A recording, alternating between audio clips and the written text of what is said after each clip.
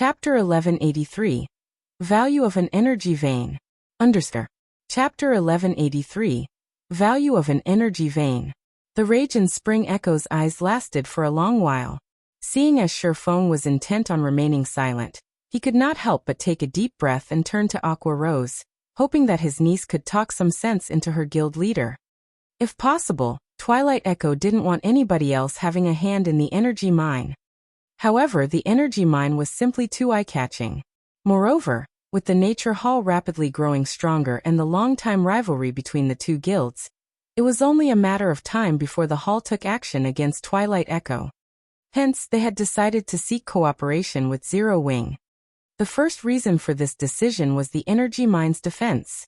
The second reason was that they could pull Zero Wing onto the same boat. The Nature Hall wouldn't go all out against the two guilds for fear of incurring heavy losses. Spring Echo had already investigated the energy vein, and was certain it was one of the mineral veins that could produce magic crystals. A large stock of magic crystals would help improve the guild's overall strength. Moreover, the various large guilds were more willing to use magic crystals to trade for weapons and equipment. However, before Aqua Rose could say anything, Sherfeng opened his mouth and spoke again. These conditions are my bottom line. If you feel that they are inappropriate, you are welcome to choose other partners. Guild leader? Aqua Rose hadn't expected Sherfeng to be this determined. Not only had Sherfeng asked for 70% of the mine's profits, but he also wanted full control over the mining town. No sane guild would agree to that.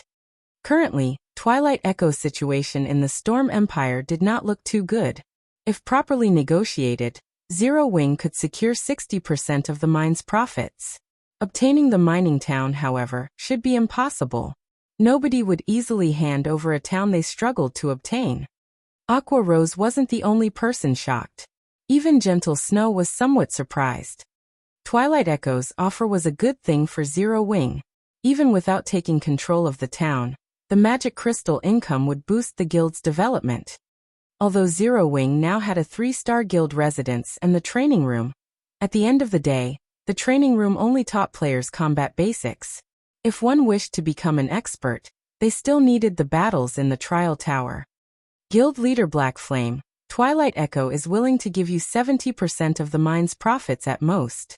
As for the town, we will not part with it. Spring Echo believed that Sherfeng wanted to intimidate him. After considering Zero Wing's current situation, eventually, he chose to take a step back. It seems Twilight Echo still doesn't understand the importance of an energy vein. Sherfeng could not help but sigh. Forget it. If you don't want to hand over the town, our discussion ends here. In any case, the town still has its protection period. Even if other guilds want it, they can't do anything against it. Return for now, and consider my offer. After saying so, Sherfeng had Fire Dance dismissed Spring Echo and his subordinates away. Even as Spring Echo left the room, he couldn't figure out what had just happened. Despite his generosity, Sherfeng had no intentions of negotiating with him. He even doubted that Sherfeng truly understood the energy vein's value.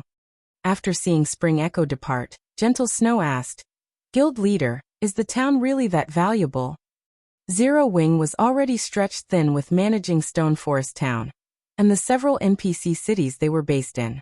Even if Zero Wing obtained another highly valuable town, they couldn't do anything with it. After all, a town's construction and development demanded a lot of manpower and resources. The town itself isn't particularly valuable. The true value lies in the energy vein. Only, the vein is far more valuable than Twilight Echo can imagine. If they want to defend the energy vein successfully, Zero Wing needs to control the town. Otherwise, even if we work with Twilight Echo, defending the energy vein will be impossible. If that's the case, we might as well stay out of it, Sherfeng said, shaking his head. That was an energy vein they talking about. It was far more valuable than a manatite vein. A single manatite vein had already forced Raven, one of the 6 great dark guilds, to go all out to defend it. Even Raven wouldn't be able to secure an energy vein. In the past, every energy vein had sparked an intense war. In these wars, first-rate guilds were little more than cannon fodder. Yet Twilight Echo thought that they could defend an energy vein with the strength of 2 guilds. It was wishful thinking. If it were possible to obtain 50% of an energy vein's profits by contributing manpower and resources, Sherfeng would raise both his hands and legs to volunteer. However, God's domain was a far crueler place than Spring Echo assumed. He had only dared to agree with Spring Echo because he had 3 trump cards. The first was the 4 Towers of Elements. He had the designs for the towers in his hand. As long as they had the materials, they could construct the towers to defend the town. The second was Phoenix Rain. Phoenix Rain was a pavilion master in the Dragon Phoenix Pavilion. Dragging her into the fray would deter others from joining the fight. The third was the Secret Pavilion. He had worked with the Secret Pavilion frequently. Meanwhile, the Secret Pavilion was a transcendental existence in God's domain. It was even more of a deterrence than the Dragon Phoenix Pavilion. As long as the town was protected by the 4 Towers of Elements and had the backing of the Dragon Phoenix Pavilion and Secret Pavilion, other superpowers and first-rate guilds would have to think twice before moving against the town. In fact, with how much manpower and resources he would have to invest to have a chance of defending the energy vein, he was only willing to give Twilight Echo 30% of the profits due to his consideration for Aqua Rose. Of course, if Zero Wing were sufficiently powerful and could afford to station 1 million elite members and over 10,000 expert players to defend the town, it might be able to occupy the vein itself. However, that wasn't possible right now. Although Sherfeng's comment had been simple, Gentle Snow and Aqua Rose quickly understood his reasoning. Hence they said no more. It was common knowledge that great wealth often attracted disaster. They hadn't imagined that the energy vein was so valuable. Brother Spring, what do we do now? A level 41 berserker asked after noticing Spring Echo's silence. Zero Wing's asking price is simply too high. We can't negotiate with them. They had come here today to negotiate cooperation. However, instead of gaining Zero Wing's help, the guild had chased them out. What else can we do? We have to report to the other elders, word for word. We'll let them decide. In any case, I'm too lazy to bother with this. If I had known something like this would happen, I would never have agreed to become acting guild leader, to begin with. Spring Echo's mood deflated as he rolled his eyes at the brawny man beside him. Following which, Spring Echo retrieved a return scroll, and departed from White River City. Elsewhere, Sherfeng used the teleportation array in the residence's basement to teleport to the savage wildland. He was prepared to set out towards the Sea of Death. He handed the rest of the guild's matters to Aqua Rose and Gentle Snow. As Sherfeng left White River City, inside Stone Ape Forest within Star Moon City's region, a 20-man team of level 40 elite players fought a level 43 Stone Ape chieftain. Increase your firepower. The boss is almost dead. The level 41 ranger leading the team commanded excitedly. When the Stone Ape chieftain had less than 10% HP remaining, the team heard an agonizing scream from the back. Everyone instinctively turned towards its source. Grand! The ranger shuddered when he saw at the dried mummy of his teammate. This was simply too fast. In the second between the scream, and when the team had turned to look, their cleric had died. How did he die? The team members couldn't help their curiosity. Is it the chieftain's skill? As everyone believed this to be the case, a shadow flashed past the team. Suddenly, another scream echoed throughout the area. It's a monster ambush. Be careful, the ranger warned his teammates. However, as soon as he had said so, several more shadows flashed past their group, killing his teammates, one after another. Only those who reacted quickly and activated their life-saving skills managed to survive, and caught a glimpse at the shadows' true appearance. These black shadows were all humanoid monsters. However, a single horn grew from their heads, and their entire bodies were covered in pitch-black scales. Moreover, when these monsters looked at their team, they looked like hunters toying with their prey. Run! When the ranger saw this, he fully understood that they were no match for these monsters. However, although he made the correct decision, they could not escape their fates. A short moment later, these one-horned monsters slaughtered everyone on the team. Ha ha ha! These humanoid monsters really are astounding. I wonder if another one will emerge from these players? After the 20-man team died, a person wandered out of the dense forest. This person radiated a sinister aura, incompatible with the surrounding environment. This person's skin was dark gray, and a blood-red magic array had been imprinted between his eyebrows. This person did not appear human at all. If Shifeng were here, he would definitely recognize this creature as none other than Blackwater's guild leader, Abandoned Wave. Chapter 1184, Naval Empire. Under Chapter 1184, Naval Empire. Please don't disappoint me. Abandoned Wave slowly walked up to one of the corpses. He then took a dark gray crystal ball from his bag. A sinister glow flashed in the crystal's center, making it look like an eyeball. Just looking at it would give someone the creeps. Abandoned Wave then began to chant an incantation. In the next moment, blood-red mist emerged from the crystal ball, gradually seeping into the corpse. After a short moment, the player's corpse began to move. However, as Abandoned Wave finished the final verse, the dried mummy exploded into a blood-red mist. In the blink of an eye, the crystal reabsorbed the mist. Damn it! These people are too weak. Abandoned Wave stomped his feet in frustration. He then opened his system map and looked through it carefully. It seems that I'll have to go elsewhere to find experts. I recall that place being one of the high-resource maps the Star Alliance occupies. There should be quite a number of experts there. I'll use you guys to test my new powers. Saying so, Abandoned Wave summoned a giant two-headed wolf. He rode it towards the Sunset Hills, which was only a short distance away from Stone Ape Forest. Storm Empire, Twilight Echo's guild residence. Spring, so you're saying that if we don't hand over the town's management rights to Zero Wing won't agree to work with us. Zero Wing is playing us for fools. Do they really think that Twilight Echo needs their help to defend a town? I've always said that Zero Wing is unreliable. Rather than working with Zero Wing, we should invest more in the town's defense. In any case, we have some time before the town's protection period ends. Moreover, we have the area around the energy vein under our control.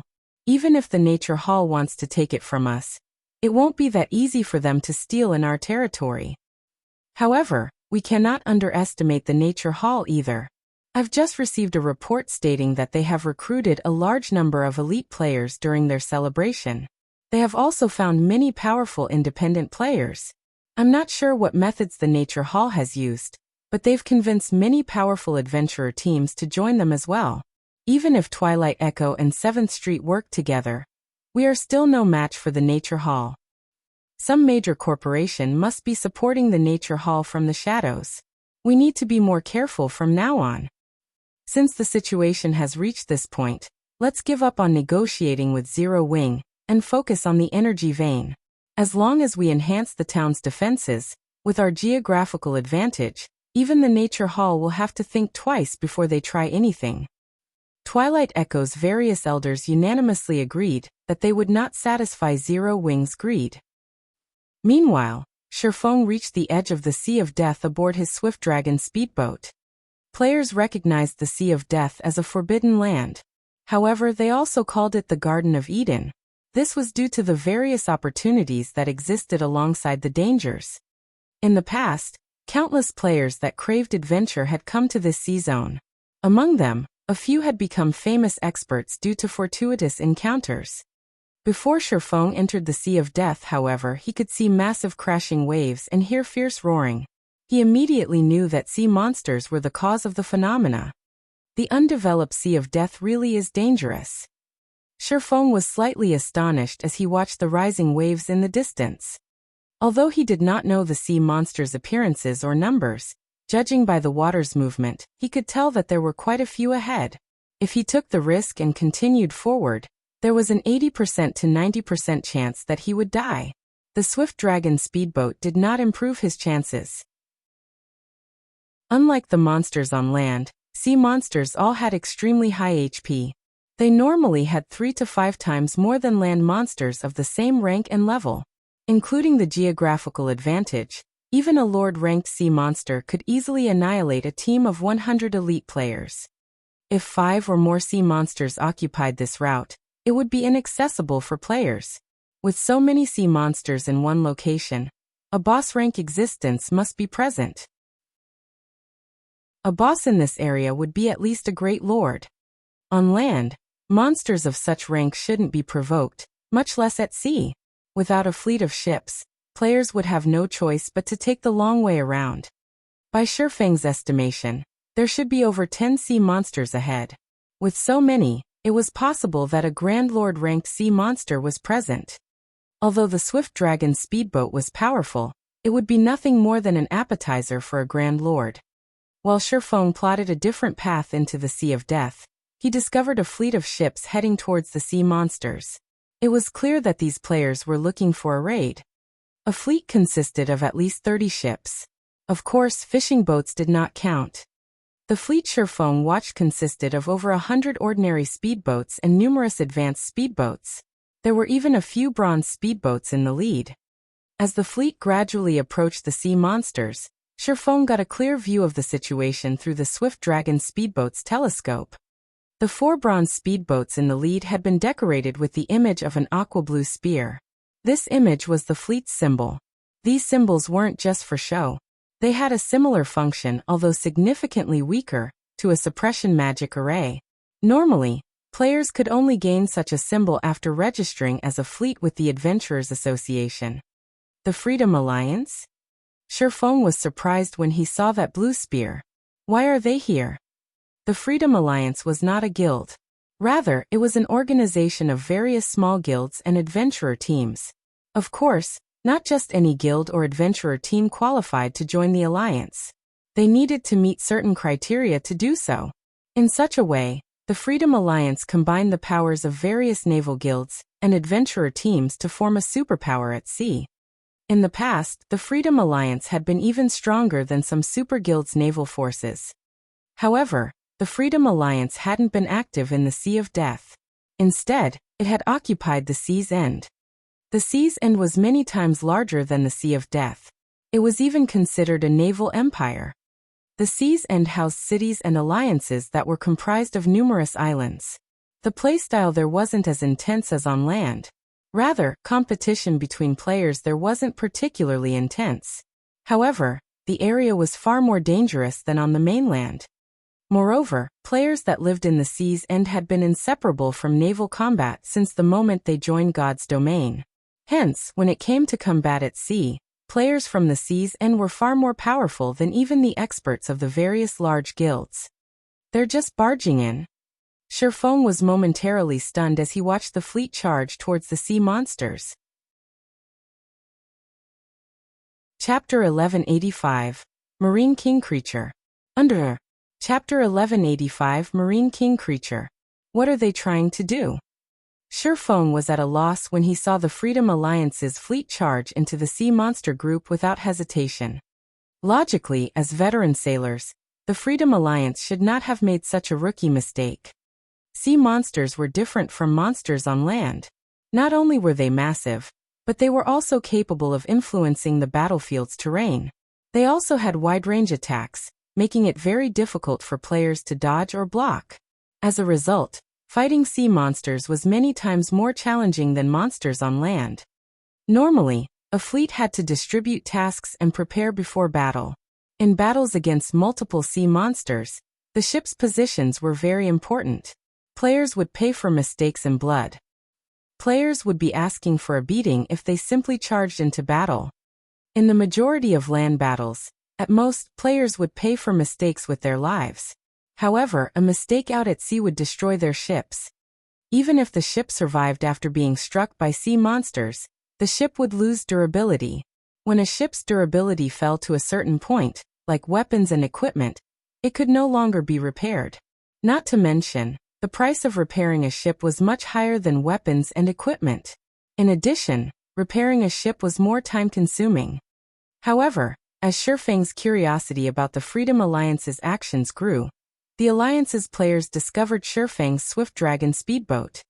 Commander, there's a speedboat starboard side. By the looks of it, the speedboat should be considerably high quality. Should we chase it away first before the battle? A level 41 male elementalist in dark blue mage robes asked a robust man in a respectful tone.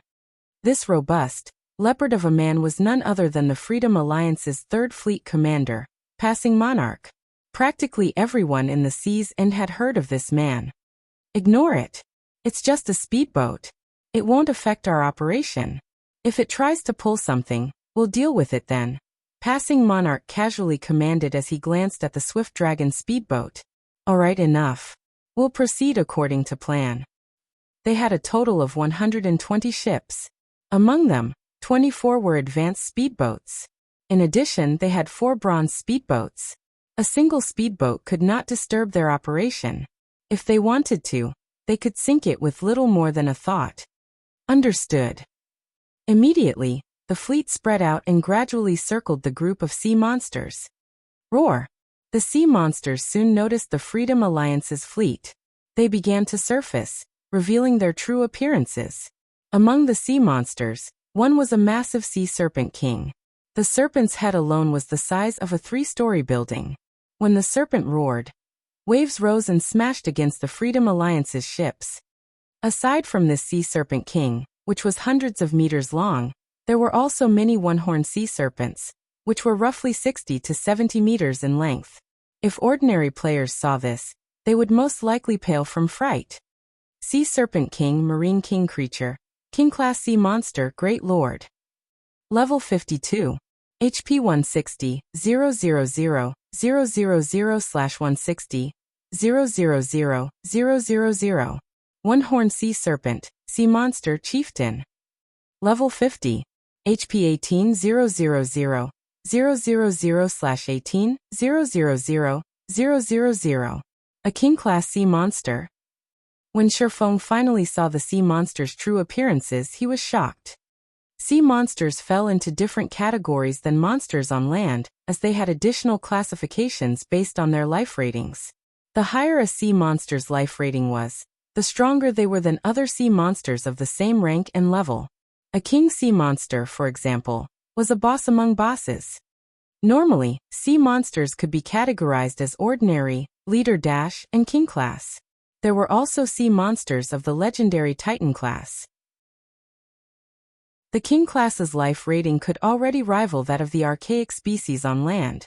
Not only were such sea monsters extremely rare, but they were also insanely strong. As for Titan class sea monsters, they were the equivalent of ferocious beasts like the 9-headed magic snake, whose life rating was even higher than ordinary dragons. Even tier 6 gods would have difficulty killing ferocious beasts. The Sea Serpent King before him was a king-class existence. Despite it being only a great lord, it was more than capable of annihilating an entire fleet by itself. That's right, annihilation. Normally, king-class sea monsters only lived in extremely dangerous sea zones. They didn't usually show up in places like this. As Shifeng considered steering his ship away from this area, the Sea Serpent King pointed its head at the sky and roared. Dark clouds then began to gather, covering the sky. As expected of a king-class sea monster, it is already capable of using a domain despite being a great lord? Shifeng's expression twisted as he watched the sky. He was familiar with the move the Sea Serpent King had just used. The skill was called Weather Control, and as its name suggested, it allowed the Great Lord to control an area's weather. In the blink of an eye, waterspouts formed, one after another, enclosing the area and cutting off players' escape routes. Unless players wanted to risk their lives and sacrifice their ships, there would be no retreat. This was also one of the reasons that fleets would suffer annihilation after encountering king-class sea monsters. However, as if they had predicted this development, the Freedom Alliance's scattered ships began to activate magic arrays. Together, 100 speedboats formed a massive, blue magic array that enveloped the zone, following which, 2 more similar magic arrays appeared, overlapping. In the next moment, arcs of blue lightning descended, limiting the sea monster's movements. What a powerful threefold magic barrier! Shifeng was stunned when he saw the fleet suppress the Sea Serpent King's movements. Normally, magic arrays capable of suppressing king-class sea monsters were intermediate rank at the very minimum. With every additional layer a magic array possessed, its strength would be increased by 1-fold. As this was a 3-fold magic array, its strength tripled. As Sherfone watched, the Freedom Alliance's players began to move.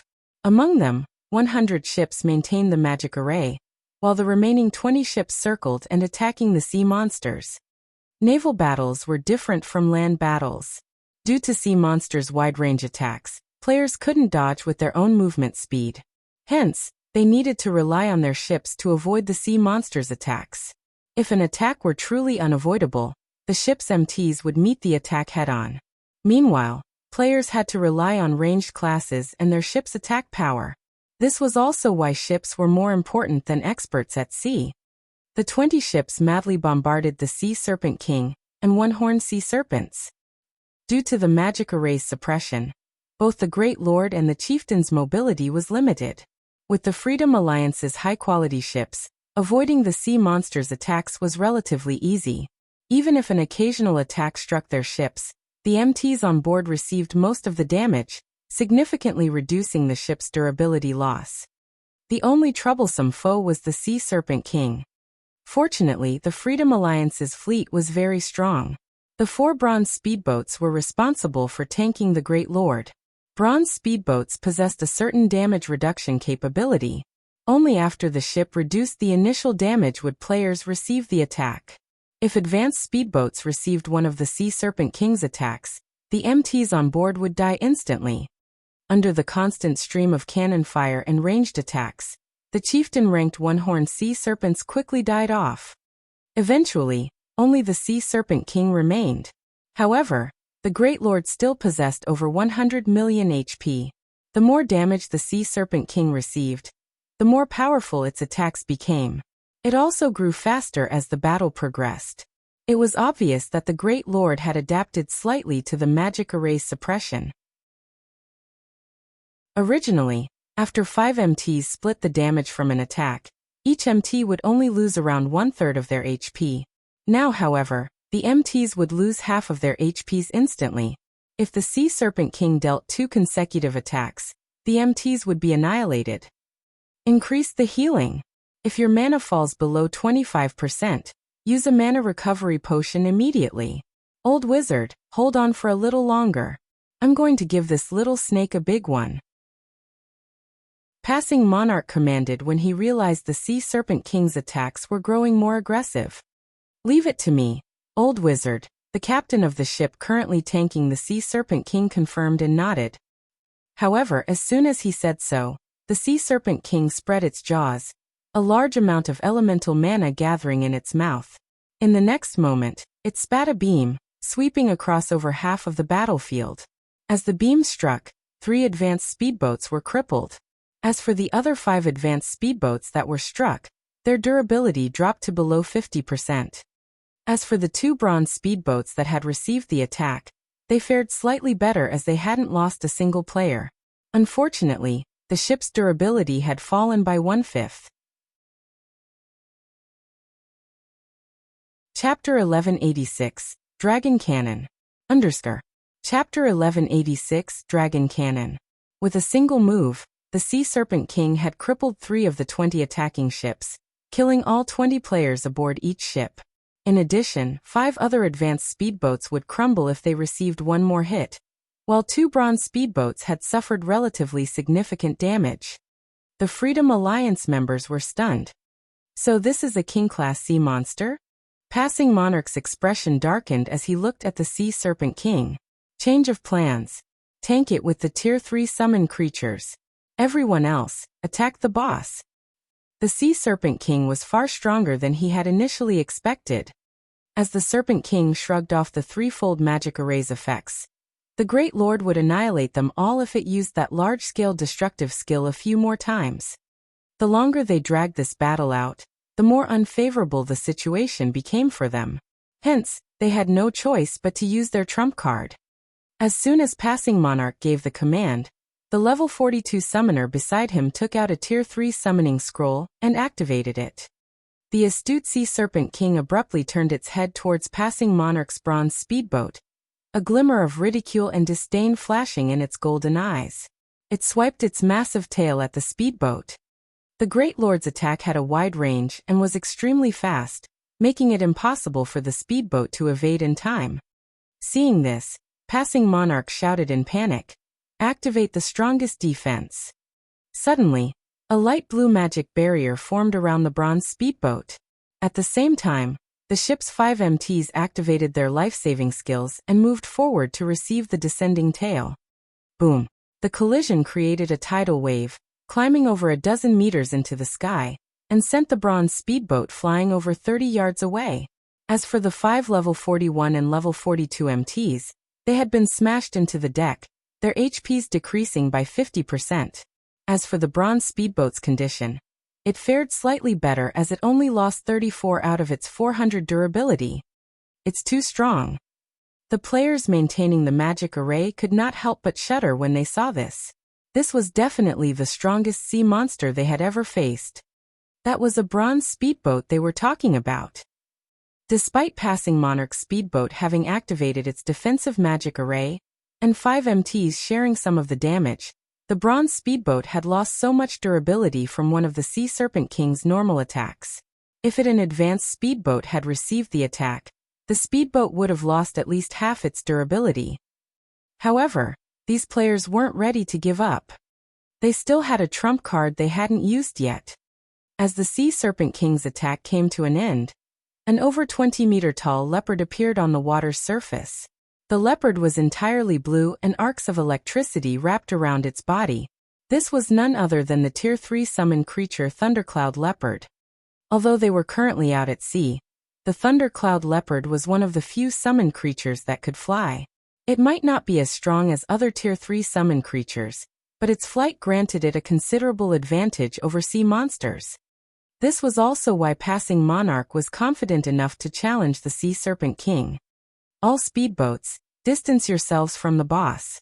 Attack with your cannons only. Passing Monarch commanded. At the end of the day, players' attack range was limited to 40 yards. Even with the aid of certain special tools, they could at most extend their attack range to 50 yards. To colossal sea monsters like the Sea Serpent King, 50 yards was nothing. However, speedboats were different. Even normal cannons had a range of over 500 yards. Even a king-class sea monster would have difficulty reaching targets at such a distance. As long as the Thundercloud Leopard tanked, the boss should not target enemies that were too far away. Even if it did, with such a long distance, they would have more than enough time to defend themselves. As time passed, the battle proceeded according to Passing Monarch's plans. Although the Thundercloud Leopard's attacks were not particularly powerful, the summoned creature dealt around -20,000 damage with each attack. That was more than enough to hold the Sea Serpent King's aggro. Meanwhile, when the Serpent King attacked, the Thundercloud Leopard easily dodged thanks to its flight ability. As both sides were Tier 3 Great Lords, the Thundercloud Leopard was faster than its opponent, which allowed it to kite the Serpent King while the speedboats attacked the boss. The cannons dealt far more damage than the Thundercloud Leopard, each attack dealing over -70,000 damage. The bronze speedboats were even more impressive, dealing over -110,000 damage with each hit. If special ammunition were used, each attack could deal over -150,000 damage. Unfortunately, special ammunition was very expensive. Even the most common flame shell cost 70 silver coins per round. There was also the more expensive Thunderbolt shell, which cost 1 gold, 50 silver, and was considerably more effective against sea monsters. With how high these shells' prices were, if the monster didn't yield anything valuable upon death, they would suffer a major loss. Moreover, sea monsters could block cannon fire, which would drastically reduce the damage they received. It would be fortunate if the attack even dealt 10% of its original damage. Meanwhile, because the Freedom Alliance was occupied with the Sea Serpent King, they disregarded cost as they barraged the Great Lord with Thunderbolt shells. Quick!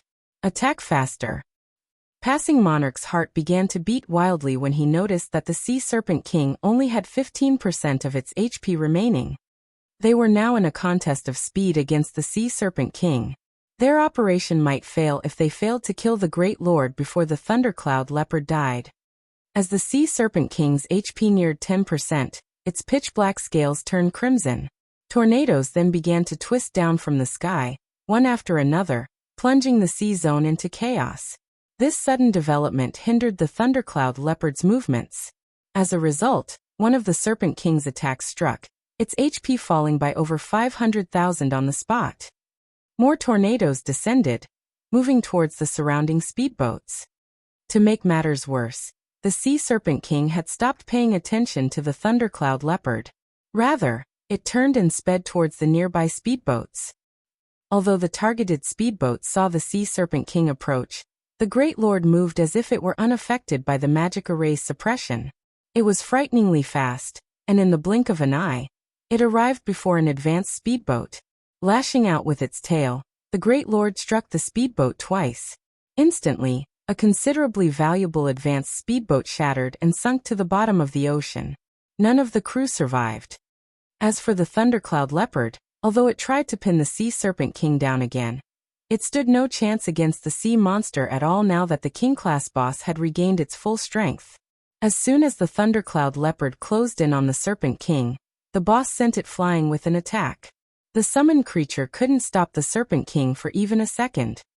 All ships stopped maintaining the magic array and attacked the boss. Passing Monarch commanded. It was obvious that the threefold magic array was no longer effective. They had to rely on sacrifice to whittle down the Sea Serpent King. Boom, boom, boom. A series of blasts rang out. Among them, the tornadoes blocked the majority of the attacks, while the Serpent King dodged. Only a small number of cannonballs actually hit the Serpent King. However, the balls only dealt around -100,000 or so damage. Roar! The Sea Serpent King widened its jaws once more, gathering even more mana in its mouth than before. Dodge! Everyone dodge! Passing Monarch's expression darkened significantly when he saw the frightening amount of mana gathering in the Sea Serpent King's mouth. He then turned to look at a level 42 female elementalist beside him and said, "Joy, use the strongest defensive spell you have." Even without passing Monarch's command, the female elementalist named Blue Joy had retrieved a blue magic scroll from her bag. This magic scroll contained the Tier 2 defensive spell, Purple Flame Shield. As a massive purple barrier formed around passing Monarch's speedboat, the Sea Serpent King launched an attack. The Great Lord fired a red beam from its mouth, the beam leaving behind a massive chasm as it sliced through the water's surface. It looked as if the beam had split the sea in half. In the blink of an eye, over 60% of the 100-plus speedboats sank, with the remaining having suffered heavy damage. Only the 4 bronze speedboats that had used defensive magic scrolls remained intact, as they only lost around 40 durability. As for the crews, each player lost over 20,000 HP. What a strong attack power! Shifeng was startled by the Sea Serpent King's attack. Fortunately, his speedboat was over 800 yards away from the Great Lord, not within range of the attack. When Shifeng saw that the Sea Serpent King only had 1% HP remaining, he fell into deep thought. An opportunity had shown itself. If he missed it, he would regret it for a long time. Shifeng aimed the Swift Dragon speedboat's dragon cannon at the Sea Serpent King and fired. Chapter 1187 Deterring Might. Under Chapter 1187 Deterring Might. Commander, that person's trying to steal our kill. Damn it. I knew we should have killed him earlier. Commander, let's send a group of speedboats to take care of him. When the Freedom Alliance noticed Shifeng launch an attack at the Sea Serpent King, they burst with rage. Since joining the game, their Freedom Alliance had been responsible for taking advantage of others, and never once had others taken advantage of them. Alright, enough. What are you all so worried about? That's a King-class sea monster. Do you think a single speedboat can do anything to it? We can deal with him once we've killed the Sea Serpent King. Although passing Monarch was furious, he knew full well that they could not afford to split their forces at this critical moment. If they did, they really would let Shifeng take advantage of them. As soon as passing Monarch finished speaking, Shifeng fired the dragon cannon after aiming at the Sea Serpent King. In the next moment, a black beam flew from the Swift Dragon speedboat's deck, piercing through the rising waves and slamming into the Serpent King's belly. Roar! The Sea Serpent King cried out in pain as its HP plummeted by 322,849. The attack dealt even more damage than the Freedom Alliance's Thunderbolt shells. Moreover, based on the sea monster's pained cry, one could tell that the attack had injured the Great Lord. Even after so many attacks, this was the first time the Great Lord had cried out. What a powerful cannon! Is this for real? What kind of speedboat is that? Even when we fired the Thunderbolt shells from the bronze speedboats, we only dealt around minus 120,000. Everyone was shocked by the dragon cannon's might. Commander, apparently that other party is no weakling.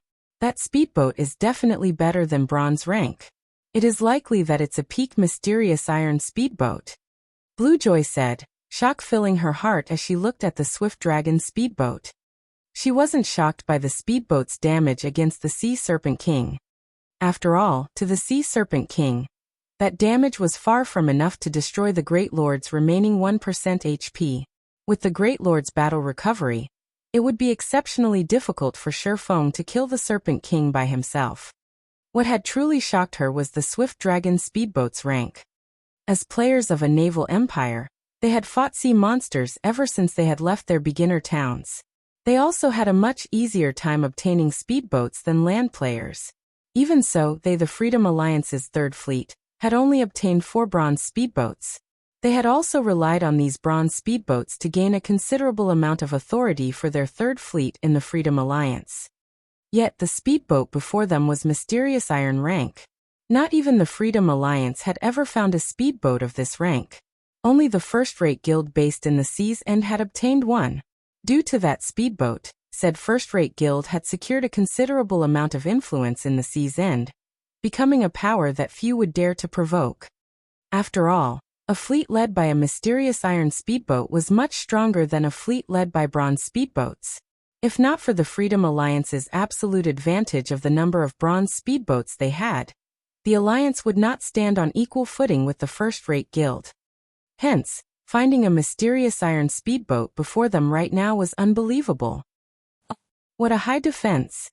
As expected of a king-class sea monster, Shifeng was slightly astonished when he saw the dragon cannon's damage.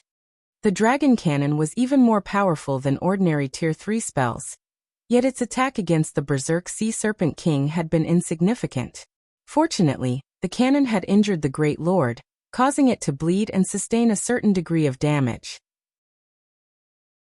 Meanwhile, Shifeng had achieved his initial goal. In reality, he hadn't considered killing the Serpent King by himself. A level 52 king-class sea monster wasn't that easy to kill. He had only fired the shot to display his strength before the Freedom Alliance. In God's domain, only the strong were respected. Without sufficient strength, nobody would be taken serious regardless of what they said. Hence, he needed to show the Freedom Alliance what he was capable of. After firing the first shot, Shifeng stopped his assault. Rather, he sent Passing Monarch a message while waiting for the dragon cannon to finish its cooldown. The dragon cannon's cooldown lasted 15 seconds, which was slightly longer than ordinary cannons. Even if the Freedom Alliance did nothing and allowed him to attack the Sea Serpent King freely, he couldn't kill the Great Lord. After all, no single speedboat could easily take down a king-class sea monster.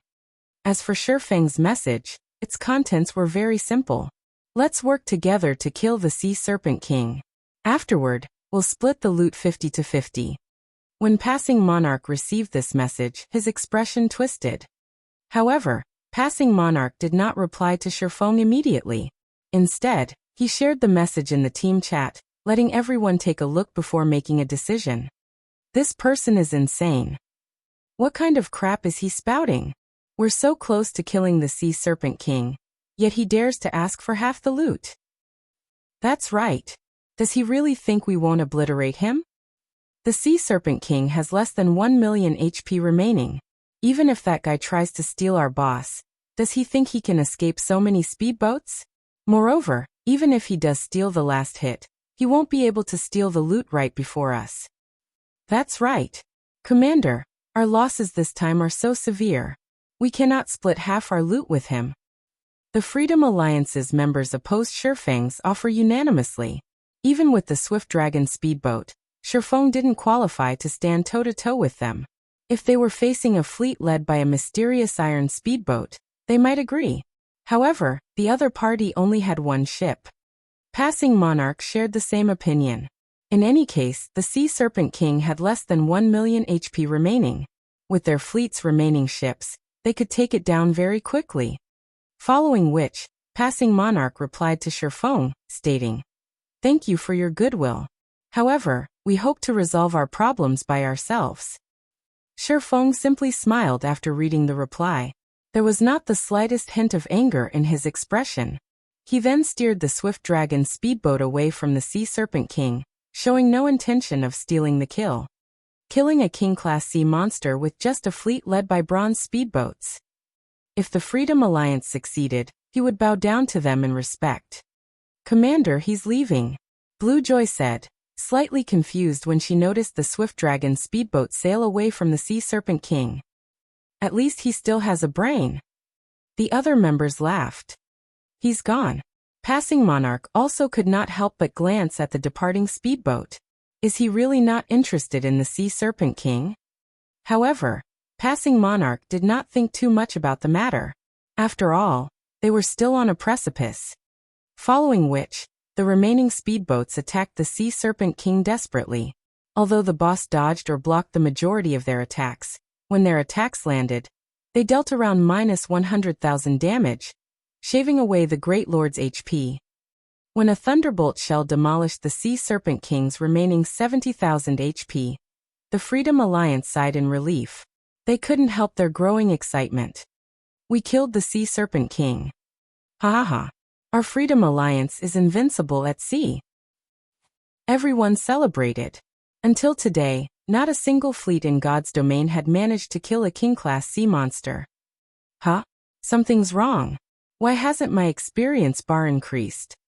Don't King-class sea monsters give EXP? Some of the Freedom Alliance members realized that something was amiss. However, before they could react, a deafening roar echoed throughout the zone. Before anyone knew it, a massive, crimson serpent broke through the water's surface. The serpent before them was not the same as the Sea Serpent King. Not only was it significantly larger, but the serpent also had 2 heads instead of 1. A long, pitch-black horn grew from both heads, and one could faintly see arcs of purple electricity circling the horns. As this serpent appeared, the sky turned dark. Sea Serpent King, complete state. Marine King creature, King-class sea monster, Great Lord. Level 52. HP 200, 000, 000/200, 000, 000. Chapter 1188. Breaking Through the Threshold. Under Chapter 1188. Breaking Through the Threshold. The Sea Serpent King's sudden appearance dumbfounded the Freedom Alliance members. What's going on? Didn't we kill it already? How did it get even stronger? This is cheating. Despair swept through the team as they looked at the 2-headed Sea Serpent King. They had already lost over half of their forces to kill the Sea Serpent King. They had even used their Tier 3 summoning scroll. At this point, they were both mentally and physically exhausted. Yet not only had the Sea Serpent King just revived with full HP, but it also radiated a far more powerful aura than before. How were they supposed to fight the Sea Serpent King now? Meanwhile, Shifeng, who observed from afar, wasn't surprised by this development. This was the amazing aspect of King-class sea monsters, their true might. The previous fight had simply been a warm-up. Only now would the battle truly begin. In the past, many fleets had challenged King-class sea monsters during the game's early stages.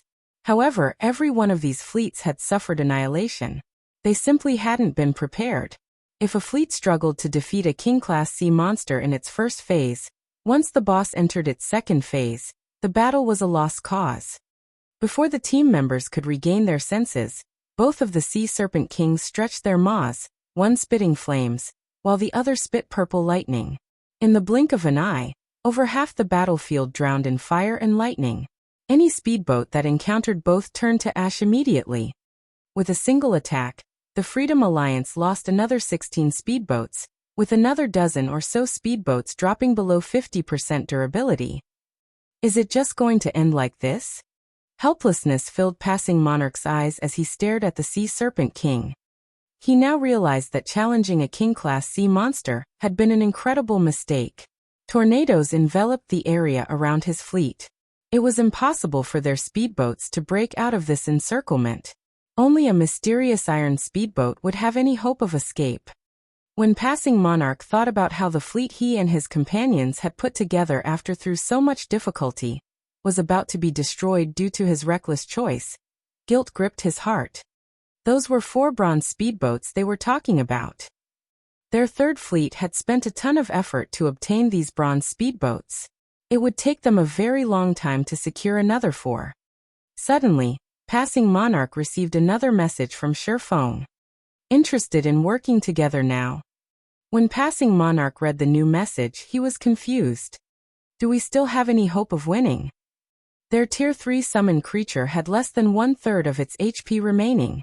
They had less than 40 speedboats. Even with the strength of a mysterious iron speedboat, they had no chance of defeating the Sea Serpent King. However, when Passing Monarch recalled Shifeng's attack against the Serpent King before it had died, he realized that it was possible that the man may have predicted this situation. Immediately, Passing Monarch sent Shifeng a friend request. This way, both sides could contact each other with ease. If we work together, do we really have a chance of defeating the Sea Serpent King? Passing Monarch demanded.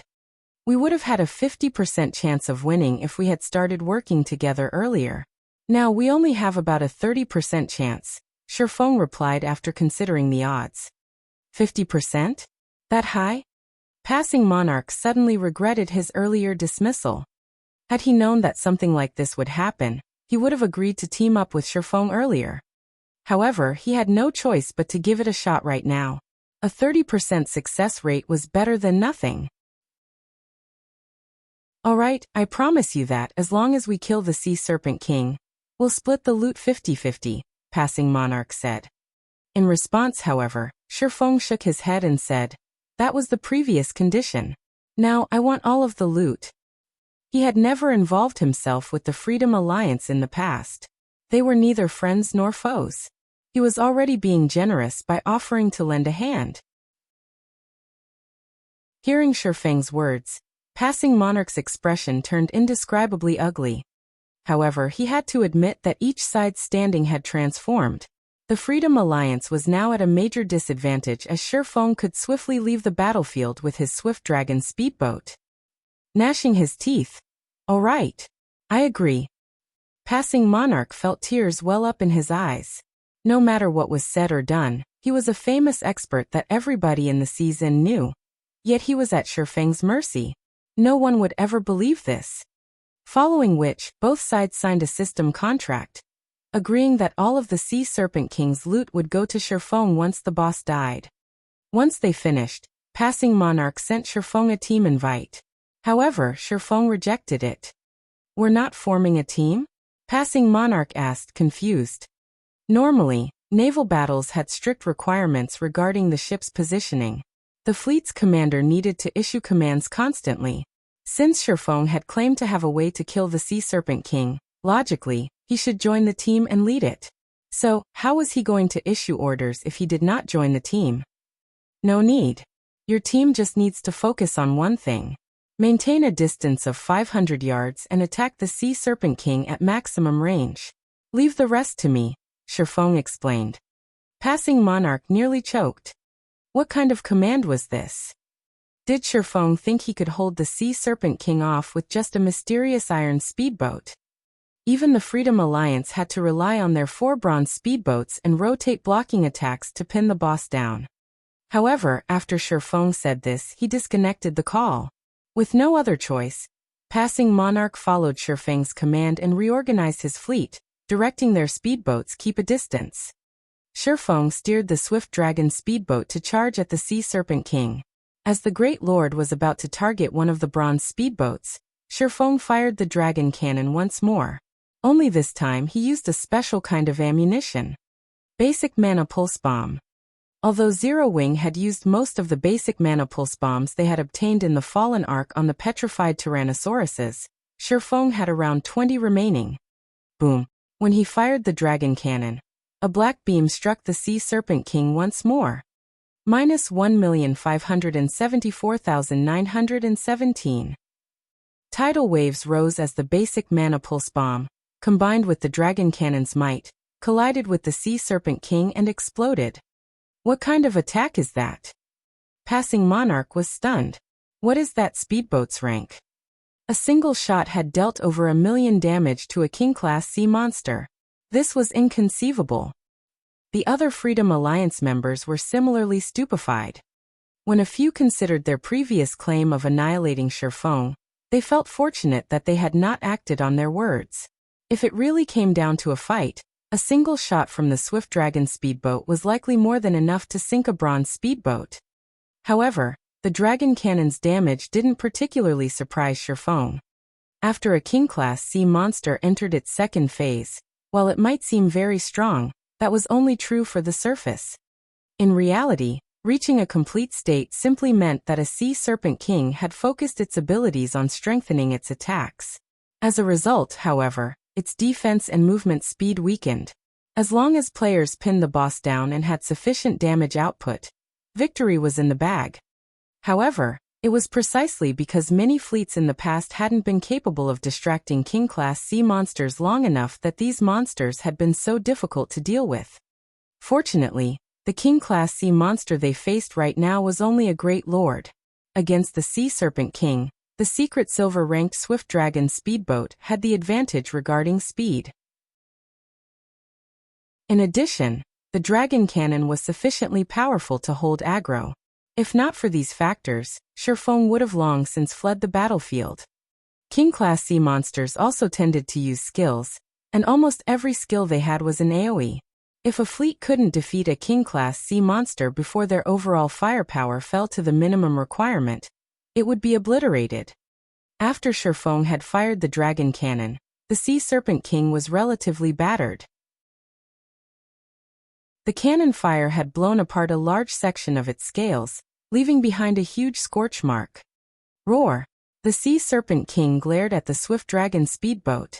Aside from a hint of fear, its gaze radiated killing intent. Without hesitation, both its heads opened their mouths and bombarded the Swift Dragon speedboat with fire and purple lightning. It seems that the attack was quite effective. Now that he had solidified his hold on the Sea Serpent King's aggro, Shifeng turned his speedboat and fled. He activated Accelerate, increasing the Swift Dragon speedboat's movement speed by 100%, easily avoiding the incoming attacks. The Swift Dragon speedboat was already faster than the Sea Serpent King. After activating Accelerate, Shifeng maintained a distance of 600 yards from the Sea Serpent King and attack at maximum range. This distance was also the Serpent King's limit. With this, the Sea Serpent King couldn't attack him, but it wouldn't give up the chase either. Just who is he? Shock filled Passing Monarch as he watched Shifeng's control over the Swift Dragon speedboat and the boat's speed. Passing Monarch finally understood why Shifeng had told him to leave the rest to him. In such a way, Shifeng led the Sea Serpent King in circles. All the Freedom Alliance's speedboats needed to do was bombard the boss and avoid the occasional AoE attack. As time went by and the Sea Serpent King's HP decreased, the Freedom Alliance's speedboats sank, one after another. Even Shifeng sometimes made a mistake and received one or two of the Great Lord's attacks. Fortunately, as a secret silver speedboat, the Swift Dragon speedboat had frightening defense. It only lost around 30 durability after a direct hit. As for Shifeng, he had deflected the damage using Defensive Blade or Absolute Defense.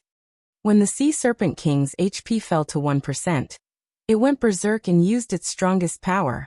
Both its heads merged the fire and lightning, launching an attack that consumed a radius of 1,000 yards. Seeing this, Shifeng activated Magic Barrier, making the Swift Dragon speedboat immune to all spell attacks and neutralizing the Sea Serpent King's damage. As for the Freedom Alliance's side, aside from the 4 bronze speedboats, which used magic scrolls to protect themselves, The remaining speedboats were destroyed. Meanwhile, after the Sea Serpent King used its ultimate move, it entered a weakened state. Using this opportunity, Shifeng activated Divine Providence. After waiting for the 4 bronze speedboats to launch a wave of attacks, he fired the Dragon Cannon, which he had loaded with a basic Mana Pulse Bomb. -2,148,267. A massive damage appeared above the Sea Serpent King's head, devouring its remaining 1% HP. Roar. After one final roar, the Serpent King crashed into the sea. Shifeng's experience bar rose rapidly. Sea monsters already provided far more EXP than land-based monsters, as players couldn't easily kill the average sea monster, not to mention king-class sea monsters. However, Shifeng had stolen half of the Sea Serpent King's EXP for himself. With the bonus EXP he had obtained from killing a monster of a higher level, one could just imagine how abundant the rewarded EXP was. Suddenly, Shifeng heard the sound of a system notification.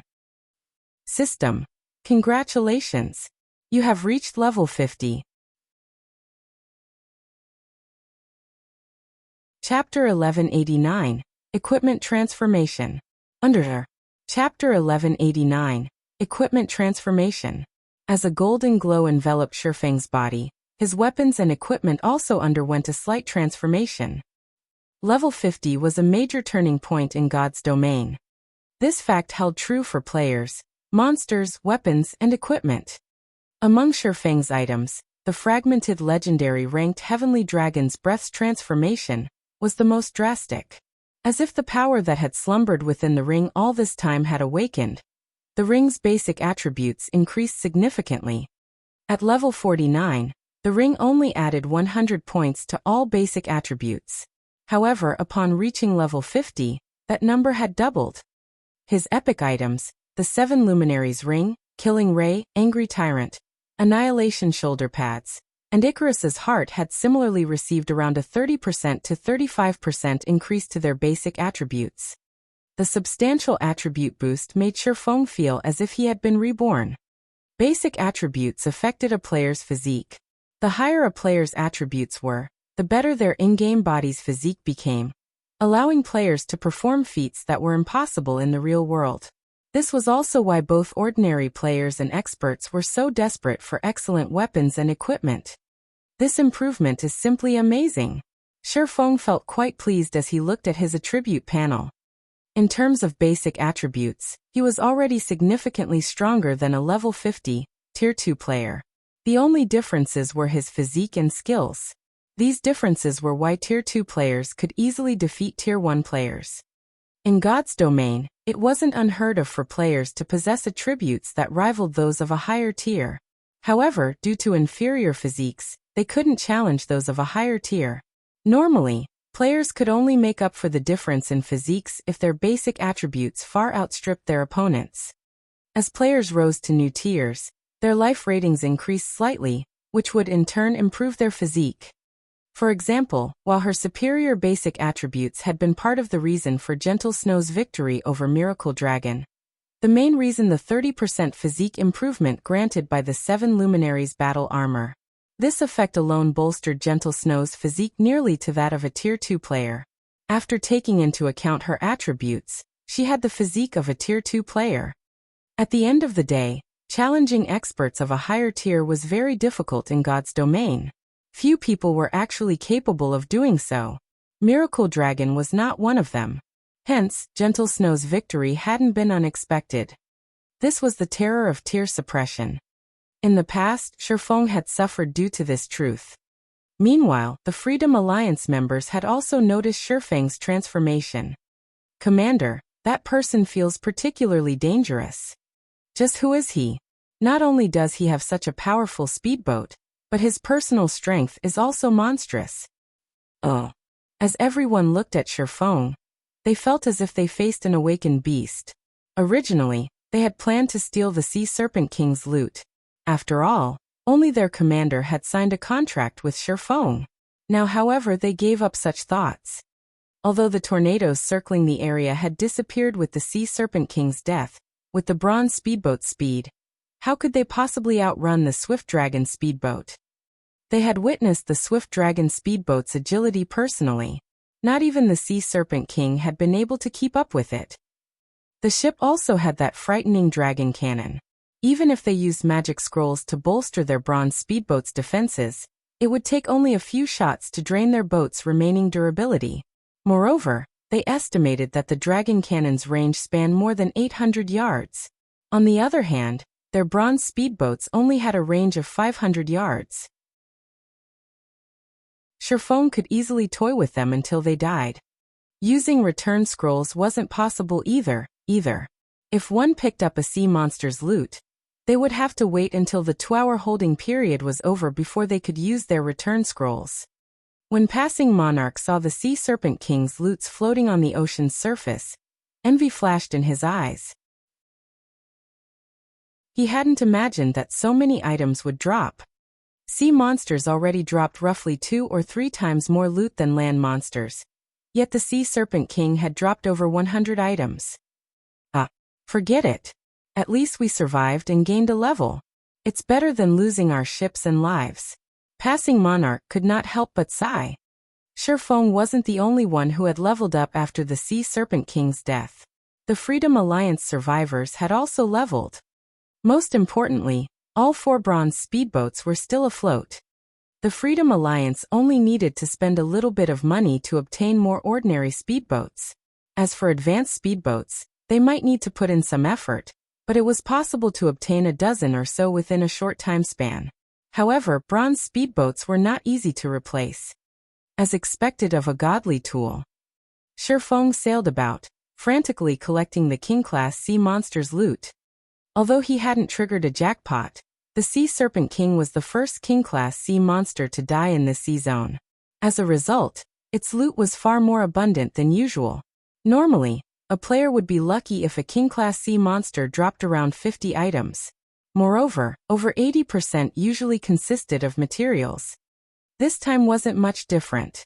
However, perhaps due to Divine Providence's effect, among the 100-plus items, over 90 were rare materials used in producing advanced speedboats, bronze speedboats, and small sailboats. Among them, the most valuable was moonlight wood. Moonlight wood was a rare material necessary to produce bronze speedboats and small sailboats. Fortunately, Sherfone had obtained a total of 12 logs. Constructing a bronze speedboat required 10 logs. After Sherfone finished picking up the loot, he began to organize the items in his bag. Wonderful! A design dropped. Sherfone grew excited as he looked at the leather book in his hands. The pages had already yellowed, and it looked as if it had been many years since anybody had read it.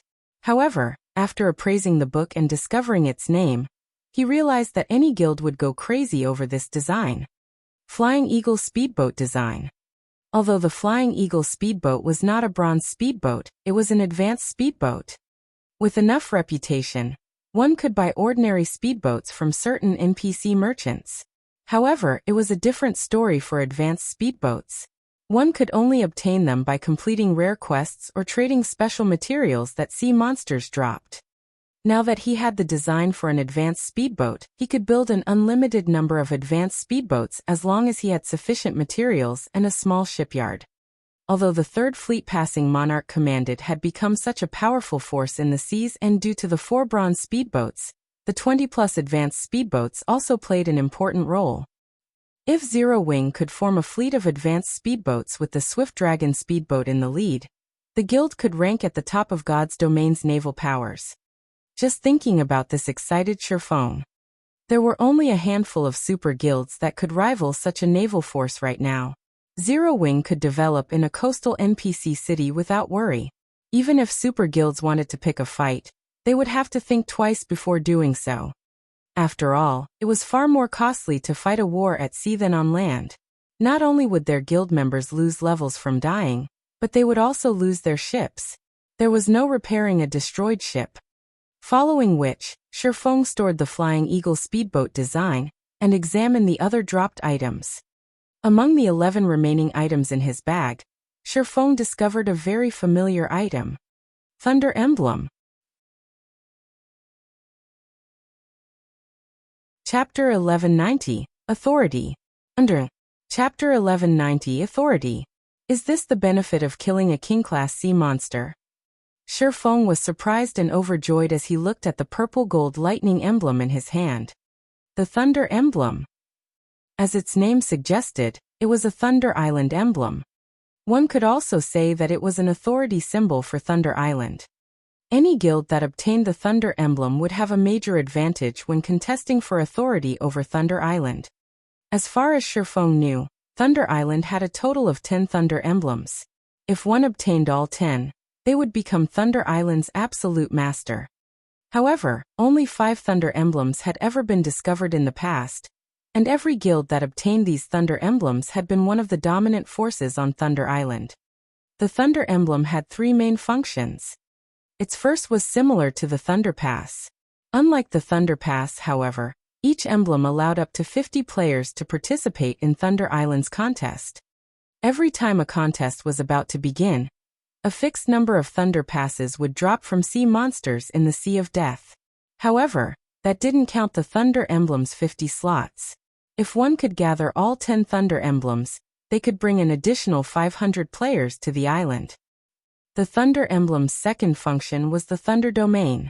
While on Thunder Island, players wielding the emblem could suppress all enemies within a 500-yard radius. However, this suppression effect was not particularly strong, only reducing players' basic attributes by 5%. However, the suppression worked wonders against the island's monsters as it could reduce their basic attributes by up to 30%. As for the third function, it granted advanced authority on Thunder Island. This advanced authority was the Thunder Emblem's most important function. If a guild wanted to develop on Thunder Island, having sufficient authority was extremely important. Without enough authority, one couldn't do anything. As players gained more authority, they could enjoy more benefits on the island. Currently, the various superpowers were vying for Thunder Island. However, even if they occupied the area, they could only gain basic authority. Ordinary players had no hope of gaining any authority whatsoever. However, one's authority wouldn't remain constant either. If one wanted more, they could contribute to Thunder Island. On Thunder Island, authority was categorized into ordinary, basic, intermediate, advanced, and master controller. If an ordinary player wanted to become an ordinary controller, they needed 300 Thunder contribution points. Reaching the basic rank required 3,000 Thunder contribution points, 10,000 points to reach the intermediate rank, and 100,000 points to reach the advanced rank. After reaching the advanced rank, one could only increase their authority if they obtained all 10 Thunder Emblems. As Shi Feng examined the Thunder Emblem in his hand, he began playing with the idea of occupying a part of Thunder Island himself. In the past, Thunder Island had been known as a sacred land at sea. Countless players had wanted to live on the island. After all, traveling to dangerous sea zones would be more convenient from Thunder Island than it would be from a coastal town or city. Occupying a corner of the island would do wonders for Zero Wing's development. Zero Wing also qualified to do so right now due to the Flying Eagle speedboat design he had just obtained. He admitted that Zero Wing was no match for the various superpowers on land. However, the competition at sea relied on more than a guild's number and quality of experts. A guild's ships played a far greater role.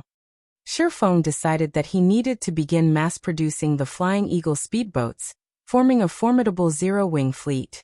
With his fleet's strength and the Thunder Emblem, occupying a corner of Thunder Island could be more than just a dream. Following which, Shi Feng contacted Melancholic Smile, and had her begin collecting diamond wood, the Flying Eagle speedboat's core material. Diamond wood was relatively rare, specifically used to construct advanced ships. Few kingdoms and empires produced the wood. Fortunately, he had previously negotiated with the Secret Pavilion, and traded a magic tower for 20 locations that provided diamond wood. Although the Secret Pavilion had yet to complete their side of the deal, he could have Melancholic Smile send people to these minor cities to negotiate prices with potential vendors.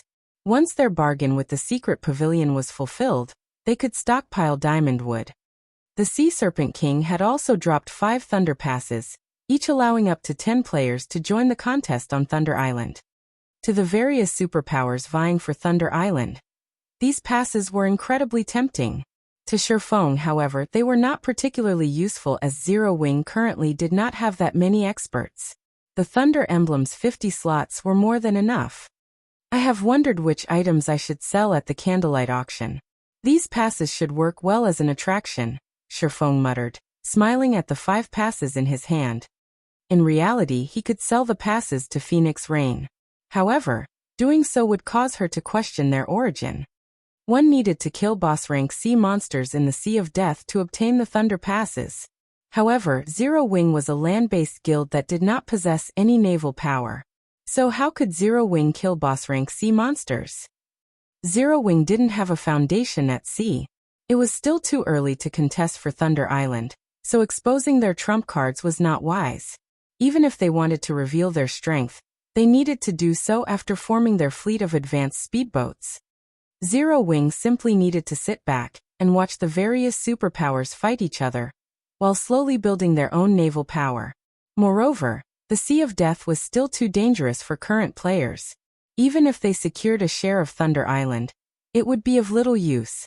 The various superpowers only contested for the island because they wanted a head start in accumulating contribution points.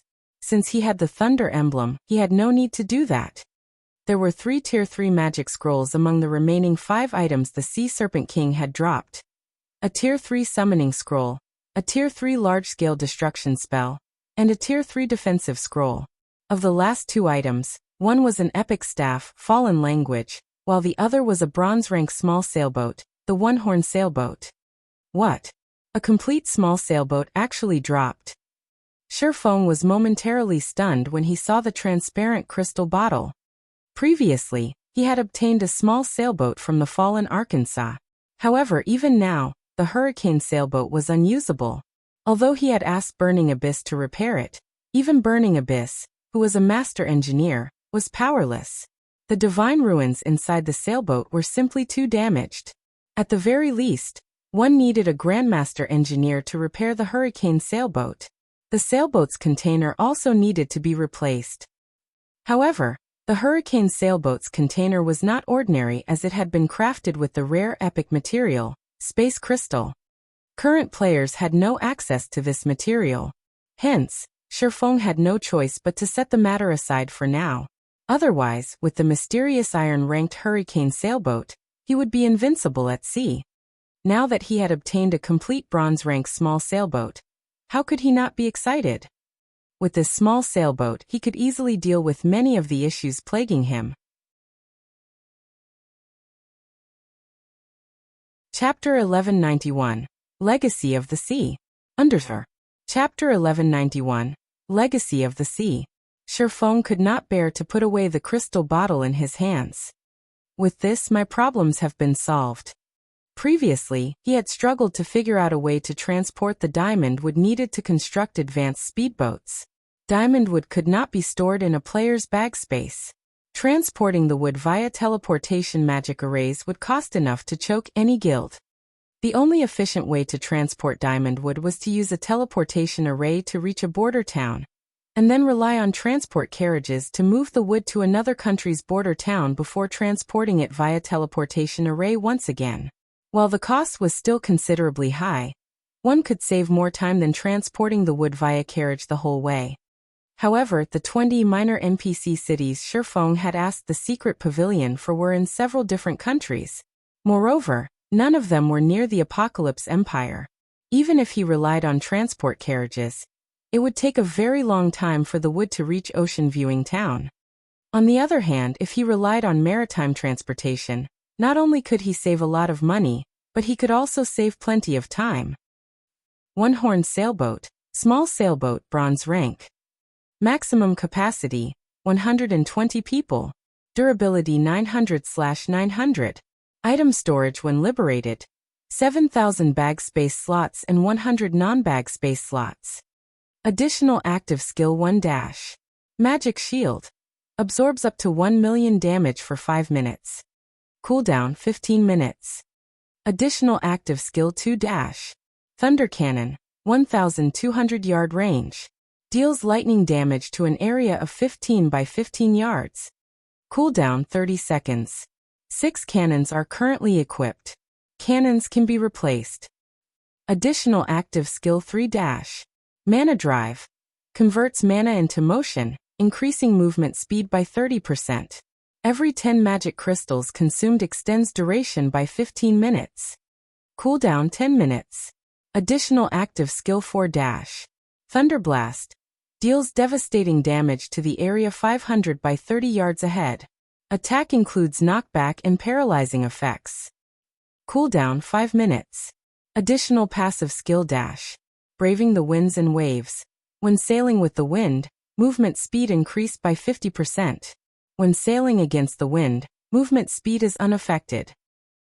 Although the one-horn sailboat's attributes were slightly lower than the hurricane sailboats, it was one of the best ships currently available in God's domain. Moreover, the small sailboat was much faster than speedboats. Even the secret silver-ranked Swift Dragon speedboat was only as fast as an advanced sailboat. The one-horn sailboat was significantly faster than the Swift Dragon sailboat. In addition, one could use magic crystals to increase the ship's movement speed. This would greatly reduce transportation time. While Shifeng admired the one-horn sailboat, the Freedom Alliance members a short distance away stared at him. "Commander, I've discovered some information about that man," Bluejoy hurriedly reported. "That person is Yifeng, and he is a core member of the Zero Wing Guild. He is also the leader of the Azura battle team. He is very strong. As for Zero Wing itself, it is one of the upstart guilds that established when God's Domain launched. The guild's development speed is incredible, and Zero Wing has even suppressed veteran first-rate guilds. Right now, Zero Wing is Starmoon Kingdom's publicly acknowledged #1 guild. Recently, it even dared to provoke a few superpowers, but none of them can do anything about the guild, forced to turn a blind eye. Just what kind of backing does this guild have? It even dares to provoke superpowers." Passing Monarch could not help his astonishment when he heard Bluejoy's report. The Freedom Alliance consisted of small guilds and adventurer teams. They only knew that the virtual gaming world's various superpowers were powerful, but they did not know exactly how powerful these existences were. However, as the Freedom Alliance grew stronger, they uncovered more information. In fact, a super first-rate guild had previously decimated the Fifth Fleet. They had finally understood that, while their alliance might be a match for superpowers that hadn't focused on marine strength, the Freedom Alliance was no match for those guilds that had poured resources into their navy. Superpowers simply had too many experts. Moreover, they weren't ordinary experts. With so many, these superpowers could get their hands on advanced speedboats and bronze speedboats far more quickly than the Freedom Alliance. Hence, Passing Monarch found it unbelievable that Zero Wing had provoked multiple superpowers on land and still existed. However, what shocked Passing Monarch the most was the Swift Dragon speedboat.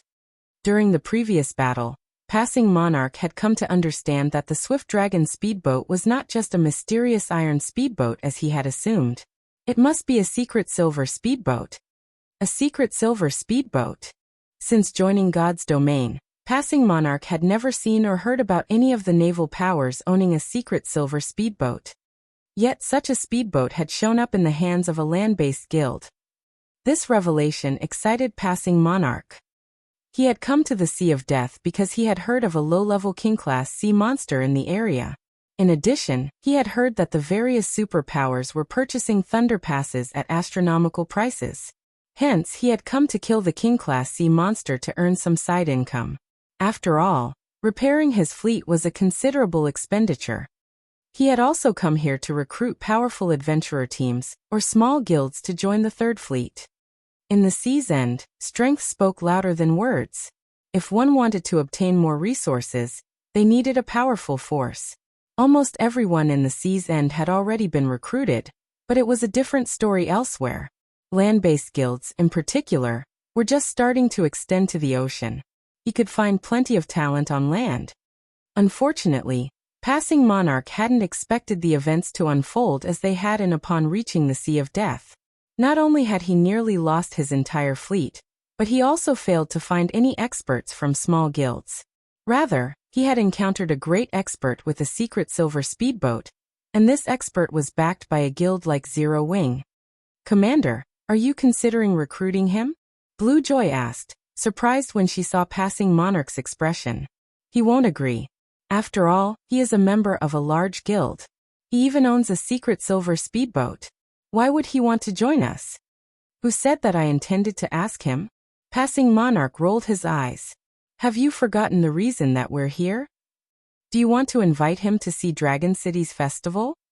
Blue Joy's eyes widened in shock, unable to believe that Passing Monarch was considering something so mad. Commander, Sea Dragon City's festival is our Freedom Alliance's greatest secret. It is too risky to invite outsiders. I understand. However, you know our Third Fleet situation. We only have one opportunity each month. If we don't perform well, we'll lose our position. Passing Monarch wore a hesitant expression. In the end, however, he steered his speedboat towards Shifeng.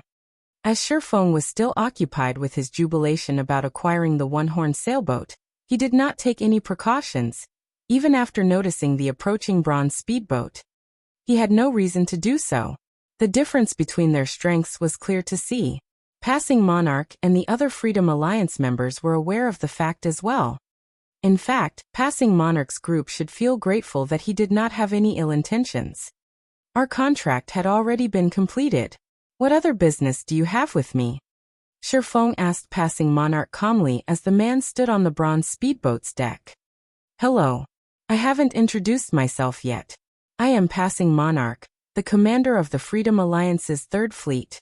You might not have heard of the Freedom Alliance before, but we are considered the overlord of the sea's end. Brother Yifeng, seeing as you have a secret silver speedboat, we like to ask for your help, Passing Monarch announced straightforwardly. I think that you'll be interested in my offer. You have something to interest me? Shifeng could not help but laugh. The only thing that could capture his interest was the ability to mass-produce advanced speedboats. Obviously, the Freedom Alliance didn't have this ability as it required a large number of materials and advanced engineers. What if I tell you that it's related to the legacy of the sea? Passing Monarch asked confidently. Chapter 1192, Forbidden Land. Underor. Chapter 1192, Forbidden Land. The Legacy of the Sea? Shifeng's heart rate quickened when he heard these words. However, he kept his composure as he said, Tell me then. Simply put, the Legacy of the Sea provided a specialized hidden class. With this hidden class, players could become incredibly powerful in naval combat. However, the class had serious limitations. As long as players were not at sea, the class was no different than ordinary classes. The Legacy of the Sea was different from other hidden classes, which provided improvements in all sorts of environments. It was an extreme legacy. However, to players who frequently sailed, it was highly sought after. After all, even if they obtained the legacy at the basic rank, they could display astounding power when exploring the open ocean. The peak legacy of the sea could even grant the strength to face opponents of a higher tier. Hence, guilds that wanted to develop their naval forces hungered for the legacy of the sea. The various large guilds would target any player that obtained the legacy. With such a player, maritime transportation would become far safer. They would also have an easier time fighting sea monsters. As far as Shifeng knew, the Freedom Alliance had possessed many members with the legacy of the sea. This was also why the Freedom Alliance had become famous throughout God's domain, becoming a force that even the game's superpowers were hesitant to provoke. Seeing Shifeng's interest, Passing Monarch knew that he had hope for cooperation. To tell you the truth, our Freedom Alliance discovered the legacy in an ancient ruin. However, obtaining the legacy depends on the player's abilities once they enter the ruins. Due to a barrier restricting the number of people that can enter, our Freedom Alliance only allows each fleet to take 10 ships into the ruins. I'd like to invite Brother Yifeng to join us. With your speedboat and our Third Fleet strength, I believe that we can secure quite the bounty. We can sign a contract. If we obtain 2 legacies, one will go to you. How about it? The other Third Fleet members were stupefied by Passing Monarch's offer. They had never expected their commander to be so generous. However, after giving the matter some thought, they found it reasonable. After all, Shifeng owned a secret silver speedboat. If they did not show some sincerity, he wouldn't bother listening to their offer. Obtain 2 legacies? Shifeng curiously asked. Are there many in the ruins? Each time we enter the ancient ruins, there are a number of legacy items. It just depends on whether or not we can leave with those items, Passing Monarch explained confidently. When the Freedom Alliance had first activated the ancient ruins, they had dispatched 11 fleets. Inside, they discovered several legacy items. In the end, however, only 1 fleet had obtained the legacy of the sea. This fleet was now the strongest in the Freedom Alliance. As it had become the strongest fleet in the Freedom Alliance, it enjoyed far more benefits than its companions. The fleet was able to occupy the 3 large shipyards the Freedom Alliance managed. It was still a little too early for players to construct ships, as this task required many lifestyle players. However, a large shipyard could also repair ships. During an intense battle, ships usually suffered some damage. Repairing ships in a large shipyard not only reduced the repair costs, but it also increased the repair speed. On the other hand, the third fleet only possessed a large shipyard. There was simply no comparing their 2 fleets. The strongest fleet also received priority over special ammunition. It was given access to the most and the best available. The next ruin exploration was about to begin. How could he not make use of this opportunity to recruit Shifeng's help? What if we obtain 3 legacy items? Shifeng asked. I'm afraid that will be incredibly difficult. Brother Yifeng, you've never been to the ruins, but a large number of sea monsters occupy the area. Those monsters are extremely powerful. Traps litter the ruins, and there's a time limit once you enter. We won't have enough time to search for a 3rd legacy item, Passing Monarch explained, smiling. He understood Shifeng's train of thought. So that's the case. Then if we really obtain a 3rd legacy item, can I have it? Shifeng asked, smiling. He now had a basic understanding of the ancient ruins rules. All right. If you obtain a 3rd one, you can have it, Passing Monarch said nonchalantly. In any case, that wasn't going to happen. His promise was empty. We have a deal then. However, before we sign the contract, may I know when the ancient ruins will open? Shifeng asked. I still my own matters to deal with. If there is a clash in timing, I'm afraid that I cannot help you. Hearing Shifeng's words, Passing Monarch grew a little nervous. It's tomorrow, Passing Monarch replied, feeling slightly embarrassed. He could tell that Shifeng had something to do, and today was almost over. Shifeng was speechless. I understand that I am putting you in a difficult position. If there is anything we can help with, please tell us, Passing Monarch hurriedly offered. How about this? You guys can follow me. With your help, I should be able to save a little time, Shifeng said after considering the matter. The demon island he was heading to occupied the Sea of Death's inner region. Although it was not the most dangerous location in the Sea of Death, the island's monsters were troublesome. Normally, he would have to clear a path slowly. However, if he had an expert like Passing Monarch, who could lead a fleet with 4 bronze speedboats, he could save plenty of time. Passing Monarch and the others then followed Shifeng into the Sea of Death. Originally, the Freedom Alliance did not think much of traversing the Sea of Death. However, as Shifeng ventured deeper into the zone, they began to worry. They had never expected Shifeng to lead them into the Sea of Death's inner region. Not only did this area have many sea monsters, but the monsters were also very high-leveled. There were level 70 sea monsters everywhere, and the slightest mistake could destroy their ships and end their lives. Commander, what do you think that Yifeng is trying to do here? Blue Joy asked. When she saw the nearby sea monsters eye them like prey, goosebumps danced across her skin. Watching the swift dragon speedboat steady advance and giving the matter some thought, Passing Monarch said, "It must be for a quest." The Sea of Death's inner region was a forbidden land to current players.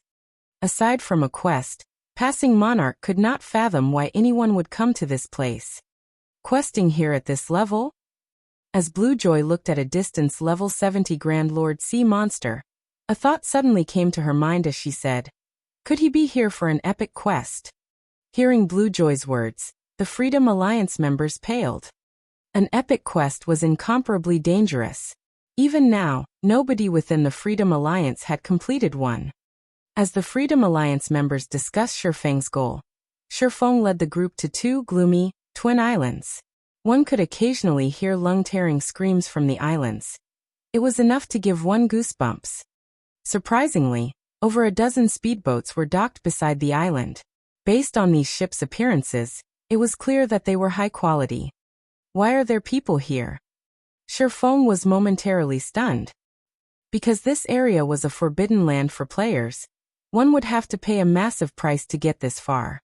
He had only arrived safely due to his familiarity with the sea zone and the quality of his speedboat. Passing Monarch and the others behind Shifeng were similarly stunned.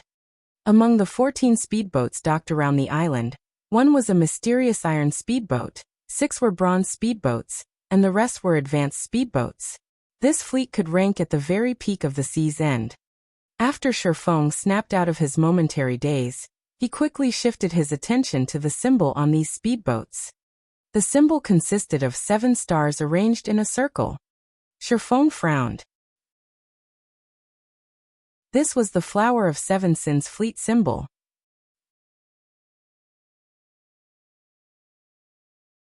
Chapter 1193, Naval PvP. Under Chapter 1193, Naval PvP. Grey fog enveloped Demon Island. Here, players' visibility range was limited to 150 yards. Meanwhile, Demon Island's monsters were all level 70 and above. At such a distance, level 70+ monsters could easily detect players. On the other hand, players couldn't see these monsters. However, players' main problem wasn't the island's fog. The real problem was the ever-present, dark corrosive power on the island. If players did not have high enough darkness resistance, they would not survive. Moreover, the further one ventured, the stronger this corrosive power would become. Boss Brute, 5 speedboats are approaching Demon Island. A level 43, black-clothed ranger reported as he watched the distant Swift Dragon speedboat. Speedboats are approaching? The bald, middle-aged man on the screen, Brute Spear, sneered and said, "Since we've already been seen, we won't let them leave alive. Get rid of them, but don't destroy their ships. We can use them to make up for the losses we suffered to get here." Great! I haven't been on a mission for so long that I'm feeling rusty. The level 43 ranger licked his lips as he observed the approaching Swift Dragon speedboat. Although the Flower of Seven Sins received requests every day, experts of their rank didn't often receive missions. Following which, the ranger disconnected the call and ordered the other members on the speedboat, "Get ready. Once they get here, we'll take action. We'll use that to prevent their escape if necessary." Hearing the ranger's command, anticipation filled the other Flower of Seven Sin members aboard the speedboat. These fellows really are pitiful.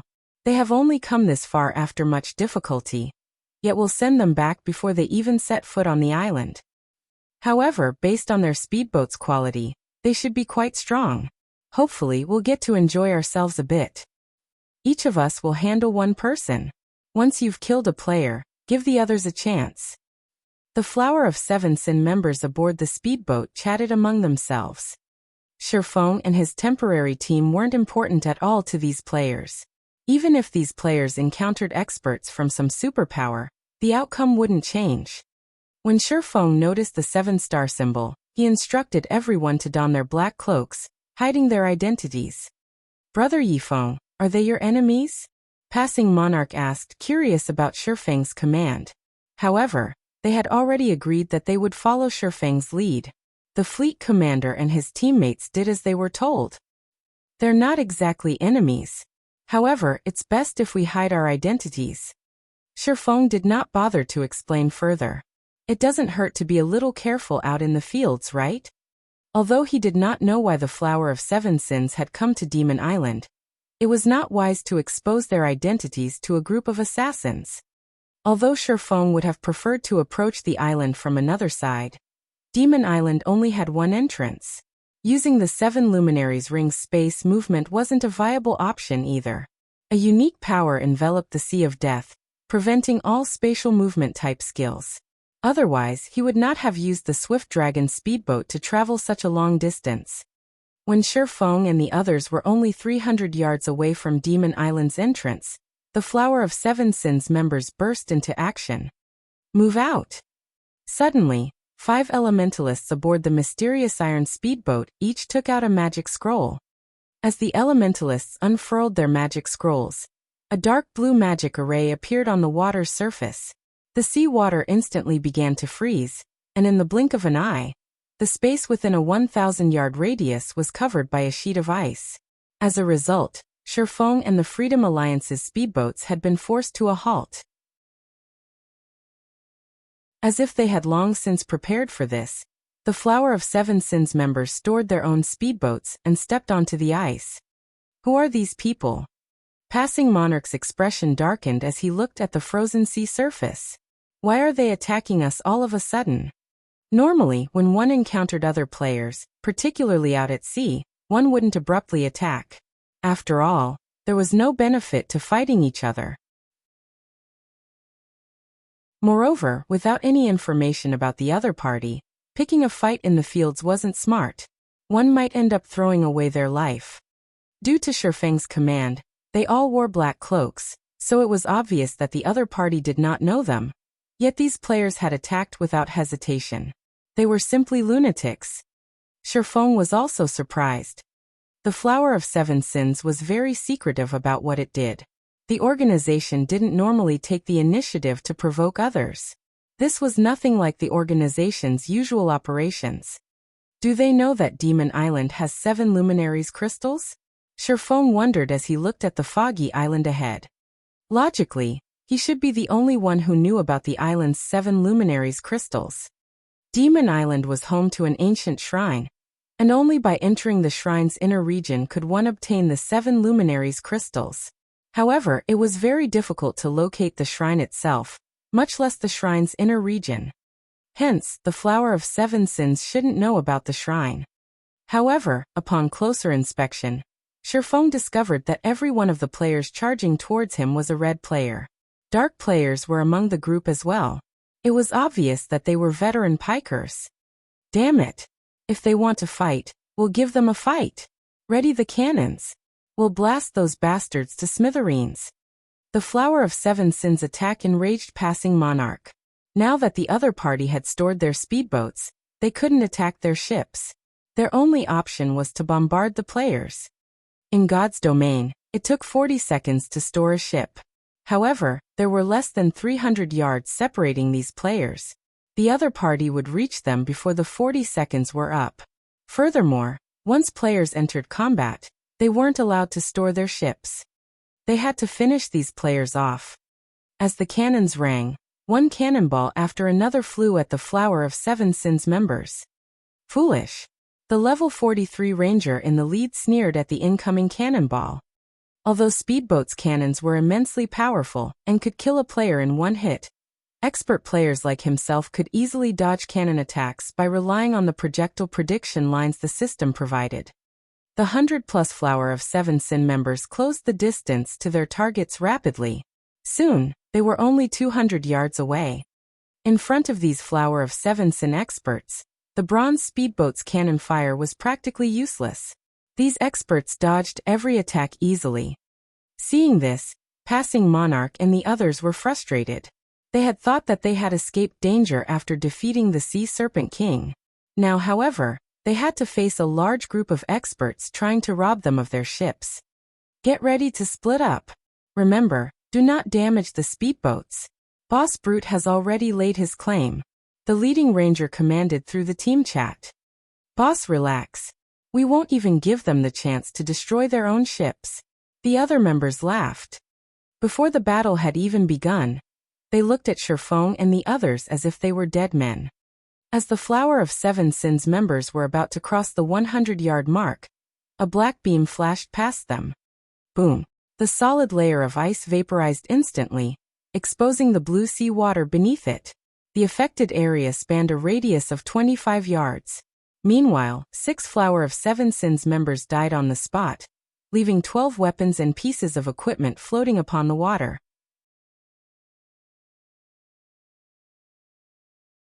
Chapter 1194, Demons Appear. Under Chapter 1194, Demons Appear. The Dragon Cannon's attack had pulled a gasp from the Flower of Seven Sins' remaining members. The previous few cannon attacks had only dented the ice, yet the Dragon Cannon had obliterated it. Moreover, its attack speed was at least double that of the previous cannons. Its attack range was even more impressive. Even without the high attack speed, with such a long range, it was extremely difficult to dodge the Dragon Cannon's attacks. What is that speedboat's rank? The leading, black-clothed ranger's expression twisted. He had seen a mysterious iron speedboat's cannons in action many times, so he was fully aware that a mysterious iron speedboat didn't have such fast and powerful attacks. Facing the Dragon Cannon at such a close range would be extremely dangerous. He had assumed that this fight would be nothing more than a game to kill time. He hadn't expected an actual opponent. Meanwhile, Passing Monarch and the other members of the Freedom Alliance celebrated the cannon's success. Ah! A secret silver speedboat is truly astounding. Just a single shot is enough to stun those bastards. I want to see if they still dare to fight us now. The Freedom Alliance members could not help but laugh at the Frozen Flower of Seven Sins members. This Yifeng really is amazing. Passing Monarch sighed ruefully as he looked at the massive hole in the ice. He had to admit that Shifeng was a skilled strategist. While the Flower of Seven Sins members had been over 200 yards away, they had been spread out. Even if Shifeng had used the Dragon Cannon, he would have been lucky to kill even one player. However, as these players came within 100 yards, they clustered. Since such a short distance left them little room to react, Shifeng able to kill 6 players in one hit. After such an attack, their enemy should be more cautious. The other players might even give up the fight. However, as Passing Monarch pondered these assumptions, the Flower of Seven Sins members revealed excited grins. Brother Chun, our opponent seems to be a tough one. With this, we can finally use that move, right? A level 42 assassin asked, chuckling as he looked at the black-clothed ranger. He felt nothing in particular in regard to his fallen companions. All right. The ranger nodded helplessly when he saw the eager light in his companion's eyes. Don't let any of them get away. The same goes for their souls. Brother Chun, relax. We won't let their souls go to waste. The other members assured their leader as they licked their lips, eyeing Passing Monarch and the others. The Freedom Alliance members shuddered involuntarily. These players didn't look at them like enemies but food. With the ranger's consent, the Flower of Seven Sins members wailed painfully, dark fog swallowing their bodies. In just a short moment they transformed. Although their weapons and equipment remained the same, their skin was now pitch black, and they had blood-red eyes. 2 curved horns grew from their heads, while a pair of pitch black, bat wings and a tail grew from each of their backs. They didn't look human at all. What are these people? Passing Monarch's expression froze as he watched these players transform. The rest of the Freedom Alliance members were similarly stunned. There were players who could actually transform. This was definitely the first time they had seen something like this in God's domain. Not only had the Flower of Seven Sins members transformed physically, but they also emitted a terrifyingly oppressive aura. If these players had looked like a group of ferocious beasts, brandishing their fangs and claws, they now looked like monsters that no ordinary human had any hope of defeating. They all felt like humanoid lords. Among them, the ranger in the lead gave off the strongest aura. The Freedom Alliance members felt as if a higher being looked down upon them when the ranger turned his gaze towards their ships. Unlike the other Flower of Seven Sins members that transformed, this black-clothed ranger had 2 sets of wings growing from his back. Rather than a lord, he felt like a great lord. Go. Leave none alive. The ranger shouted as he pointed toward Shifeng and the others. The Flower of Seven Sins members fluttered their wings, lifting off from the ground. However, they weren't actually flying, only hovering above the ground. Even so, they moved much faster than players on foot. Even the dragon cannon would have a hard time hitting them with such speed. Are they really players? Blue Joy began to feel frightened. She discovered that these players' HPs had also undergone a massive transformation, increasing from their original 20,000 plus to above 100,000. Among them, the Ranger's HP had even reached 170,000. No wonder why they were bold enough to attack other players on sight. So they've already become demons. Shifeng frowned at the approaching flower of Seven Sins members. God's domain had more playable races beyond human. Players could turn into demons. Only doing so was the equivalent of turning their backs on the human race. Once a player became a demon, they would grow stronger. The increase was roughly the equivalent of half a tier. With the exception of the endurance attribute, players' basic attributes increased by around 15%, depending on their classes. Demon players would also receive a huge boost to their HPs. Frankly, the increase couldn't compare to a real berserk skill. The only reason it was referred to as a half-tier improvement was because demon players' life ratings rose, improving their physiques by roughly 15% as well. However, although the improvement was incredible, becoming a demon also had a corresponding price. First, demon players were humanity's enemy, whether it be players or NPCs. If NPCs caught a demon player, the consequences would be unimaginable. If players captured a demon player and handed said player over to NPCs, they would receive an abundant reward. Second, demon players needed to hunt for player souls regularly. Otherwise, they would grow weaker as time passed. Conversely, the more souls a demon player harvested, the stronger they would become. Take the leading ranger for example. Due to devouring so many souls, he had been promoted from a low demon to a high demon. Hence, he obtained far more power when he transformed. It was obvious that the Flower of Seven Sins members already had the physiques of Tier 2 players. Meanwhile, any player that lost their soul to a demon player was barred from the game for at least 1 day. Moreover, they would lose a minimum of 3 levels. Third, demon players had a far more difficult time raising their tiers as demons' tier promotion mechanics were different from humans. Normally, guilds forbade their members from becoming demons. It was detrimental to a guild's development after all. Only a non-guild organization like the Flower of Seven Sins were bold enough to do something like this. As for the fourth and most fatal aspect, demon players suffered far more severe death penalties. If a demon player were killed, not only would they lose at least 3 levels, but they would also be barred from the game for 2 or 3 days. Their demon rank would also fall by 1. And recovering the lost rank would take quite some time. As a result, most players opted against becoming demons. Anyone capable of using berserk skills, use them now. If not, use Tier 2 magic scrolls. At this point, only Shifeng had maintained his composure. A pointless struggle. Just give up and let us devour you. The ranger demanded disdainfully as he snarled at Shifeng and the Freedom Alliance members preparing for a fight. In a short moment, the Flower of Seven Sins members boarded the Freedom Alliance's bronze speedboats. Members of the Flower of Seven Sins already had very high combat standards. Now that their attributes and physique had grown so much stronger, the Freedom Alliance lost over a dozen players in just a few exchanges. In contrast, the Flower of Seven Sins suffered no casualties whatsoever. Meanwhile, aboard the Swift Dragon speedboat, a level 42 berserker charged at Shifeng, his battle axe descending towards the swordsman. Dang! As the clang of metal echoed, this transformed level 42 berserker shot backward like a bullet, flying over a dozen yards away.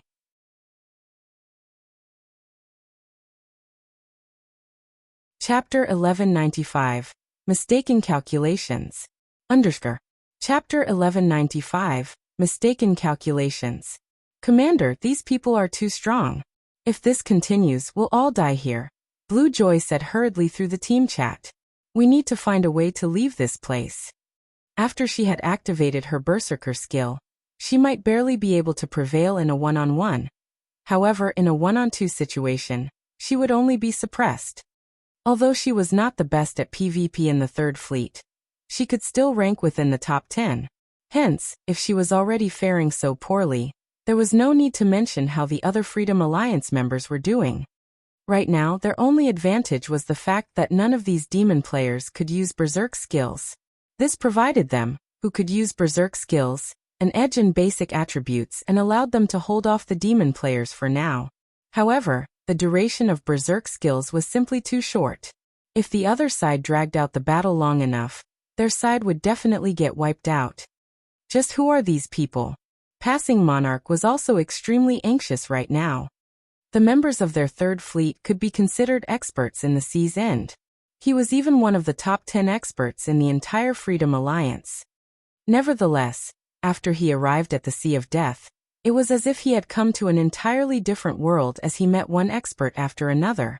There would have been no problem if it was just Shifeng. Now, however, among the 100+ players assaulting them, every one of their opponents was an expert superior to them. He even began doubting whether he was playing the same game as he had been up to now. Despite Passing Monarch having already activated his berserk skill, his strength and speed superior to the black-clothed rangers, he failed to land any attacks on the ranger at all. It was as if the ranger had seen through all of his attacks. The ranger could not only dodge his attacks easily, but also launch attacks at his blind spots while dodging. And this left him no choice but to defend himself. Even launching counterattacks became difficult. If not for the healers at the rear line healing him, he would have already perished by now. Currently, less than 70 people remained in the Third Fleet. Against the Flower of Seven Sins members, not only did they not possess a numerical advantage, but they were also inferior in quality. Everyone gather together. Destroy all the speedboats and retreat. Passing Monarch commanded as he gritted his teeth. Now that the outcome of the battle was already obvious, there was no meaning in them continuing this battle. Without a doubt, they would be annihilated, and their speedboats would fall into the Flower of Seven Sins' hands. Rather than accepting such an outcome, it would be much better to destroy their speedboats.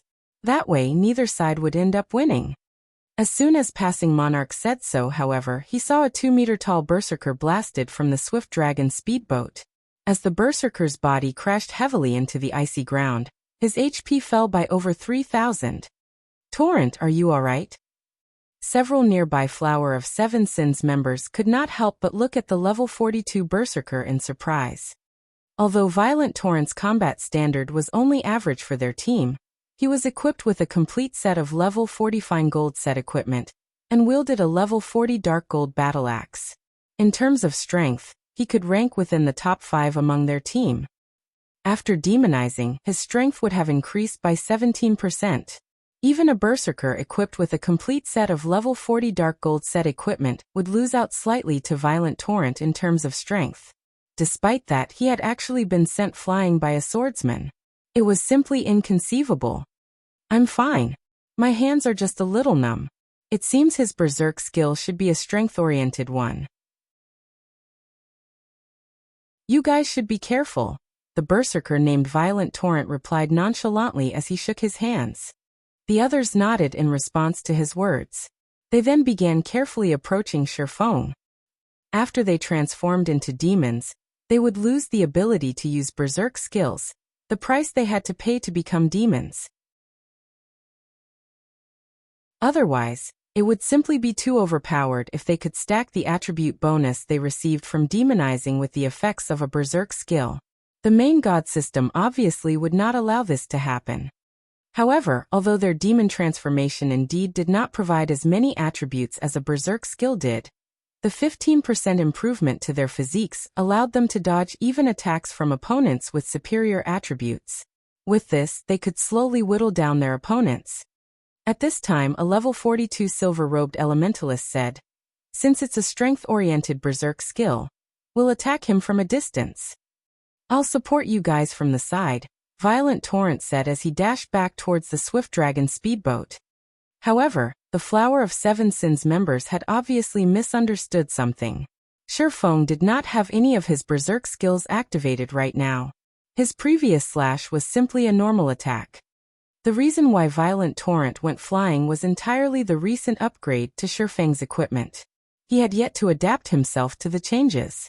Hence, he had failed to control his power properly and unintentionally sent Violent Torrent flying. When Violent Torrent was halfway back to the Swift Dragon speedboat, Shifeng had already jumped down from the craft. He then used Windblade and dashed at the Berserker, his speed so fast that nobody managed to catch a clear sight of him. So fast. By the time Violent Torrent reacted, Shifeng was already before him, the abyssal blade descending towards him. Pung! Violent Torrent instinctively executed Whirlwind Slash to block the abyssal blade. What power! The intense force pushing down on Violent Torrent nearly drove him to his knees. Fortunately, the icy ground had served to cushion some of the impact, though web-like cracks formed on the ice layer as a result. However, almost at the same time as Violent Torrent stopped the abyssal blade with his battle axe, Shifeng slashed Killing Ray at the Berserker's chest. Chop. Minus 25,578. Instantly, Violent Torrent lost close to a quarter of his 110,000 HP. Demon players sure have high HP and defense. Shifeng was slightly surprised. If Violent Torrent were an ordinary level 42 Berserker, Shifeng could have reduced the Berserker's HP to a critical level in one attack. Demon players didn't just have a lot of HP, their defenses got a significant boost as well. Hence, it was very difficult for ordinary players to capture demon players. Normally, one would need at least a party of players to capture a demon player of the same level. Due to this, quite a few independent players and dark players would choose to become a demon. In the past, even the expansion pack Demon's Return was triggered. Meanwhile, one of the conditions for triggering this expansion pack was the number of demon players in God's domain reaching a certain level. After the Demon's Return expansion pack was triggered, a demon empire suddenly appeared in God's domain.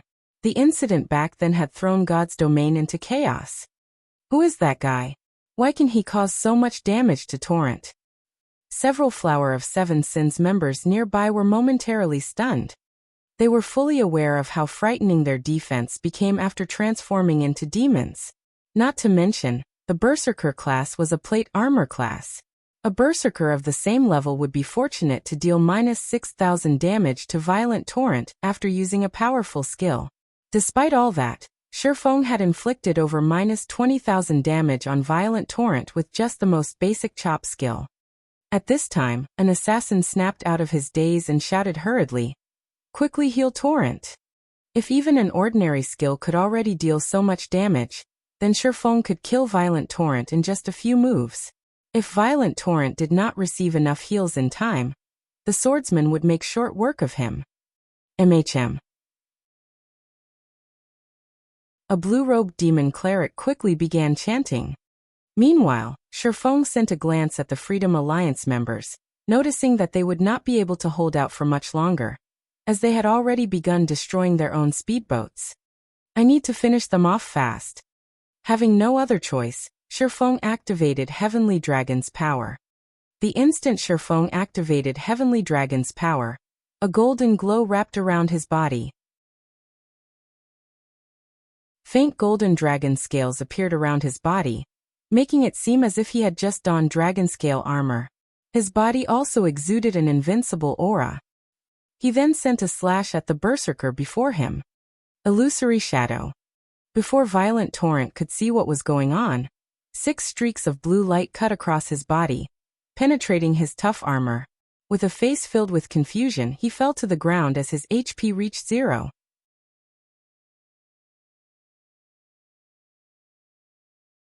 Chapter 1196, Strategic Level Expert. Under Chapter 1196, Strategic Level Expert. He died. The surrounding Flower of Seven Sins members could not help but gape in shock. Even the demon cleric chanting a greater healing stopped abruptly as he stared at Violent Torrent's motionless body. Violent Torrent had close to 80,000 HP remaining just now. With his strength, he should have been able to resist for some time. Otherwise, the demon cleric wouldn't have chosen to cast Greater Healing, which had a considerably long casting time.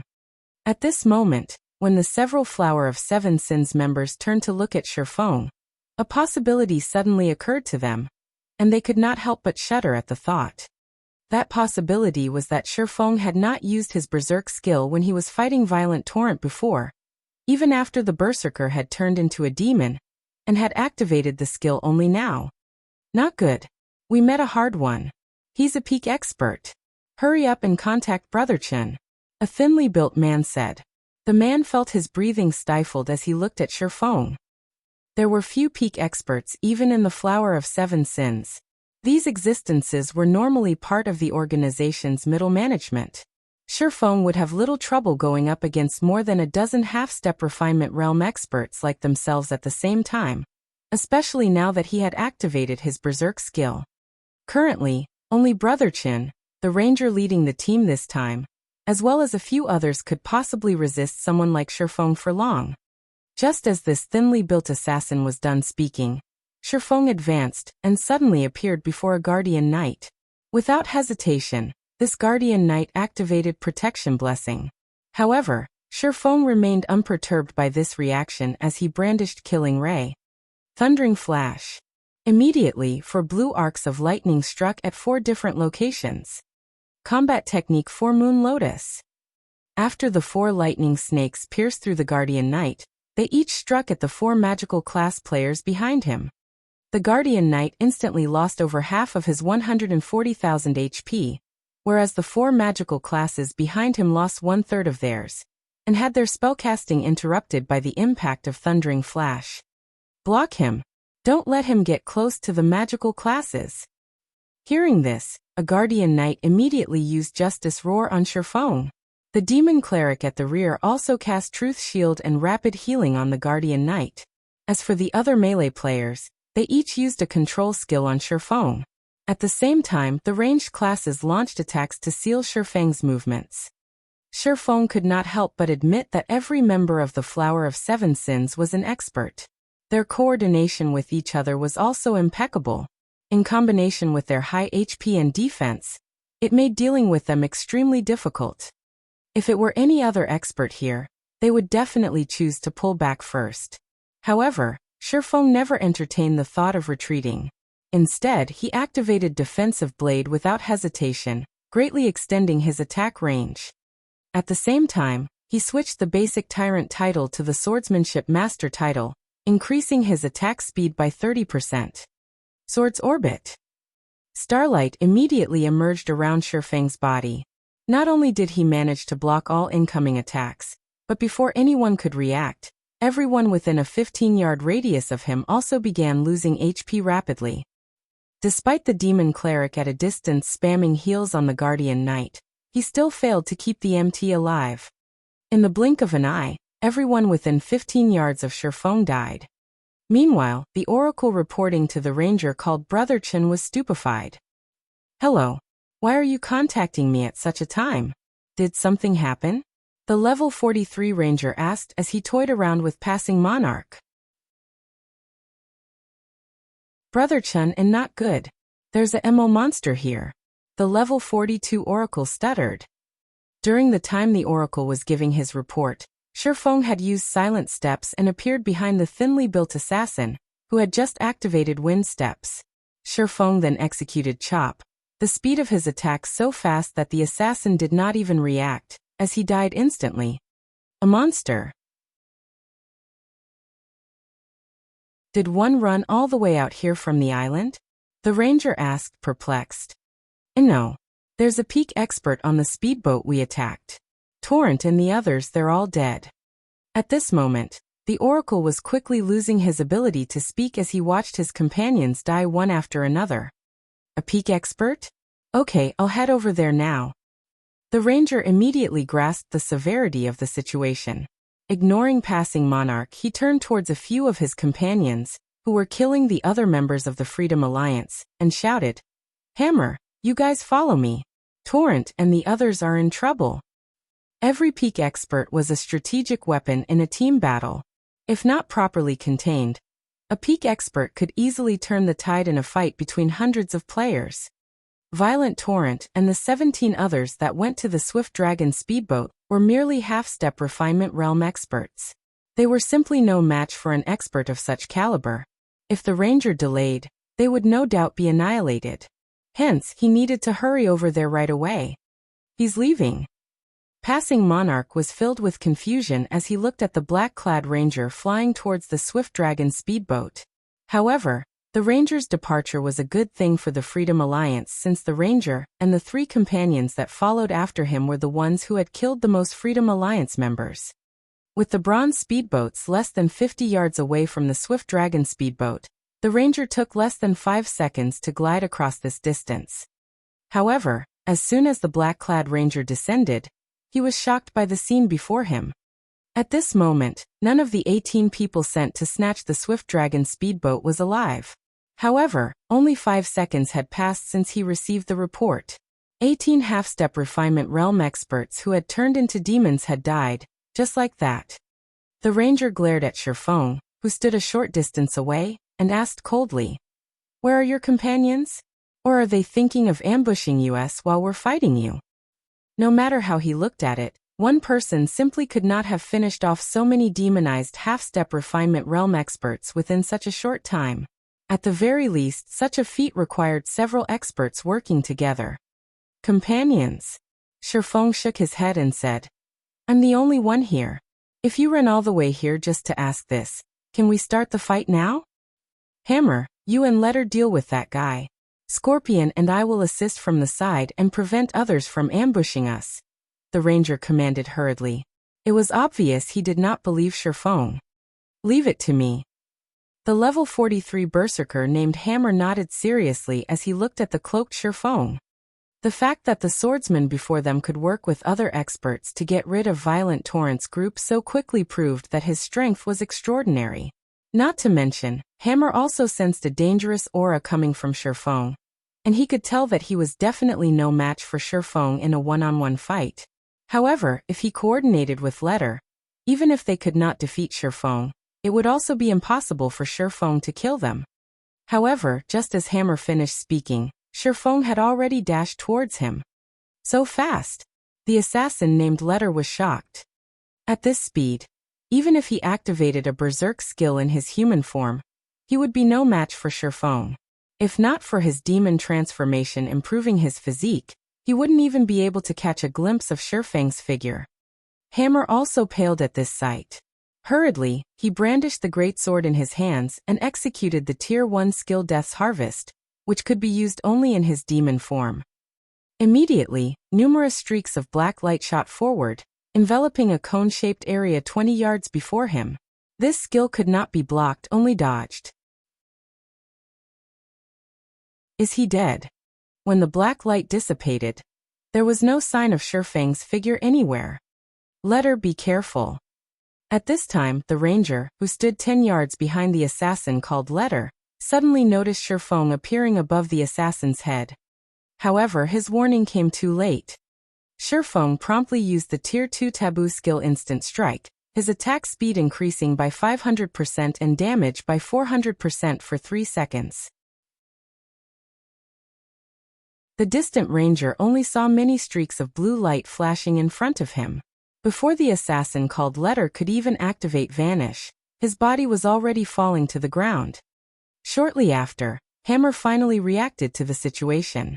However, by the time he did, several streaks of blue light were heading towards him. Responding slightly better than Letter, Hammer executed Whirlwind Slash to defend himself. However, as the gap in speed between him and Shifeng was too massive, before his greatsword could even start picking up momentum, he had already been struck several times. Hammer's vision then turned gray as his body fell to the ground. Who is he? The ranger shuddered when he saw this scene. The male elementalist called Scorpion took an involuntary step back, terror surfacing on his face. 2 refinement realm experts, each with over 100,000 HP, were actually killed instantly. How was this just a peak expert?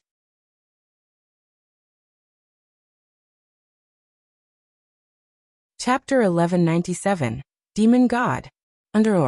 Chapter 1197, Demon God. At this moment, fear filled the eyes of the black-clad ranger as he looked at Shifeng. If the opponent was only a peak expert, then after transforming into a high demon, he could more or less resist if he teamed up with Scorpion. Once Shifeng's berserk skill was over, they could then counterattack. However, The swordsman before them was evidently not just a peak expert. Forget the two of them working together. Even if he had everyone in the team come over, they would merely be throwing their lives away. The disparity in attributes between both sides was simply too massive. Even he, who was a high demon, had not managed to get a clear look at Shifeng's attacks. High demons received a 20% improvement to their physiques, which was 5% more than low demons.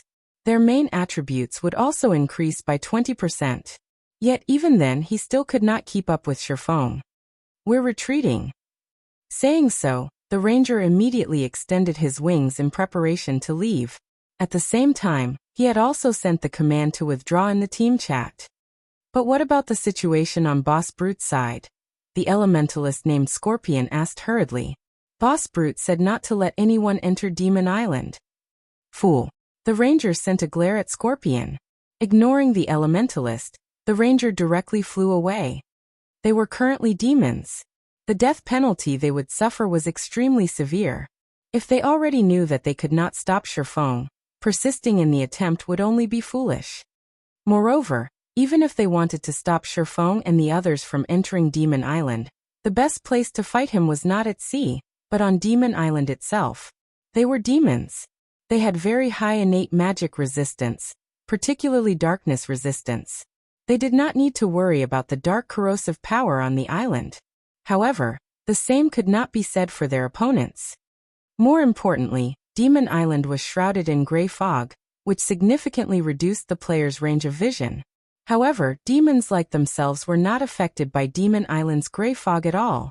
They would have plenty of opportunities to deal with Shifeng and the others, whose berserk skills would be on cooldown at that time. It's too late to run away now. Shifeng did not give the ranger and elementalist any opportunities at all.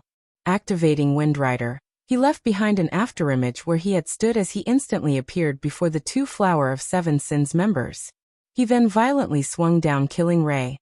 Thunder flame explosion. Lightning and fire descended on the ranger and elementalist, and even the ice layer beneath the two began crumbling and evaporating. He escaped. When the lightning and flames dissipated, Shifeng only saw one demon corpse floating on the water. This corpse belonged to none other than the elementalist Scorpion. As for the black-clad ranger, he was nowhere in sight. However, Shifeng was not particularly surprised by this result. Unlike low demons, high demons not only received more improvements to their physiques and basic attributes, but also got to learn some powerful demon skills, even a skill with a powerful escape ability. Dark Transfer. This skill allowed one to teleport to any location within a 3,000-yard radius. Its activation required no preparation time, but it had a long 6-hour cooldown. The existence of this skill made killing high demon players very difficult. The ranger managed to escape, but the other Flower of Seven Sins members fleeing back to Demon Island were not high demons. Without hesitation, Shifeng immediately began chasing those demon players. Although both sides were moving in the air, Shifeng was able to fly freely in the sky due to Windrider, whereas the demon players could only glide. The speeds of the two sides were worlds apart from each other. As for the attacks launched by the demon players, not only did Shifeng easily dodge them, but he even used the opportunity to shorten the distance between them. Anyone that Shifeng caught up with got killed in just a few hits. Initially, there were over 80 low demons fleeing back to Demon Island. However, the ones that actually managed to reach the island numbered less than 30. Once they reached Demon Island, Shifeng gave up the pursuit. Demon Island was rife with level 70+ monsters. If he was not careful, he would definitely attract the monsters' attention. If that happened, not only would he not be able to kill the Flower of Seven Sins members, but he might even lose his life. In fact, as soon as Shifeng stepped onto the island, he noticed more than a dozen Shadow Stalkers. Shadow Stalker, Dark Creature, Great Lord. Level 71. HP 37, 000, 000/37, 000, When passing Monarch and the others set foot on the island as well, they could not help but gasp when they saw this scene. No sooner had they arrived than the sight of over a dozen level 70+ great lords greeted them. Moreover, these were merely the ones they could see. What about the ones in the forest that they couldn't see? This was definitely not a place humans should come to. At this time, a deafening roar came from the middle of the island and reverberated throughout the place. Even the shadow stalkers took fright at this roar. Immediately after, a black and white light pillar shot up from the heart of the island. The instant this light pillar appeared, Passing Monarch and the others suddenly felt as if their bodies no longer belonged to themselves. So much so that they could not even twitch their fingertips. Only after a brief period did they gradually recover their mobility. What is that? Passing Monarch stared at the black and white light pillar, thoroughly shocked by the spectacular sight before him. At this moment, the skies above Demon Island began crumpling, forming a black hole. Passing Monarch could vaguely make out a gigantic eye inside the black hole. Just one glance at this eyeball gave him an appreciation of just how frightening the creature inside that black hole was. In reality, it wasn't just Passing Monarch and the others that felt fearful. At this moment, even Sherfong could sense an aura of death looming over him. In addition, he detected an extremely familiar aura emanating from that black hole, divine might. However, the divine might he was feeling now was completely different from when he encountered it before. In previous instances, the divine might he felt all came from items. Moreover, as the divine might of these items originated from gods, the divine might they could radiate was extremely weak. If Sherfong were to compare the divine might from items and the divine might he was feeling now, the former felt as thin as air, while the latter felt as dense as mercury. How can this be possible? As Sherfong stared at the massive, red eyeball, he was utterly confused by what was going on. Could this be an event on Demon Island? In God's domain, there would frequently be such events occurring. To players, these events were both disasters and opportunities. However, Sherfong very quickly rejected this thought. According to what he knew about events, a real god simply could not appear. At this moment, he could say with absolute certainty that the massive eyeball was the eye of a god. The reason for his certainty was personal experience with this kind of pressure, so he definitely could not be wrong. At the same time, the Flower of Seven Sins members on Demon Island all revealed excited expressions one after another as they looked at the giant eyeball in the sky. Success. Boss Brute's side succeeded. Ha ha ha. The future of God's domain will be the Flower of Seven Sins' era. At this moment, the Flower of Seven Sins members were so excited that they completely forgot about their battle with Sherfong before. Meanwhile, along with the appearance of this giant eyeball, 3 dazzling, purple-gold items fell out from the crumpled space. Every one of the 3 items radiated powerful divine might that could make one shudder. Immediately after, the sound of a system announcement entered Sherfang's and the others' ears. System announcement. Some players have activated the new expansion pack, Demon God's Disturbance.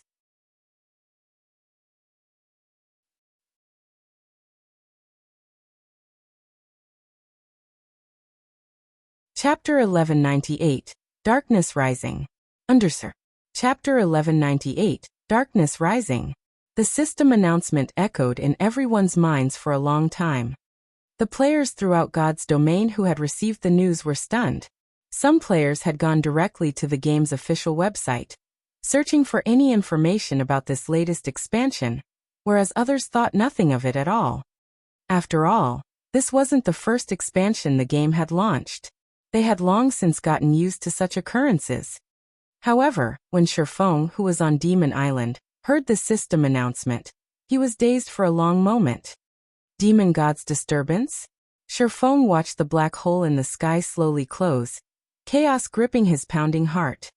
Had he known something like this would happen, he would have done anything to stop the Flower of Seven Sins. God's domain had many expansion packs. Among them, some had very little influence over the game, while some would impact the world significantly. Take the Abyss Invasion expansion pack for example. The expansion pack had only affected the Twin Towers Kingdom and neighboring countries. The Demon God's Disturbance expansion pack, however, affected all of God's domain. One could even say that the expansion pack's impact was just as massive as a system update. Although the Demon Gods Disturbance expansion pack hadn't been introduced on the official website, it wasn't good news for ordinary players. Rather, this expansion pack benefited Dark players and Demon players. Due to this Demon Gods Disturbance expansion pack, the system's restrictions on God's domain had loosened, possibly broken, allowing the Dark forces to grow exponentially stronger. As a result, the Dark forces found more areas where they could gather. These gathering points referred to NPC towns. As the Dark forces occupied more towns, Dark players could extend their reach, have an easier time killing players, and exchange the points they obtained for more power. There were also certain tools that could allow one to kill other players in an NPC town and leave safely, avoiding the NPC guards. After the Demon Gods Disturbance activated, NPC towns ceased to be safe havens for players. Moreover, if one were not careful while exploring the fields, Dark Force NPCs might even claim their life. NPC bandits, in particular, became more prevalent. Due to this, God's domain would descend into chaos. Ambushes in the fields became more frequent, and Dark Force NPC raids on NPC towns would become a daily occurrence. However, this was not the most important change. After triggering this expansion pack, all of God's domain's monsters would gain the ability to learn and evolve. They could then increase their combat power. To put it simply, if a large number of players continuously killed a region's monsters, these monsters would gradually grow stronger, becoming increasingly difficult to kill. Of course, this improvement was not without limits. Common monsters could, at most, grow to the standards of the Trial Tower's second floor, while elite and special elite monsters could aim for the third floor standard. Chieftains could grow to the fourth floor standard, lords and high lords to the fifth floor standard, and great lords and grand lords to the sixth floor standard. Fortunately, there was a way to cope with this problem. Grind where few others venture. Monsters that players didn't farm would keep their low standards. Players could also pioneer high-level maps. These places had similarly low player populations. Due to this expansion pack, the various large guilds had grown more enthusiastic about pioneering new maps. They had no longer restricted themselves to their own territories. This, in turn, increased the intensity of the competition between guilds. On the bright side, monsters that evolved and improved would provide more EXP, allowing players to level up much more quickly. Brother Yifeng, this island is too dangerous. I think we should leave, Passing Monarch anxiously advised Shifeng. Although the giant eyeball in the sky had disappeared, the island felt even more dangerous before. His instincts told him to run. Hearing this, Shifeng took a look at the shadow stalkers, which had suddenly gone berserk. Sighing, he said, "All right, let's leave then." With the situation on Demon Island as it was not suitable for them right now. The demon god's aura had driven the island's monsters berserk. In this state, their combat power had risen by at least 30%. Demon Island had already been dangerous for him. Now that the monsters had gone berserk, it was impossible to reach the ancient ruins. If he wanted to do so, he could only wait until the monsters here reverted to their normal state. As Shifeng and the others had turned to leave, a monster's roar reached them from within the forest. In the next moment, a three-headed demonic hound that was over 5 meters tall barreled out of the trees. A savage man with disheveled hair sat upon this demonic hound. The man stood over 2 meters tall, half a head taller than Kola. The man had thick, robust arms. The man carried a crimson spear on his back, the length of which was decorated with blood-red divine runes. A fiery glow swallowed the spear's tip. At first glance, it was obvious that this spear was no ordinary weapon. A group of players followed the man atop nothing less than bronze mounts. These people were mostly around level 43. Who are these people? Passing Monarch turned his head towards the 6-man party, shocked. The other Freedom Alliance members were similarly surprised. The three-headed demonic hound was very large. Rather than a mount, it looked like a lord-ranked monster.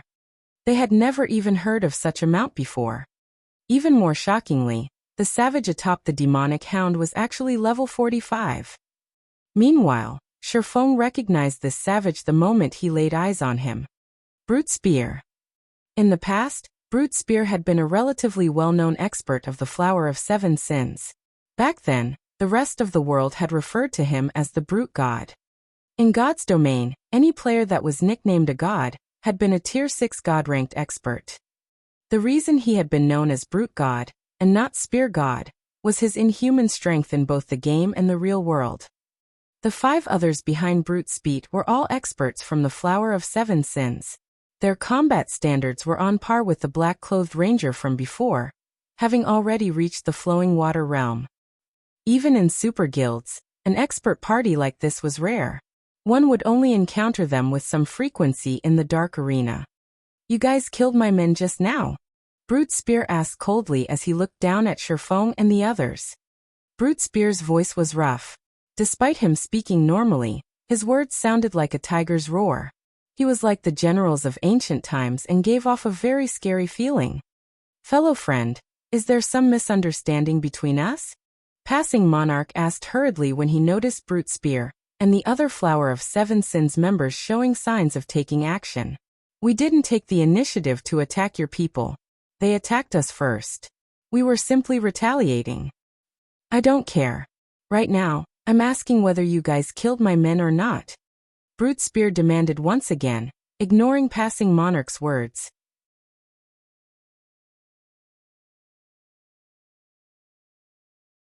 Chapter 1199, Demon God's Items. Chapter 1199, Demon God's Items. Cold ruthlessness colored Brute Spear's words. Everyone suddenly felt the surrounding air grow heavy as an intense pressure weighed down on them, making it difficult to breathe. Freedom Alliance had the advantage in numbers, but Passing Monarch did not doubt that, if Brute Spear and the others wanted to kill them, they would be powerless to resist. The difference in strength between both sides was too obvious. Compared to the black-clothed ranger he had fought earlier, Brute Spear and the others were much stronger. If they simply fell in a fight against Brute Spear and his companions, they could deal with the outcome. However, when the black-clothed ranger had killed his companions, even resurrection hadn't revived the dead. His companions had been thrown from the game, and hadn't been able to log back in. Hence, if they died now, they would lose their monthly opportunity to obtain the legacy of the sea. As for relying on Sherfong, while Passing Monarch admitted that Sherfong was monstrously strong, the swordsman had just used his berserk skill. He couldn't use it again within a short time. His chances of defeating the 6 experts before them weren't great. While Passing Monarch and the Freedom Alliance members remained silent, not sure how they should answer Brute Spear's question, Sherfong opened his mouth and said, "That's right. I did it." When Passing Monarch and the others heard Sherfang's honest answer, they paled as they fell speechless. How could Brute Spear possibly not know that they were the ones responsible for his companions' deaths? It was obvious that Brute Spear was toying with them. "A fight is inevitable. Flee with everything you have," Passing Monarch said hurriedly in the team chat.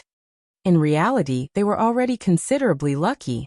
If not for Sherfong repulsing the Flower of Seven Sins members earlier, they would have lost both their lives and their bronze speedboats.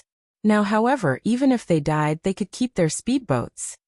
As Passing Monarch prepared for a fight, Brute Spear jumped down from the 3-headed demonic hound. However, instead of revealing killing intent, he smiled. "Ha ha ha. Not bad. You actually admit that you killed my men. Brat, I have to admit, you're quite courageous." Brute Spear laughed at the cloaked Sherfong. "On behalf of your bravery, I'll give you a chance to leave this place with your lives. Of course, you guys can refuse my offer. However, you'll have no hope of escape. Like your companions, you'll be barred from God's domain for some time. Not only that, but you'll also lose 3 levels when you log back in." "How is that possible? Doesn't the death penalty only reduce 1 level?" The Freedom Alliance members could not help but panic. Losing 1 level was already a heavy punishment. If they lost 3, they would need a long time to catch up. As for whether Brute Spear was lying or not, the man had no reason to. After all, the initiative was in Brute Spear's hands. Whether they were going to battle or not was all up to Brute Spear. "What you're going to do is have a match with me. You all can even come at me together. As long as you shave off a quarter of my HP, you win. If you win, you may leave here in one piece. On the other hand, if you lose, you'll need to contribute a portion of your souls, Brute Spear said, smiling as he glanced at Passing Monarch and the others. Contribute our souls? This was the first time Passing Monarch had heard of such a thing, and he could not help but ask, if we contribute our souls, what kind of price will we have to pay? It's nothing much. You'll just be in a weakened state for several days. You won't actually die, Brute Spear explained, fully understanding Passing Monarch's worries. After you guys contribute your souls, I'll similarly let you all leave safely. Based on his personality, he should have already killed every one of these people. However, he had just received 3 treasures from the demon god, and he needed someone to test them on. Otherwise, he would have taken action instead of wasting so many words with these people. Brother Yifeng, what do you think? Passing Monarch could not help but turn to ask Shifeng. To him, Brute Spear's conditions seemed beneficial. Originally, Passing Monarch thought that Brute Spear would ask for their bronze speedboats in exchange for letting them go. However, dealing with a weakened state for a week or so was better than losing 3 levels. Moreover, it also wasn't certain that they would lose. If all of their members were allowed to attack together, their chances of victory would be quite high. Contributing souls? The name of a certain item suddenly popped into Shifeng's head when he heard Brute Spear's explanation. The Soul Orb. In the past, this was a very well-known item in God's domain. Moreover, it had belonged to the Flower of 7 Sins. The Soul Orb had become famous due to its ability to place a player in a state of extreme serenity by sacrificing other players' souls. The affected player's brain activity would also increase, which would, in turn, help one learn combat techniques, improve skill completion rates, or even become a master or grandmaster lifestyle player much more easily. This Soul Orb was far more effective than a high mana density environment. As a result, when the various superpowers wanted to nurture a particular genius, they traded with the Flower of 7 Sins. The Flower of 7 Sins was also more than willing to trade. After all, just by using the souls a few players contributed, they could obtain a large amount of resources and excellent weapons and equipment. In the past, Shifeng had heard that, to nurture Alice, the Witch of the West, the Miracle Guild had traded a fragmented legendary with the Flower of 7 Sins. Currently, based on Brute Spear's description and the demon god's appearance, Shifeng was 80% certain that Brute Spear had the Soul Orb in his possession currently.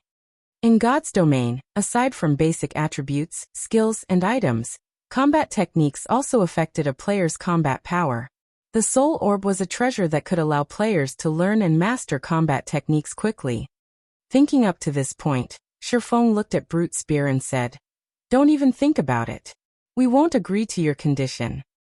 Shifeng's sudden rejection stupefied everyone. Passing Monarch gaped at Shifeng. He could not fathom why Shifeng would say such a thing. Was there really a need to fight Brute Spear and the others? That means you want to die then? Brute Spear's expression immediately darkened. Suddenly, the surrounding atmosphere became extraordinarily heavy, and Passing Monarch and the other Freedom Alliance members struggled to breathe. "Do you think you can kill us without paying a price?" Shifeng asked.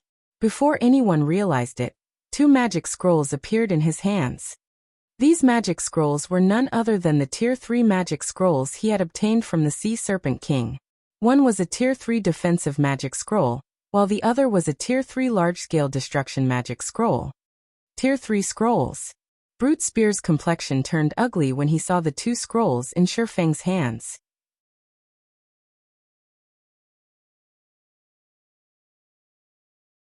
Chapter 1200, Sin of Pride. Chapter 1200, Sin of Pride. Tier 3 magic scrolls were extremely rare in God's domain. It was nearly impossible to find one on the market. Even if one went to a large guild to purchase Tier 3 magic scrolls, they would need to a close relationship with the buyer and rare items to offer in exchange. Meanwhile, Brute Spear recognized both of Shifeng's magic scrolls. One of them contained a Tier 3 large-scale destruction magic scroll, and when this scroll was activated, Even demon players like himself, with high HP and defense, would die instantly. The second was a Tier 3 defensive magic scroll, and it was currently acknowledged as the best life-saving scroll in God's domain. As long as the Tier 3 defensive magic scroll was activated, current players would be helpless against it. Even a Tier 4 large-scale destruction spell could not break a Tier 3 defensive spell. Even Tier 4 mythic monsters could not break the defensive spell. If Shifeng activated this magic scroll, they really wouldn't be able to do anything to Shifeng and his group as they left Demon Island. This was not an outcome Brute Spear wished to see. Are you really willing to part with 2 Tier 3 magic scrolls? Brute Spear glared at Shifeng. He hadn't expected Shifeng's group to possess such a trump card. If possible, he wanted to kill Shifeng before the latter could activate the magic scrolls. However, he had already discovered Shifeng's standard as a peak expert. Even a domain realm expert couldn't stop Shifeng from activating those scrolls. However, whether it was the large-scale destruction magic scroll or defensive magic scroll, both were extremely rare, valuable items at this stage of the game. He refused to believe that Shifeng would part with them so easily. What's there to be reluctant about? Shifeng laughed. Now that Demon Island has transformed, once we return, we can sell this information to various superpowers. I'm sure that they'll be more than willing to compensate us for our losses.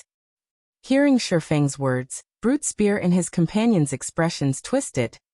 They wanted nothing more than to rip Shifeng apart. Currently, they still had plenty of matters to deal with on Demon Island, and it would take some time before they finished. If the other superpowers learned about Demon Island, a war would erupt. If that happened, other superpowers might snatch some of the items they were searching for. This was definitely not an outcome they wished to see. I'll admit that you're pretty smart. Say it then. What do you want? Brute Spear growled as he suppressed his bubbling rage. Hearing this, the corners of Shifeng's lips raised as he said unhurriedly, "Since it's a competition, we have to even the odds. Your conditions are simply too one-sided. If we win, we only get to leave safely, yet if we lose, we have to contribute a portion of our souls, suffering a weakened state for a long period. If you really want a match, do it fairly. Since we have to contribute our souls if we lose, shouldn't you offer something as well?" The items the demon god had bestowed were different from monster drops. There was no 2-hour waiting time to take ownership. Unless the items had a setting that made it so that they would drop upon death, even if he killed Brute Spear, there was no guarantee that he could get the items from the man's bag. Even if something did drop, it was unlikely that it would be the soul orb he wanted. In the past, many superpowers had sought the soul orb and had employed many means, both honest and not, to obtain it.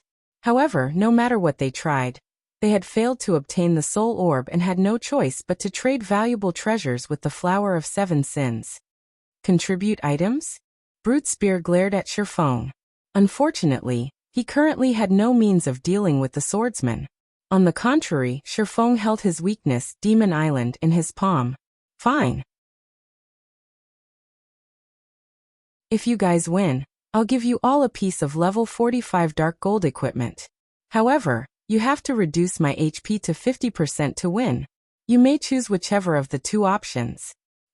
Hearing Brute Spear's words, everyone present could not help but admire Shifeng. This was especially true for the 5 Flower of 7 Sins members beside Brute Spear. If not for Shifeng being their enemy, they might even applaud the man.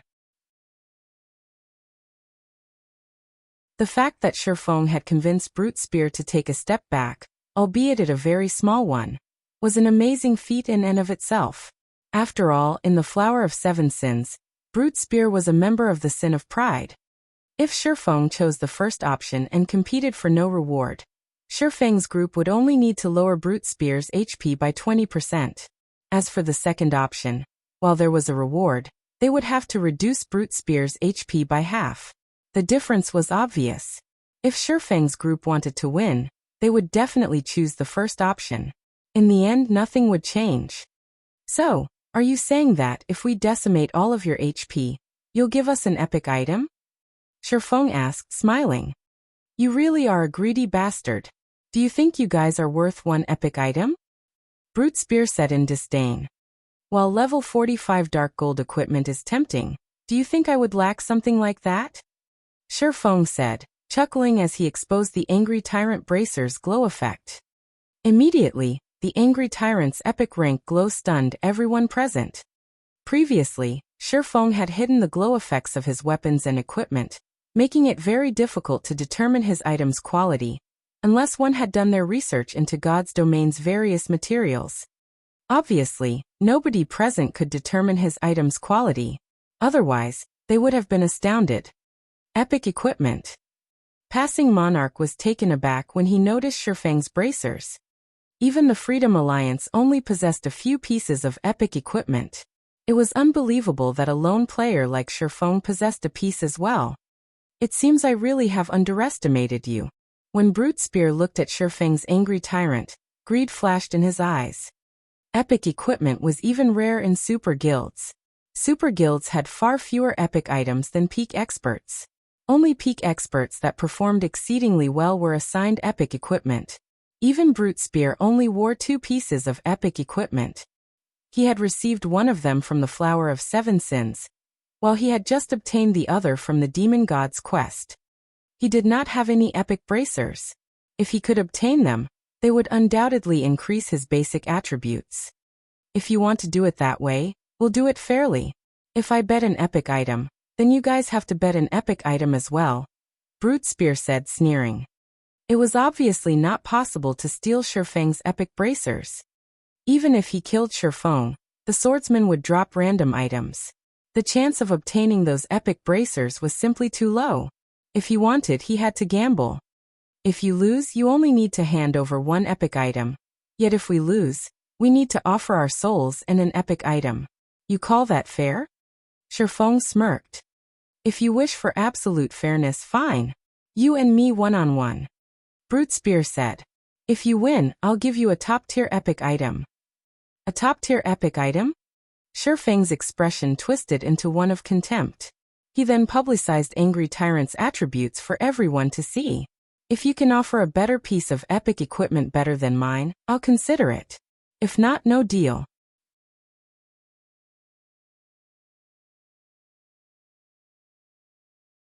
Chapter 1201 Tier 2 Class.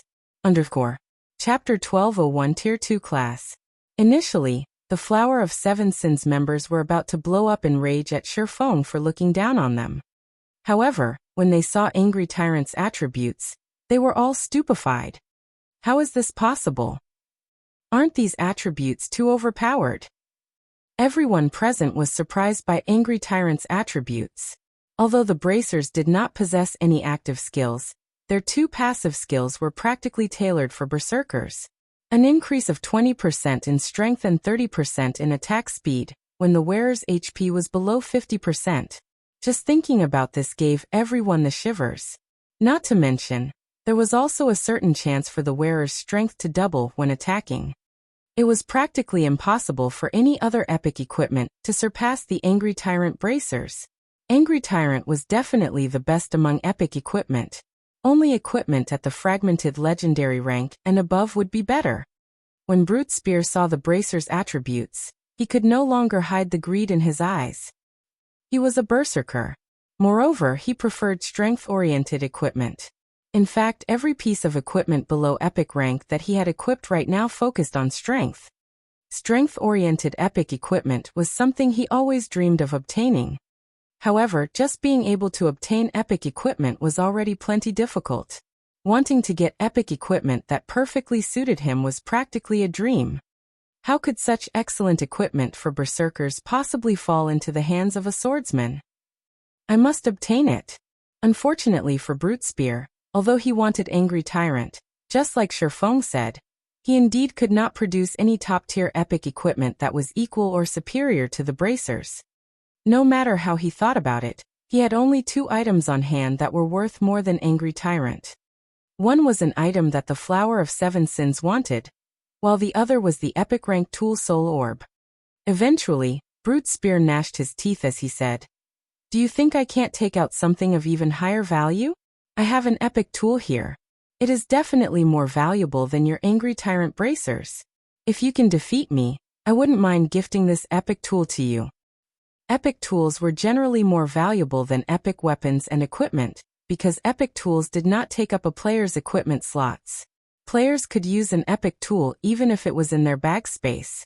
Hence, the price of epic tools was generally double that of epic equipment, more if it was an epic tool with good attributes. An epic tool? Shifeng feigned hesitation as he said so. Inwardly, however, he was extremely excited. Alright, let's sign a contract. He had deliberately exposed Angry Tyrant's attributes precisely to bait Brute Spear. Now he had succeeded.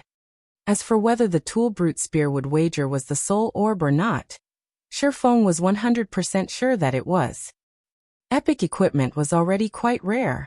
The chances of Brute Spear obtaining 2 epic tools at this stage of the game were lower than winning the lottery. Brother Yifeng, is there really a need to do this? Passing Monarch was bewildered as he watched Shifeng sign a contract with Brute Spear. Originally, if their whole group fought against Brute Spear, they'd had over a 70% chance of winning. Now, however, Shifeng was going up against Brute Spear in a one-on-one. Even if Shifeng was very powerful, in Passing Monarch's opinion, Shifeng would be lucky to have even a 30% chance of victory. After all, Shifeng had already used his Berserk skill. Meanwhile, Shifeng was actually gambling epic equipment on such low odds. This was simply insane. Haha, that fool really signed a contract. Boss Brute sure is lucky. Not only did he obtain an epic tool from completing the quest this time, but he is even going to get a pair of excellent bracers for berserkers. That's right. I wonder what kind of expression that person will reveal when they see the strength Boss Brute reveals. With the addition of these epic bracers, Boss Brute will have 3 pieces of epic equipment in total. He will definitely become our Sin of Pride's #1 berserker with this. Brute Spear's several companions began a hushed discussion among themselves as they looked at Shifeng. They all considered Shifeng extremely foolish to gift away such excellent equipment. As a peak expert, Shifeng indeed possessed the qualifications to be prideful. However, Brute Spear was similarly a peak expert. In their opinion, if it were before Brute Spear had completed his quest, he would have had roughly a 60% chance of winning. The reason for this bullish evaluation was Brute Spear having been a high demon. After he transformed, both his main attribute and physique would receive a 20% improvement. If both sides were almost equal in attributes and combat standards, a 20% improvement to physique would allow Brute Spear to achieve an overwhelming victory. The only way Shifeng could make up for this difference was through activating a Berserk skill. However, as far as they knew, Shifeng had already used his Berserk skill, and wouldn't be able to use it again within a short period. This doomed Shifeng to a lower chance of winning. Meanwhile, now that Brute Spear had completed his quest, his strength had received another considerable improvement. Even if Shifeng's combat standard was above Brute Spear's, Brute Spear still had a 90% chance of victory. With the contract signed, both sides distanced themselves and provided Shifeng and Brute Spear with sufficient space for a duel. As the duel timer began counting down, Brute Spear retrieved the crimson spear slung on his back, and slammed the spears but on the ground, causing an earth tremor. As thanks for gifting me the Angry Tyrant bracers, I'll let you have the honor of witnessing my full strength, Brute Spear sneered. Originally, I intended to reserve this strength for competing against Bart for the position of #1 berserker in the group. Saying so, Brute Spear let out a low shout as his entire body began releasing scorching hot, pitch-black smoke. This pitch-black smoke quickly wrapped around Brute Spear's entire body. In the next moment, the berserker began transforming. In the blink of an eye, he had become a demon. However, unlike the black-clad ranger from before, Brute Spear's demon form had 3 sets of wings. The aura he radiated was also much stronger than the black-clad ranger's. There was absolutely no comparison. We're doomed. After seeing Brute Spear's demon form, the last strand of hope Passing Monarch clung to vanished entirely. At this moment, Brute Spear's companions likewise had shocked expressions on their faces, having all received a fright from Brute Spear's transformation. This is an ennobled demon. Amazing. High demons simply cannot compare. With this transformation, Boss Brute will no doubt become the #1 berserker in our Sin of Pride in the future. After demon players transformed into demons, they would still have ranks, which was also the reason why demon players were half a tier stronger than ordinary players. When players first demonized, they would start out as low demons. Afterwards, they could promote to high demons through hunting for a large number of player souls. However, further promotions after reaching the high demon rank depended on more than just harvesting sufficient souls. One also needed to possess the corresponding status. In other words, attaining nobility. Meanwhile, after Brute Spear completed his quest on Demon Island, he had gotten promoted from a high demon directly to a baron. As a result, his strength had also undergone a qualitative improvement. So this is the power of a baron demon? Truly amazing. At this moment, Brute Spear could not help but revel in this newfound power of his. Baron-ranked demon players received a 30% increase to both their attributes and physique when transformed. Currently, both his attributes and his body's physique were already at the Tier 2 standard. The only thing he lacked now was Tier 2 skills. Aside from that, he could already be considered a Tier 2 player. The disparity between Tier 2 and Tier 1 classes was much greater than that between Tier 1 and Tier 0 classes. If a Tier 2 class fought against a Tier 1 class, even without using any skills and under a situation where both sides were at the same level, the Tier 1 class would be powerless to resist. After Brute Spear stretched his body a little, his blood-red eyes shifted to the swordsman before him. "Alright, I'll let you have a taste of despair now."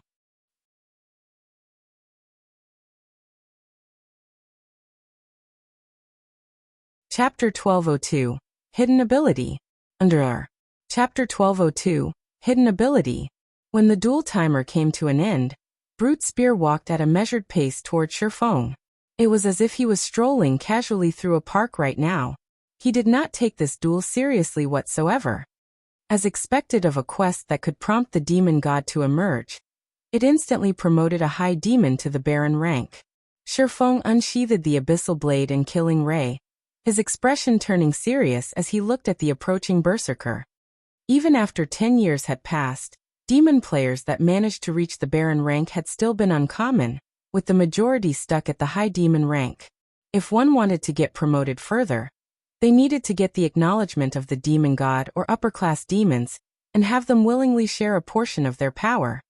However, upper-class demons and the demon god were allowed to bestow their power on only a limited number of people. As a result, the number of demon players that could become nobility was extremely low.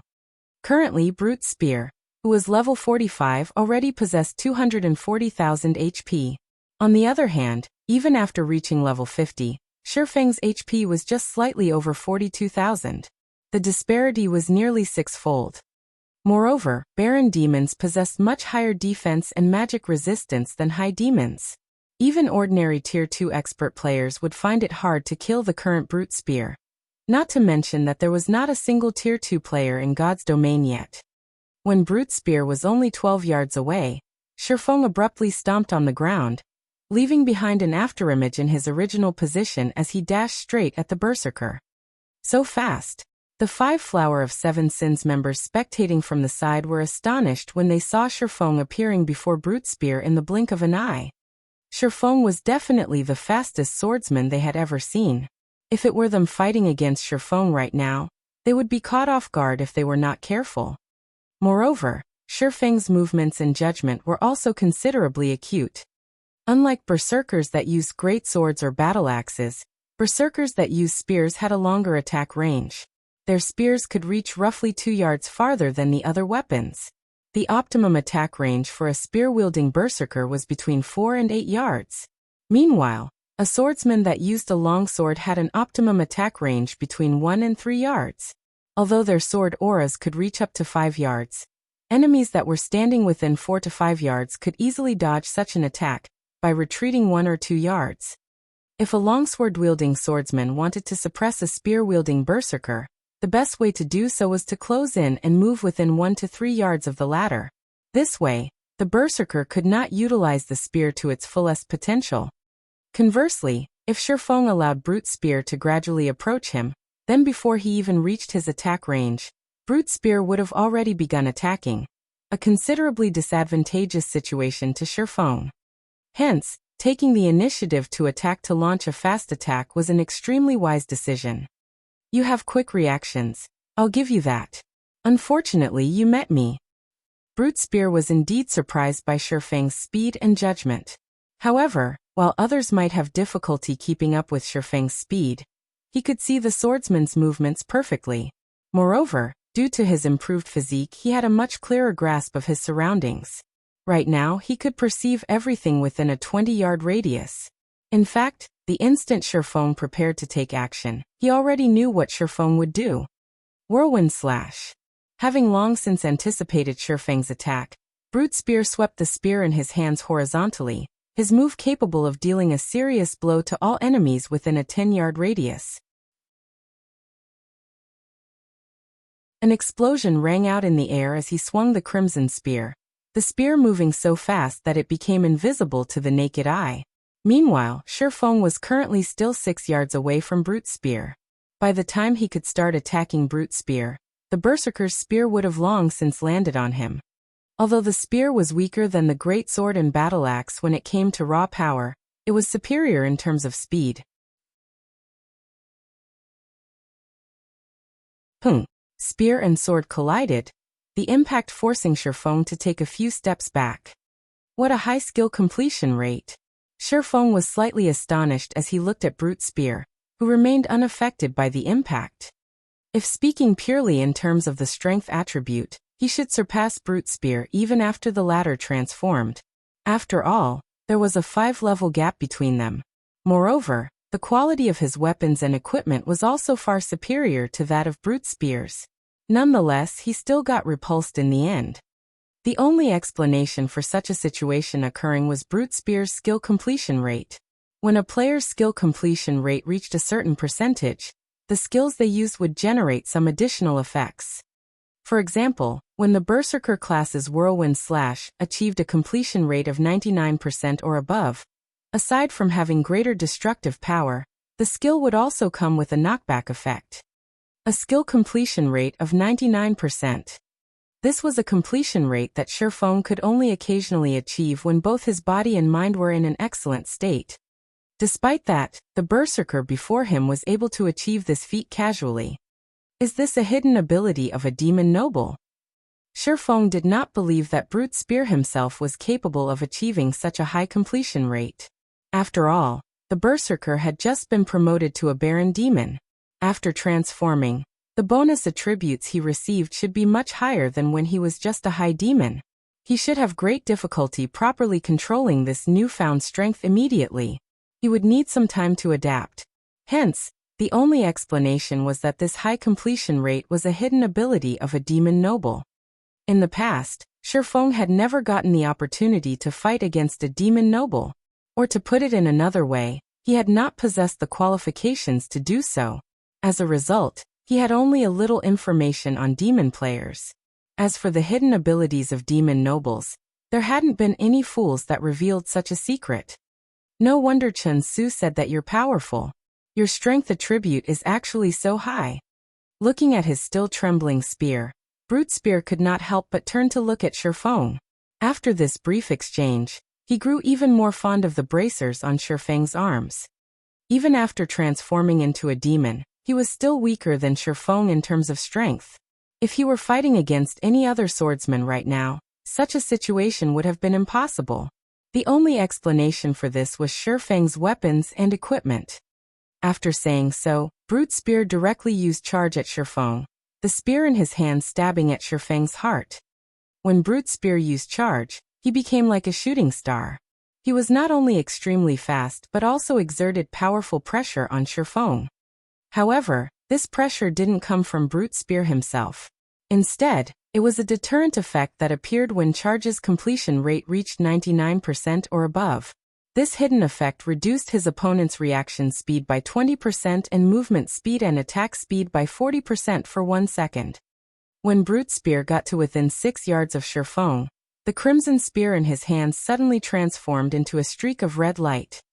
Boss Brute is finally using his trademark move, An assassin familiar with Brute Spear said, chuckling. This was a combination technique Brute Spear used to gain fame for himself in the Flower of Seven Sins, merging a combat technique with a system skill to exert even more power. Lightning speed. Originally, Charge had already allowed Brute Spear's Crimson Spear to move at a frighteningly fast speed. Then, during the time he was using Charge, he would transfer the power of his entire body to his spear, applying additional acceleration the instant it was about to reach its target. This speed made the attack practically impossible to dodge or block. Pung. At the critical moment, Shifeng activated parry. When the Crimson Spear came into contact with his swords, Shifeng instantly felt both his arms go numb. His entire person also was forced to retreat 6 steps before he managed to stabilize himself. He blocked it? Brute Spear was astounded right now. Just how high is his agility? The lightning speed he executed this time was the most perfect one so far. Logically, after including the suppression effect of his charge, Shifeng should not have been capable of executing parry at all. Since it is so, let's see if your reaction speed or my attack speed is faster. Saying so, Brute Spear flapped the wings on his back and began hovering in midair. His body then split into 3, and all 3 attacked Shifeng simultaneously from different directions. The skill he had used was called Demon Flash, something he had learned after becoming a Baron Demon. It allowed him to attack his opponent from 3 directions, and each clone mirrored his original body perfectly. There was also no need for him to control his mirror images as they would carry out the same actions as he did. During the attack, he and his clones would also gain an enormous movement speed boost. Overall, it was a skill many times more powerful than Charge.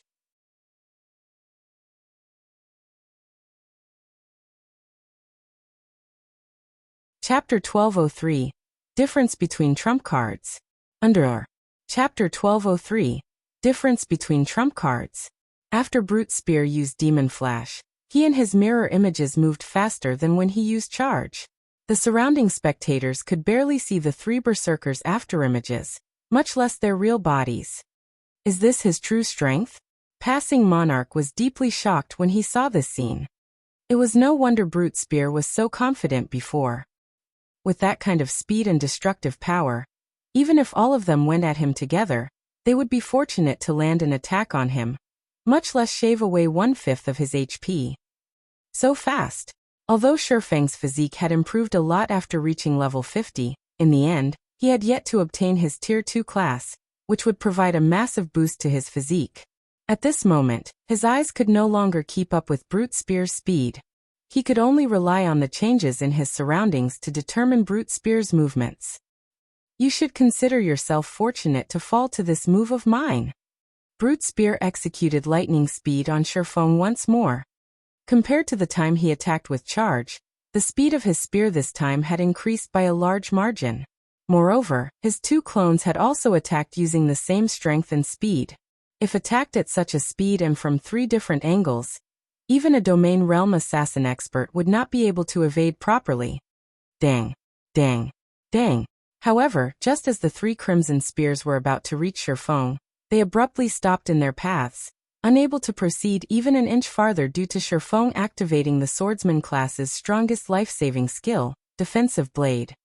Brute Spear was not particularly surprised by this situation.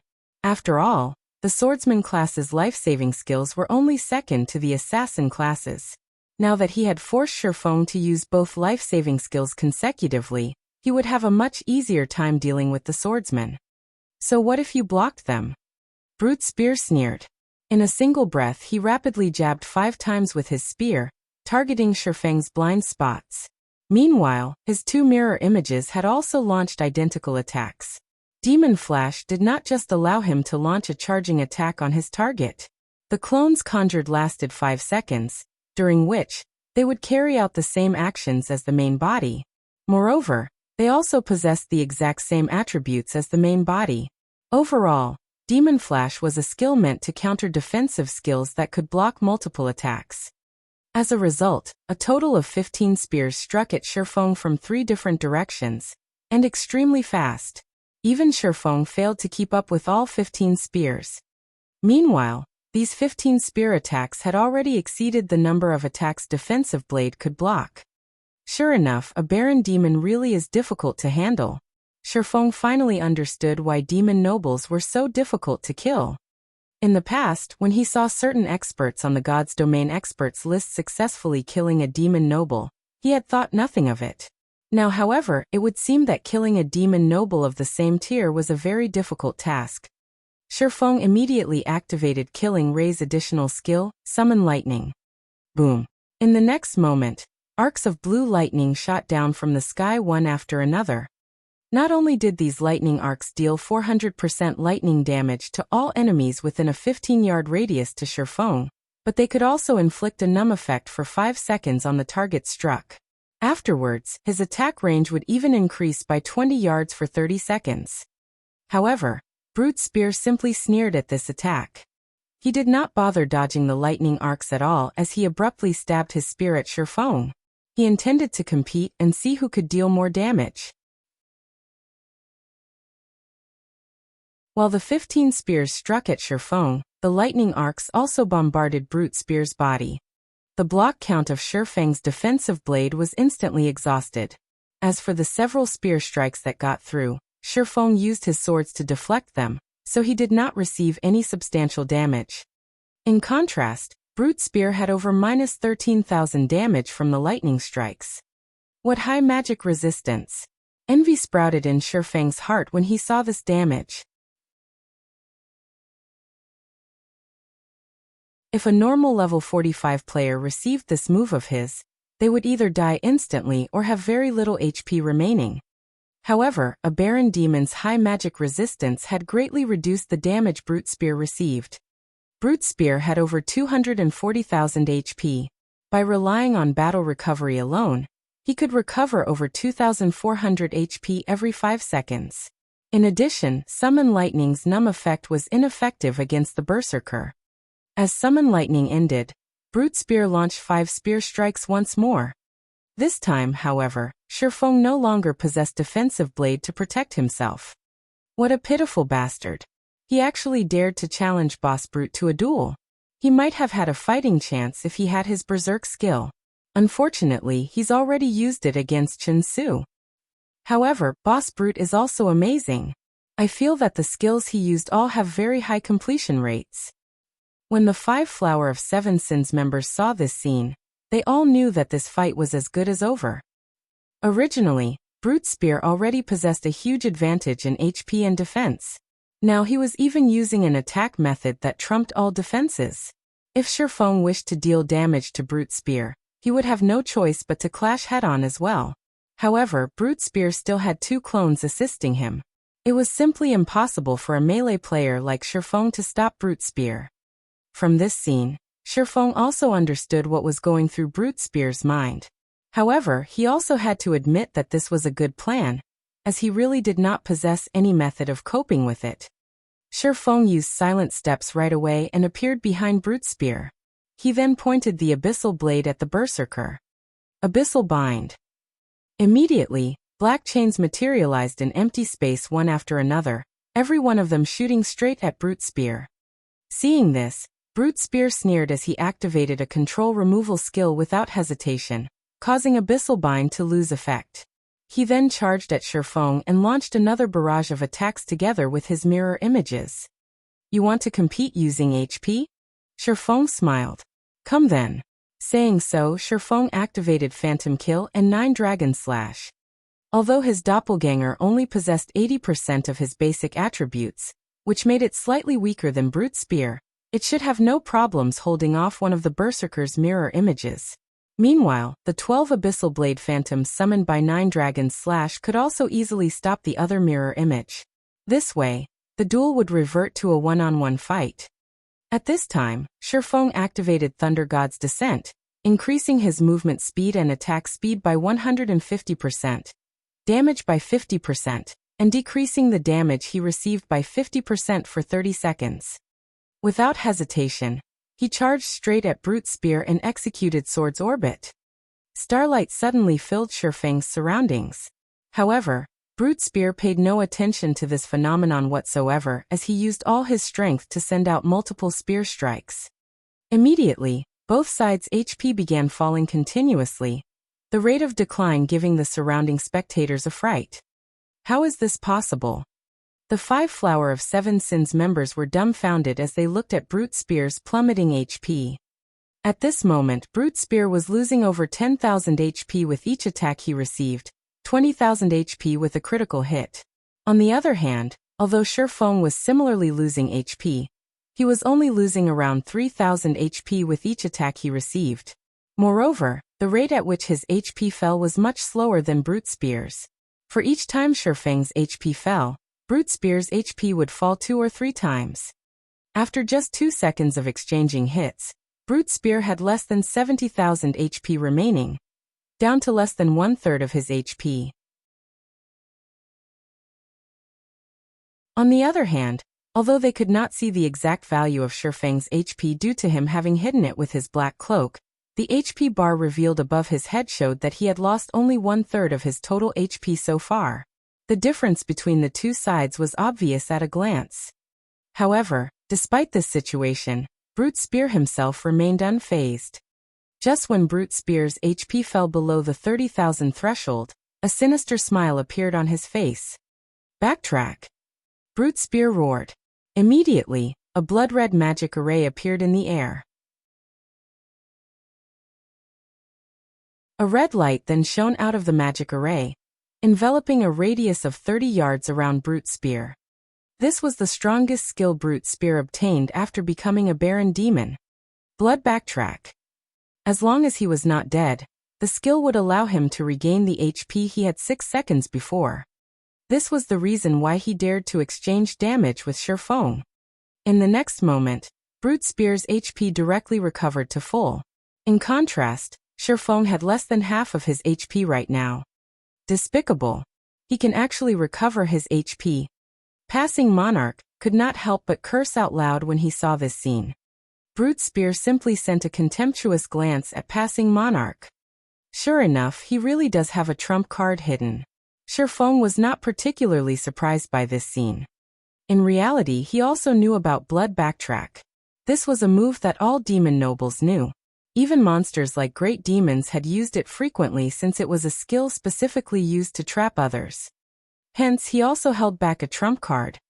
Suddenly, the 2 swords in Shifeng's hands released a blinding light. Flame burst. Swords orbit. One sword light after another flew at Brute Spear. A sure kill skill? Remaining unfazed, Brute Spear activated the additional skill of his epic equipment, Magic Shield, which reduced the damage he received by 30% for 10 seconds. He promptly brandished his spear to deflect the oncoming sword lights. Although Brute Spear failed to deflect all the attacks, with his body's extraordinary physique, he still managed to deflect the majority of them. In the end, he got struck only 3 times. However, these 3 hits shocked him as each one actually took over 60,000 HP from him. In just 3 blows, he had lost over 180,000 HP. When Flame Burst ended and Brute Spear was preparing to counterattack, Shifeng activated Dragon Breath. Dragon Breath was an AoE skill that was impossible to block. Moreover, it dealt much more damage than even Flame Burst. Instantly, Dragon Breath devoured Brute Spear's remaining HP. At the same time, Shifeng emerged the victor of this duel.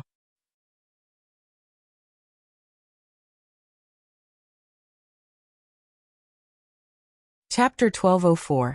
Treasure Secured. Chapter 1204. Treasure Secured.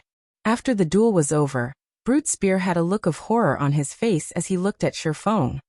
How could he have such a high explosive power? Brute Spear could not at all believe that he had just lost. He was a Baron Demon.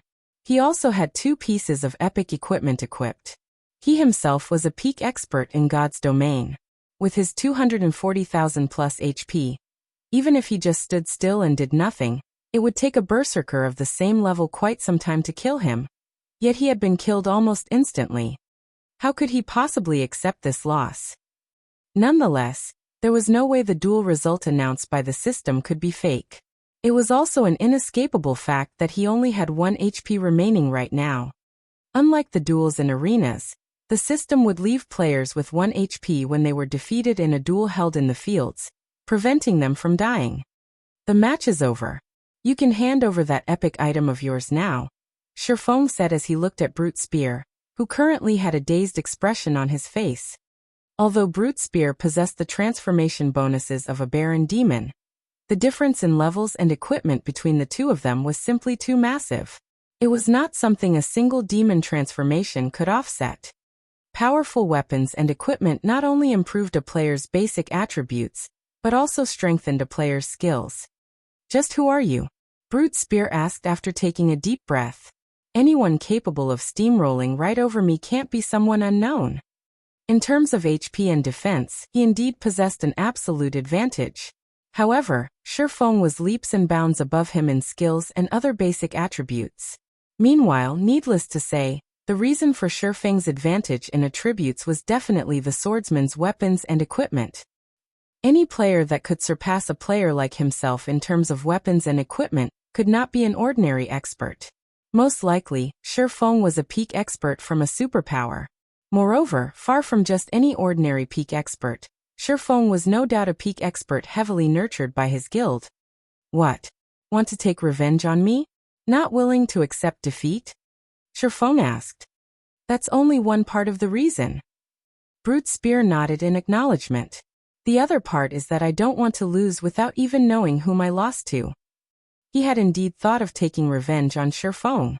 After all, the reason he lost this time was not due to techniques, but rather weapons, equipment, and skills.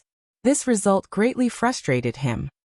He was actually killed instantly by 2 surekill skills. If news about this spread, he would definitely become a laughingstock. After giving the matter some thought, Shifeng walked up to Brute Spear and said quietly, "Fine, I can give you a chance. You can call me Frost Eye. In any case, this is a name others have given me. If you wish to have a rematch, then you must wager epic equipment at the very least, just like this time. As for the venue of the match, let's set it at the imperial capital of the Fire Dragon Empire. Once you're ready, you just need to spread the message in the Fire Dragon Empire. When the time comes, I'll naturally find out." "You're Frost Eye? The number 1 person on the bounty list?" Brute Spear's heart began racing when he heard this and stared incredulously at Shifeng. Frost Eye was very famous in God's domain. After all, Frost Eye had managed to enter the main headquarters of the Super Guild King's Return and kill Hellfiend all by himself, then escape with his life. This incident had long since become a legend in God's domain. Even now, King's Return was still hunting Frost Eye. Moreover, the bounty the guild had placed on Frost Eye had increased from the initial 20,000 gold to the current 50,000 gold. King's Return was even offering a reward of several hundred gold to anyone that could provide some clues leading to Frost Eye. This incident had also prompted the various superpowers in God's domain to search for Frost Eye, because of Frost Eye's ability to enter places with heavy security like the Divine Colosseum, and pull off an assassination. Since Frost Eye had killed an expert like Hellfiend, he was naturally capable of killing other guild upper echelons as well, perhaps even the guild leaders of superpowers. A guild leader's assassination would deal a massive blow to the guild's reputation. Hence, the various superpowers in God's domain were searching for Frost Eye. The Flower of Seven Sins was no exception. As an organization that dealt in assassination work, if the Flower of Seven Sins could recruit such an expert, its fame would undoubtedly rise significantly. That's right. Since you already have the answer to your question, you can give me my item now, right? Shifeng nodded. It seems I have not lost in vain. At this moment, a trace of admiration flashed across Brute Spear's eyes as he looked at Shifeng. He then took out the soul orb from his bag and passed it to him. In reality, Brute Spear did not place any particular importance on the soul orb. After all, epic items like the soul orb were not particularly rare. Practically every superpower possessed 1 or 2 of such items. Take the epic tool the Dark Arena had auctioned, for example. The tool could be used to brew magic wine that had a calming effect when consumed. The calming effect was similar to when a player was in a high mana density environment. The Soul Orb was similar to that epic tool. However, unlike the magic wine, which required rare materials to brew, the Soul Orb needed players to willingly offer up a portion of their souls to produce soul water. Moreover, the souls of 100 players were needed to produce 1 drop of soul water. Rather than doing something as tedious as collecting souls, gathering raw materials would be much faster. Hence, Brute Spear felt that the Soul Orb was somewhat useless. Otherwise, he wouldn't have used it as a wager. Soul Orb Epic Rank Item. An orb crafted by demon god Paimon using the fragments of a destroyed powerful soul treasure. Additional active skill dash. Soul Water. Creates soul water from the souls willingly contributed by players. No cooldown. Every 100 souls of players absorbed will produce 1 drop of soul water. Currently, this item has been sealed by demon god Paimon. Item will drop upon death. Those without the power of demons are unable to use this item. If you're not interested in this epic item, I can use 7,000 gold to buy it back, Brute Spear said, grinning as he looked at Shifeng. Although items like the Soul Orb were indeed rare in God's domain, there were still a few of them, which usually sold for around 20,000 to 30,000 gold. However, since only demon players could use the Soul Orb, its value was much lower. For someone like Shifeng, who was not a demon player, even if he obtained the Soul Orb, he would not be able to use it. In other words, it was no different from a piece of junk. At the end of the day, it is still an epic item. Keeping it as a decoration isn't a bad idea either. Although a surprised expression had indeed appeared on Shifeng's face after he read the Soul Orb's attributes, he still stored the item away. He then turned around and left. The corners of Brute Spear's mouth twitched involuntarily when he heard Shifeng's words. Most likely, only the number 1 person on the bounty list could say something like using an epic item as decoration. As for preventing Shifeng and the others from leaving, Brute Spear did not think he and his companions had this ability. If Shifeng was capable of leaving King's Return's main headquarters unscathed back then, it would be child's play to get away from the 6 of them. Following which, Shifeng led Passing Monarch and the others away from Demon Island. Brute Spear and the others had failed to notice that the reason for Shifeng's surprised expression was not the fact that only demon players could use the Soul Orb. After all, this was something Shifeng had long since known. Instead, he was surprised because the instant he touched the Soul Orb, the golden stigmata on him had reacted.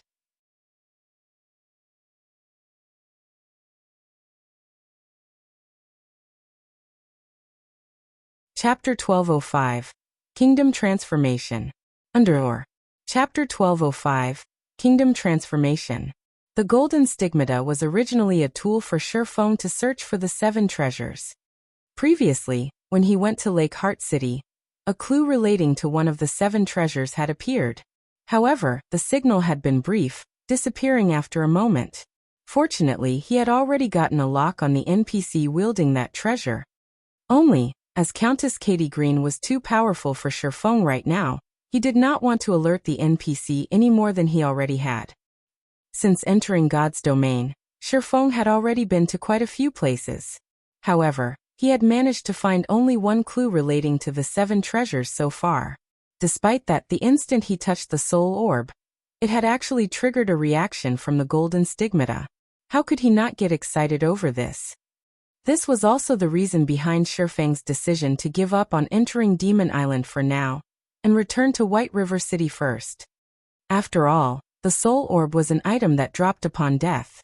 The ancient ruins on Demon Island were extremely dangerous. With the demon god's aura causing the monsters on the island to go berserk, the risk of death was simply too high right now. It was much better if he returned to White River City for the time being. Following which, Shifeng said his goodbyes to Passing Monarch, and agreed to meet up with him tomorrow at the sea's end. Meanwhile, on Demon Island, the black-clad ranger Chinsu, who had just met up with Brute Spear's group, nearly had his eyes fall out of their sockets when he saw Brute Spear sending off Shifeng and the others. "Boss Brute, are you letting them go just like that?" Chinsu could not believe this was true. "We lost a lot of men to them." As demons, They lost 3 levels each time they died. Just the number of Flower of Seven Sins members killed by Shifeng alone numbered over 70. If their superiors were to find out about this, they would no doubt receive severe punishment. After all, turning ordinary players into demons was not an easy task. We can only consider ourselves unlucky this time, Brute Spear replied. Boss Brute, even you weren't able to defeat them? Chen Su asked in shock. Brute Spear was a peak expert in the Flower of Seven Sins. Moreover, every one of the 5 others in the Berserkers party was stronger than Chen Su. They should be more than capable of dealing with Shifeng, whose berserk skill was on cooldown. Moreover, Brute Spear had already been ennobled into a Baron Demon. In terms of overall strength, he could already be considered a Tier 2 player. How could he possibly not be a match for Shifeng? Brute Spear turned around and asked, "Do you know who that peak expert is?" Chen Su shook his head in response. Shifeng had been wearing a black cloak the entire time. Hence, Chen Su had failed to discern any information about the swordsman. Pinpointing his identity through his class was also impossible. After all, there were just too many swordsman experts in God's domain. Not to mention, many of the swordsman experts that entered God's domain were not that famous. He is Frost Eye. Brute Spear smiled bitterly. What? That's the guy the higher-ups have been searching for all this time. Chen Su could not help his surprise. Ordinary players might not be familiar with Frost Eye, but he was a famous existence among the superpowers of God's domain. Even the old monsters of the Flower of Seven Sins had praised him endlessly, wishing to recruit him into the organization. No wonder he was so strong. When Chen Su recalled the scene where Shifeng had instantly killed Hammer and the others, he found the idea plausible. After all, Frost Eye was someone capable of assassinating the upper echelon of a super guild right in the middle of the guild's main headquarters, and even getting away safely. It would be a piece of cake for someone like that to kill experts of Hammer's standards. Alright, go inform the higher-ups. Tell them that I already have a way to make contact with Frost Eye. Also, send in a detailed report regarding the previous battle. As for the matter regarding Demon Island, the rest of us will handle it, Brute Spear commanded.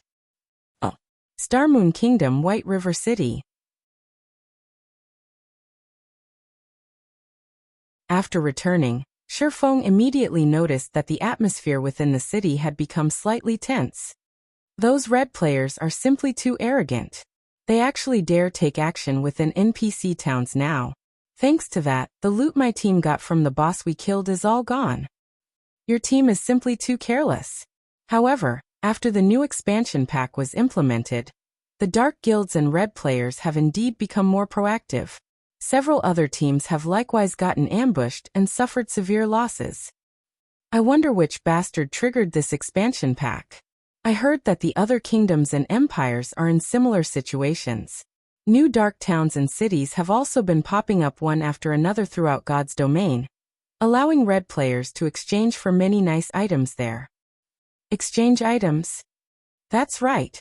Although the exchange rates are very fraudulent, requiring 3 secret silver weapons to exchange for 1 secret silver weapon or equipment of the same level, the exchanged weapons and equipment are more suited to oneself. Some normal players have even begun commissioning dark guilds and red players to help exchange items for them now. Isn't that awesome? Our team has many weapons and equipment we can't use. Rather than sell them for money, it will be much better to exchange for items that are more appropriate for us. Do you really think it's that easy? So far, the only place that has such an exchange center in Starmoon Kingdom is Evernight City, as the only dark NPC city within the kingdom. Those who aren't red or dark players are prohibited entry. Moreover, if you want to exchange for high-ranking weapons and equipment, you'll need to have enough reputation with the city as well as fulfill certain conditions. Ordinary red players can exchange for bronze weapons and equipment at best. I heard that only dark players can exchange for secret silver weapons and equipment. It seems we'll have to be more careful in the future. Now that these dark guilds and red players have such a convenient source for items, they will surely become more proactive in the future. That's right. Currently, some NPC towns are no longer safe from red players. I don't know what kind of item those red players have managed to get, but they're actually able to evade detection by NPC guards for a short time. Unless they're standing very near an NPC guard, the latter won't sense them at all. Many independent teams and players were discussing the recent expansion pack and its consequences in the open-air bar of White River City's teleportation hall, and they were unanimous in hating the new expansion pack. Initially, the range of activity of dark players was not particularly large. After the implementation of the new expansion pack, however, new dark towns appeared in the vicinity of the various NPC cities. Moreover, these dark towns were all very powerful. The NPCs ruling them were usually above level 100, existences that current players couldn't go up against. As a result, this situation immediately expanded the range of activities of dark players significantly. They've begun moving already? Shifeng had never imagined that these dark players would take action so quickly. While the Demon God's Disturbance expansion pack was indeed a blessing to dark players and somewhat of a disadvantage to ordinary adventurer players, it wasn't as though the expansion pack was a pure liability to adventurer players. Adventurer players similarly had a way to benefit from this expansion pack: crusades. Along with the rise of the dark forces, many dark NPCs that had previously hidden themselves would become active. As these NPCs were considered enemies of normal players could kill them without suffering any repercussions. As long as players managed to kill these NPCs, aside from being able to obtain weapons and equipment just like the loot from a boss, there was also a certain chance for these NPCs to drop 7 Luminaries crystals, an extremely valuable item to both players and NPCs. Unlike field bosses, some powerful NPCs would collect 7 Luminaries crystals. This source of 7 Luminaries crystals could also be considered the greatest reward to normal players from this new expansion pack. After Shifeng was done eavesdropping on the conversations of other players, he returned to the candlelight trading firm and entered a special forging room before carefully taking out the soul orb. Please don't disappoint me. Shifeng then activated Omniscient Eyes on the soul orb. Omniscient Eyes was one of the 2 active skills of the Golden Stigmata, and it allowed one to see through everything and discover certain things that were not visible on the surface.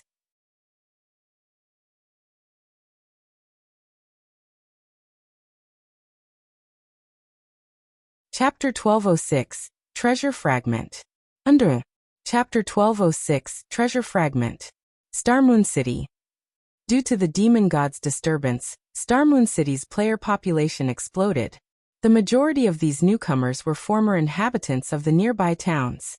With the rise of the dark forces, the surrounding NPC towns were no longer safe. The safest locations right now for normal players were NPC cities. This development also prompted many adventurer teams, which were originally active in NPC towns, to move their main base of operations to NPC cities. Consequently, the prices of land in NPC cities also increased as a result of competition among many adventurer teams. This was especially true for land in the outskirts of Starmoon City.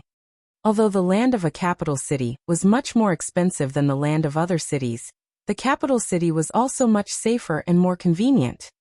Moreover, Starmoon City was the closest NPC city to Evernight City, the sole city controlled by the dark forces in Starmoon Kingdom. This proximity also drew many hidden dark players to Starmoon City. Players couldn't teleport to Evernight City.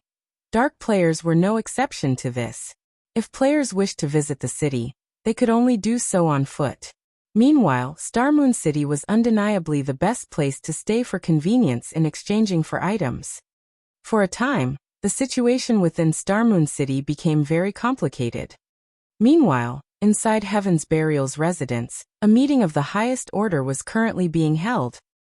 Fog, how are the contacts on your side? Singular Burial asked as he looked at the female elementalists standing beside him. Those dark guilds have already agreed to our conditions. When the time comes, we just need to exchange some of the weapons and equipment we don't need for those rare tools in Evernight City. At the same time, they've also agreed to secretly kill the players that visit Stone Forest Town, Daybreak Fog said, giggling softly. Although the new expansion pack had driven the rise of the dark forces, only minor powers like small guilds, adventurer teams, and independent players were actually affected. Large guilds like Heaven's Burial were entirely unaffected by this situation.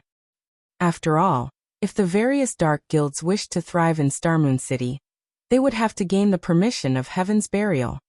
Excellent. Now that we have the support of these dark guilds, we'll have a much easier time hindering Stone Forest Town's development. Fog, you'll be responsible for handling our relationship with the dark guilds in the future, Singular Burial said with a nod. He then turned to look at the cleric Flameblood and asked, "How are preparations coming along on Abandoned Wave's side?" Guild leader, rest assured, I've already covertly leaked information that a secret land has been discovered over at that place. Many strong adventurer teams and small guilds have already begun taking action. Afterwards, if we release additional fake news about finding treasure there, even more players should head over to their deaths. It won't be long before we hit the number Abandoned Wave needs. Moreover, due to this new expansion pack, the dark forces have already killed a large number of players. Thus, we won't attract any suspicions even if many players die, Flameblood explained. However, if we supply so many players to Abandoned Wave, what if he turns his sword against us, once he is done dealing with Zero Wing? You don't have to worry about this point. We've already signed a contract. He won't dare go back on his word. Besides, the more sacrifices we supply Abandoned Wave, the more returns we'll obtain from Evernight City. As long as we help Abandoned Wave achieve his target requirement, Heaven's Burial will become the first guild to reside in Evernight City. By then, we'll be unstoppable. Singular Burial laughed nonchalantly at Flameblood's worries. He was helping Abandoned Wave because he stood to kill two birds with one stone. The first was weakening Zero Wing. Once Abandoned Wave was done dealing with Zero Wing, even if Heaven's Burial could not become Starmoon Kingdom's #1 guild, it could still occupy half of the entire kingdom. The second was the position in Evernight City.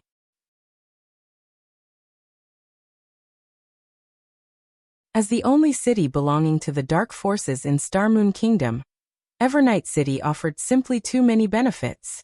Heaven's Burial could already make a hefty profit just by reselling the items bought or exchanged for there. Currently, the majority of the players in God's domain were under the impression that only dark players could enter Evernight City. In reality, though, that was not true. As long as one attained a certain status within the city, they could even purchase land to construct a guild residence in Evernight City. Only achieving this status was tough. However, Abandoned Wave just so happened to provide the guild with a good way to do so.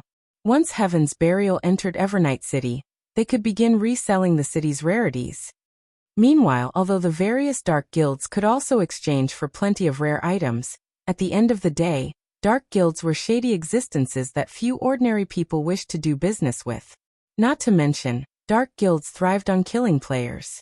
If one did not possess a certain degree of strength, who would dare to trade with dark players? As a result, the number of channels they could sell their rare items through was limited. However, Heaven's Burial was different. Needless to say, players would prefer to trade with Heaven's Burial over the various dark guilds. In addition, dark guilds were usually of relatively small size, so how could they possibly compete with Heaven's Burial?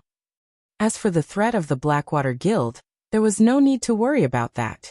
The guild had already officially withdrawn from Starmoon Kingdom not long ago, and diverted its attention towards the various empires of God's domain. After all, the Blackwater Corporation was extremely ambitious. Abandoned Wave was but one of the corporation's many pawns. Abandoned Wave's current actions were simply his final struggle. If he succeeded, he might regain the Blackwater Corporation's trust and be put to use elsewhere. If he failed, he would definitely be discarded. In either case, the outcome would not affect Heaven's Burial. Hence, Heaven's Burial's operation this time would only reap benefits. At the same time as Heaven's Burial was holding a meeting, an earth-shattering incident was also taking place in the distant White River City's Candlelight trading firm. What a powerful aura! Shifeng had a look of astonishment on his face as he looked at the floating soul orb. Currently, the soul orb was emitting frightening pressure. This aura was similar to what he felt from demon god Paimon on Demon Island. However, while the aura demon god Paimon released back then had indeed been frightening, it had also been calm. On the other hand, the aura released by the soul orb was berserk, as the soul orb contained a holy aura aside from demon god Paimon's aura. Meanwhile, these two auras were currently in conflict, making it seem as if two gods were fighting each other right now. At this moment, the entire special forging room was already a mess. Even the magically strengthened walls cracked at the might of the two divine auras. The strength of these two auras exceeded the special forging room's suppressive ability. As a result, the auras had leaked outside, paralyzing everyone within the candlelight trading firm. What's going on? Why can't I move? This aura. Could there be a monster inside the trading firm? The lifestyle players that had been toiling in their respective workshops were all frightened. This was definitely their first time to encounter such a situation. Just sensing the two divine auras made their souls shudder in fear. Shifeng did not doubt that the clash between these two auras would have caused a tremendous commotion in White River City if not for Candlelight Trading Firm being a 3-star shop. This was also the reason why he had chosen to appraise the soul orb there. After a short moment, the two clashing auras finally weakened, and eventually reached a balance. As a result, half of the soul orb turned black and the other half, white. Meanwhile, the divine might the orb was exuding right now gave even Shifeng, who was level 50, difficulty in moving his body. Wonderful. It really is a treasure fragment. Shifeng revealed a look of ecstasy when he took a look at the soul orb's attributes once again.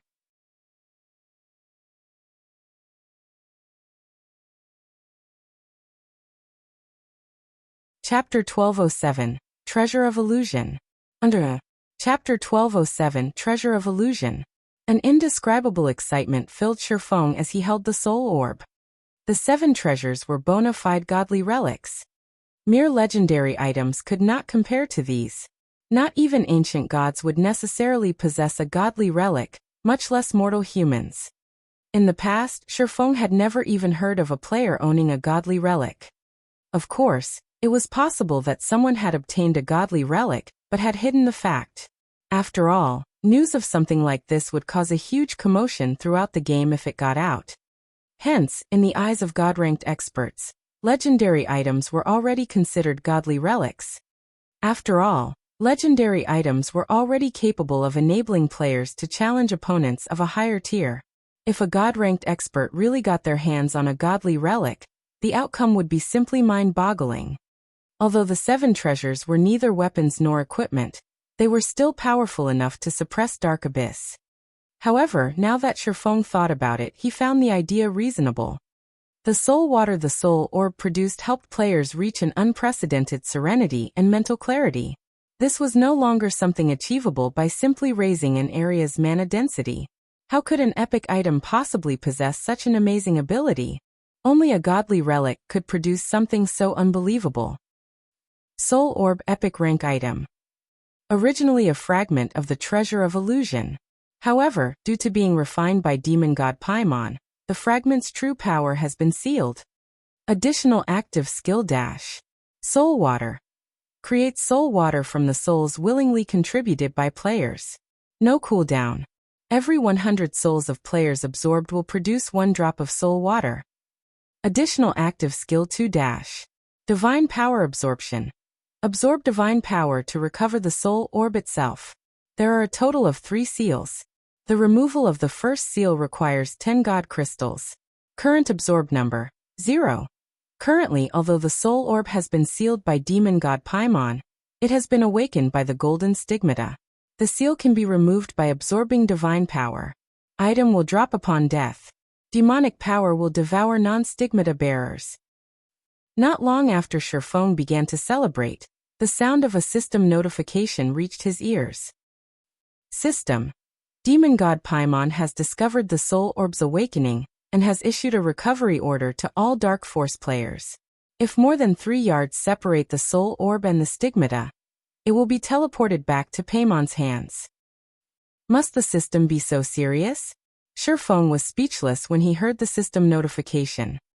This system announcement had declared that the soul orb could not leave his person. He had to carry it with him constantly. However, the soul orb dropped upon death. If he died, the orb would return to demon god Paimon. The recovery order was also a vicious threat. Since it was a recovery order, dark players would definitely be given a special method to find the soul orb. In other words, as long as he was outside of an NPC city, his chances of encountering a dark player ambush were quite high. He was at a huge disadvantage. He had prioritized secrecy when moving about to prevent others from discovering his intentions. Unfortunately, the soul orb was a beacon for trouble, yet if he didn't hold on to it, he would lose the treasure fragment. Do I really have to head to the war god's temple? Sherfong felt a headache brewing. The war god's temple had tasked him with collecting the 7 treasures. While he might be able to complete his quest by handing them over, he would lose the ability to use the treasures for himself. Those were the 7 treasures they were talking about. Although they were neither weapons nor equipment, they possessed abilities that no epic or legendary item could compete with. Simply handing the treasures over after obtaining them wouldn't be worth his time. As Sherfong tried to plan his next move, Aqua Rose contacted him.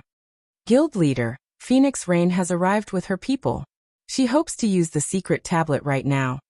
Aqua Rose said anxiously. However, we haven't decided who to send yet. Should we have them wait for a little bit longer? She's here already? Sherfong could not help his surprise. The dark auction had only ended a short time ago, yet Phoenix Rain was already here. Tell her that I have some issues to deal with for now, and that I'll need to have her wait 3 hours. Also gather Summer, Violet, Rain, and Yueru. You 5 will enter the tablet first.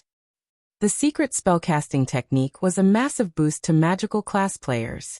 Although Zero Wing had quite a few magical class experts, people with great potential like Aqua Rose would have priority for learning the technique.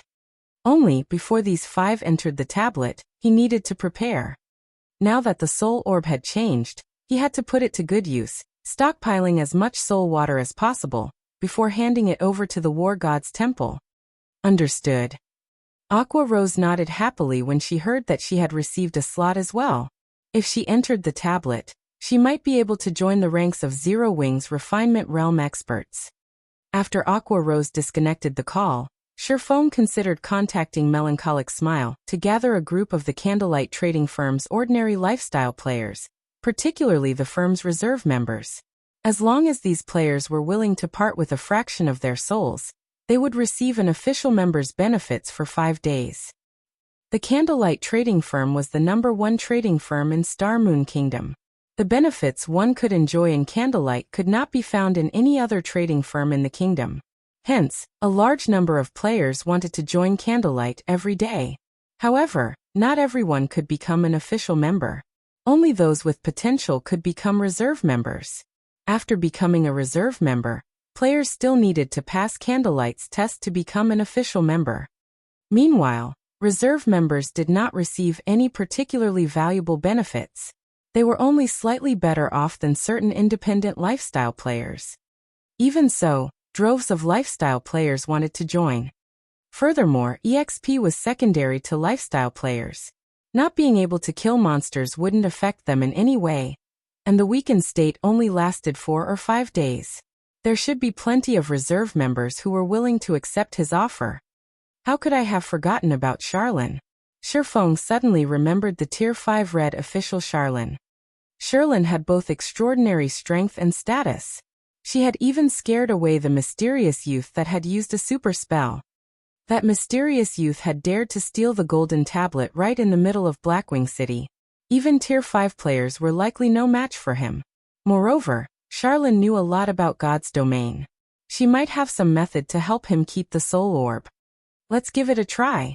If it isn't possible, it won't be too late to trade it for a reward in the war god's temple after I've stockpiled some soul water. Thinking up to this point, Sherfong contacted Melancholic Smile and had her collect the required members. This way, once he returned from the library, she should have gathered enough people.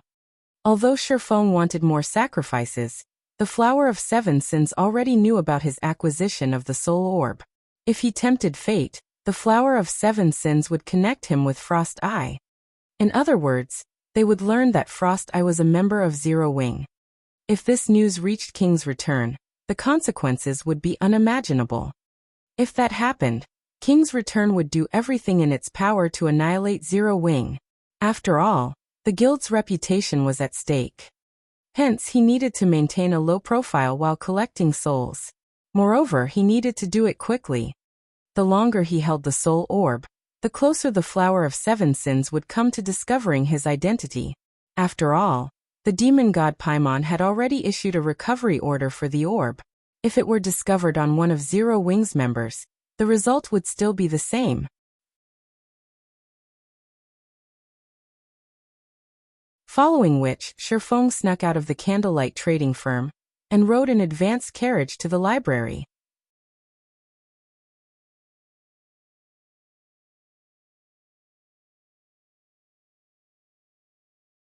Chapter 1208, Dark Sanctuary.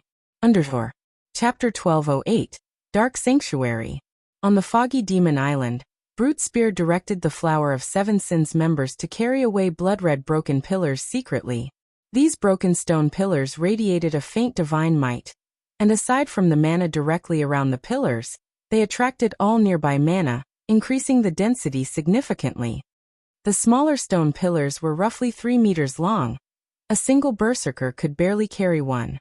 The larger pillars were 7 to 8 meters high, and transporting one required several players. These blood-red pillars littered the demon altar. Hurry up. We need to move these before the other powers discover this place. Brute Spear commanded. If Shifeng were present, he would instantly recognize these blood-red pillars. In the past, these pillars had been used to form the magic array that had protected the Flower of Seven Sins city. This magic array was known as the Dark Sanctuary. Under the cover of the Dark Sanctuary, the mana density within the enveloped area would reach heights that even the Tower of Four Elements could not compete with. However, this wasn't the Dark Sanctuary's greatest purpose.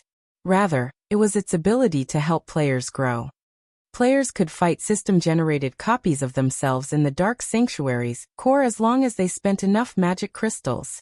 Moreover, their copies could execute skills at 100% completion rate. Fighting such an opponent would help players realize their flaws and improve rapidly within a short period. Due to this magic array, countless experts had tried to join the Flower of Seven Sins. Only the magic array Brute Spear and the others had just secured was damaged. It could not be used right away.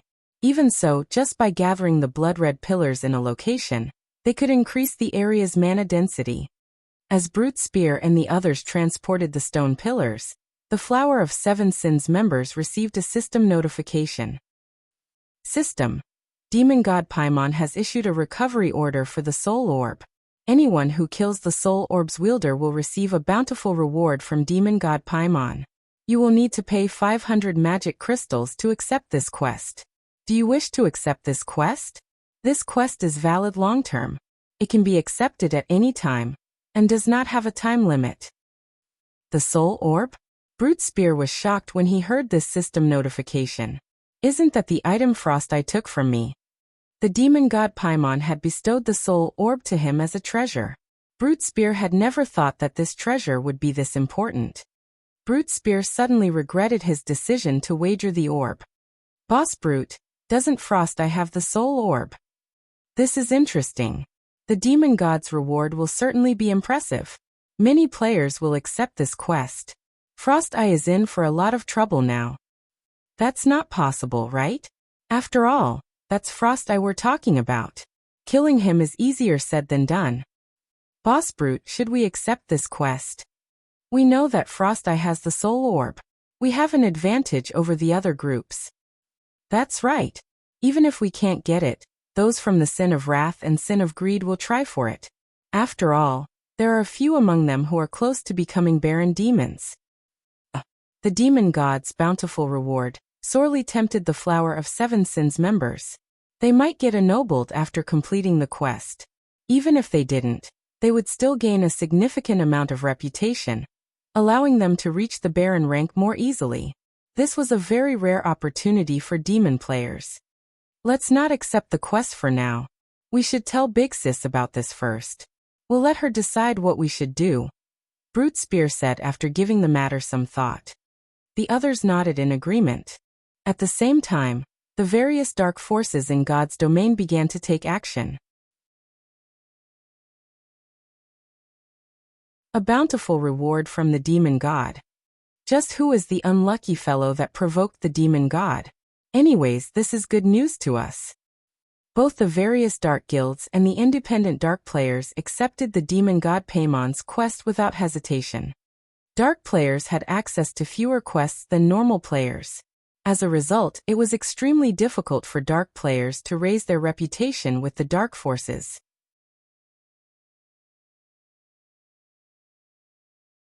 They would likely earn a ton of reputation points by completing this quest, let alone the potential reward from the demon god. Elsewhere, Shifeng arrived at the library of White River City. More players crowded the building than during his previous visits. Many magical class players were practicing their spells in the main hall, and some were even learning from the NPC instructors to improve their spellcasting accuracy. Unlike physical classes, magical class players needed a considerable amount of training to hit monsters with their spells. This was especially true after so many God's Domain evolutions. Players that had recently joined God's Domain would have a very difficult time fighting even common monsters. Hence, they needed to practice a lot more to improve themselves. Although the various starting towns had their own combat instructor NPCs, the combat basics these NPCs taught were only useful to newcomers. If one wanted to grow more powerful, they had to enter a city. Physical class players could find their instructors in the War God's Temple. As for magical class players, their combat instructors were in the city's library. These locations were the easiest places for ordinary players to enter and train. After all, locations such as the Divine Colosseum cost magic crystals. This was a price that ordinary players could not afford. This was especially true for players that had just joined God's Domain. Hence, ordinary players often visited both the War God's Temple and the library. If players wished to receive guidance from a senior instructor, they had to pay 1 silver per hour, whereas a junior instructor only cost 30 copper per hour. Even ordinary players could afford this. Hence, most ordinary players came here to train at night while spending the day in the fields engaged in battle. By doing so, they could grow stronger faster than simply fighting monsters all day. Zero Wing's members were far better off. As Zero Wing now had a 3-star guild residence, it had its own training room. Not only could the training room teach players to utilize their skills and spells, but it also taught players basic combat techniques. Neither the library nor the War God's Temple offered as much. After entering the library, Shifeng headed to the top floor. The guards have grown stronger again? Shifeng was slightly surprised when he saw the 2 black armored knights guarding the Star Moon Hall's entrance. Every time he visited the Star Moon Hall, the knights were stronger than before. Originally, the guards had only been level 180, Tier 3 knights. Now they were level 210, Tier 3 knights. Even level 180, Tier 4 NPCs would have trouble dealing with these knights. After all, the higher one's level was, the more attributes one received with each level up. A gap of 30 levels at such a high level was no trivial matter. These 2 Tier 3 knights did not block Shifeng's path into the Star Moon Hall. Rather, they opened the doors when Shifeng came within 10 yards as if they had been instructed to do so. Seated on the throne in the middle of the hall was a golden-haired, saint-like woman. When this saintly woman saw Shifeng, the corners of her lips curled up slightly. After some time apart, you seem to have collected a lot more treasures and coins.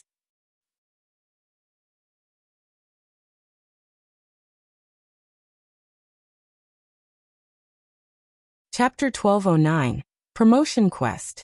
Under Chapter 1209, Promotion Quest. Currently, Charlene wore a set of exquisite, red-white robes. Although Shifeng did not know exactly what rank the robes were, they added a hint of divinity and charm to her appearance. They also exuded a fierce divine might. Divine might. Not just any random weapon or piece of equipment possessed this kind of power. It needed to be an item once worn by a god. Moreover, the item must have absorbed some of said god's power to radiate divine might. Legendary mage robes? Sherfong guessed. Take the 7 treasures for example. As gods had created these items personally, they exuded divine might. The fact that Charlene's robes radiated divine might proved that they were extraordinary. Most legendary items in God's domain did not exude divine might. However, when Sherfong saw the faint smile on Charlene's face after hearing her comment, he shuddered involuntarily. Only now did he recall that Charlene possessed a very high-rank identification skill that could even observe the contents of a player's bag space. He currently had more than 10,000 gold on him.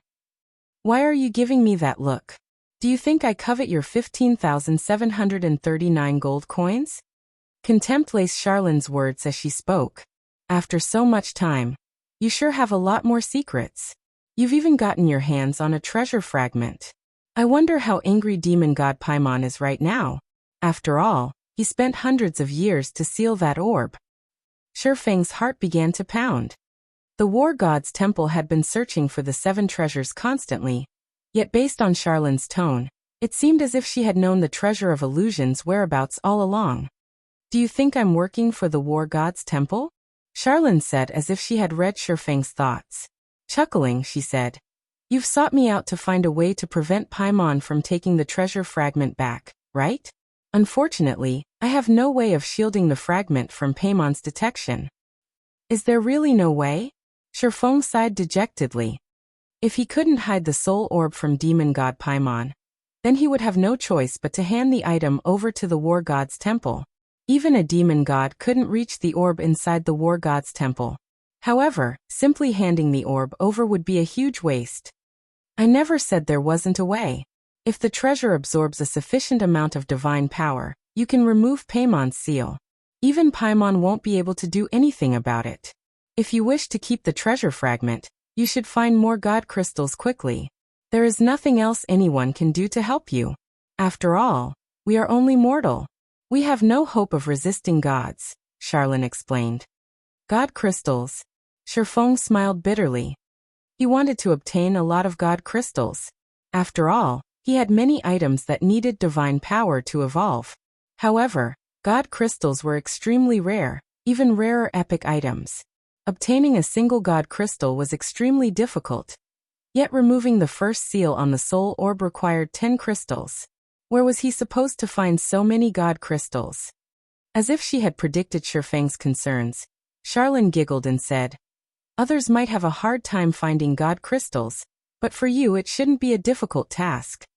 Not difficult for me? Why? Sherfong asked curiously. 5,000 gold consultation fee, Charlene demanded, smiling as she stretched out her hand. Sherfong rolled his eyes at the woman, inwardly cursing her for being black-hearted. However, he still handed over the 5,000 gold consultation fee. God crystals were of utmost importance. Unfortunately, he had yet to discover any clues about their whereabouts. After receiving the 5,000 gold, Charlene's smile became all the more charming. It's very simple actually. Don't you have that ancient document on you? As long as you ask the ancient document, you'll find clues regarding God crystals. Charlene waved her hand, and in the next instant, the ancient document in Sherfang's bag appeared before him. Of course, this is only one of the clues you can use to find God crystals. The other one is the most important. Now that you've reached level 50, you can consider your Tier 2 promotion quest. I suggest you complete it as soon as possible as you don't have much time left. Initially, Sherfong wanted to curse at the woman.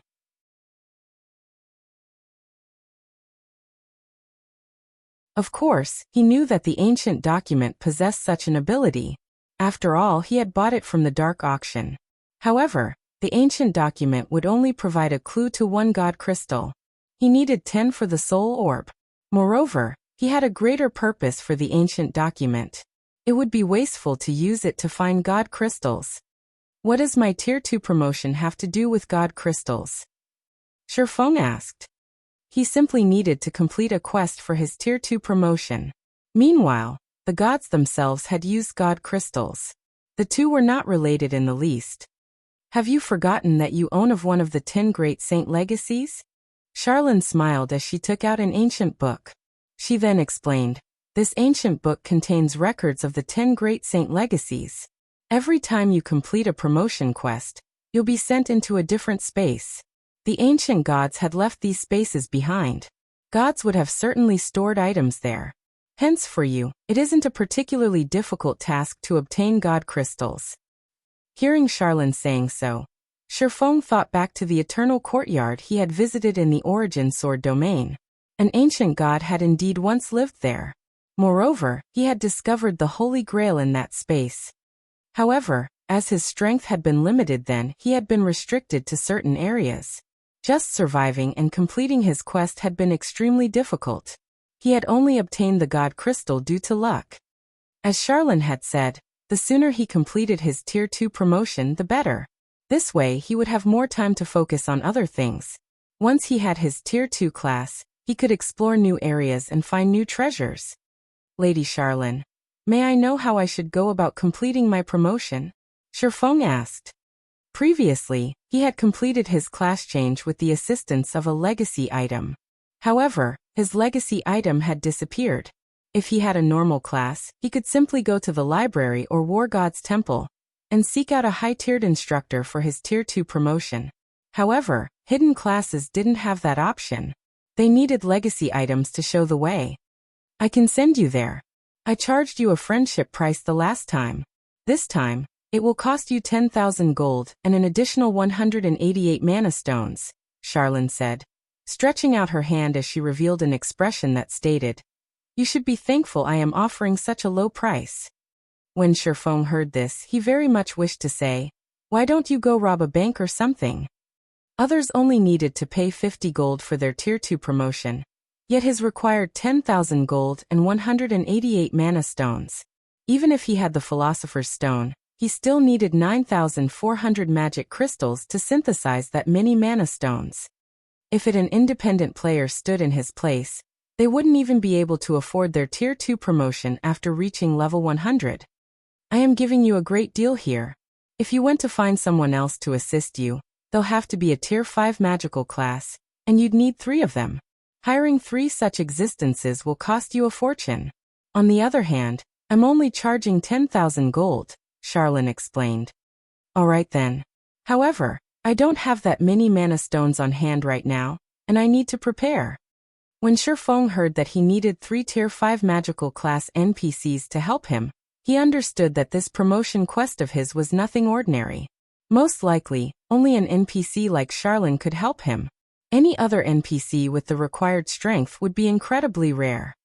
Following which, Shifeng left the library, rushing back to the candlelight trading firm.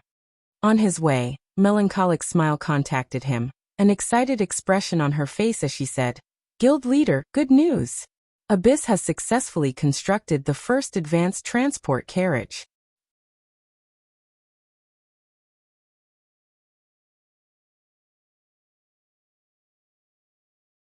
Chapter 1210, Modified Advanced Transport Carriage. Chapter 1210, Modified Advanced Transport Carriage. He's done already? Shifeng grew ecstatic when he heard Melancholic Smile's report.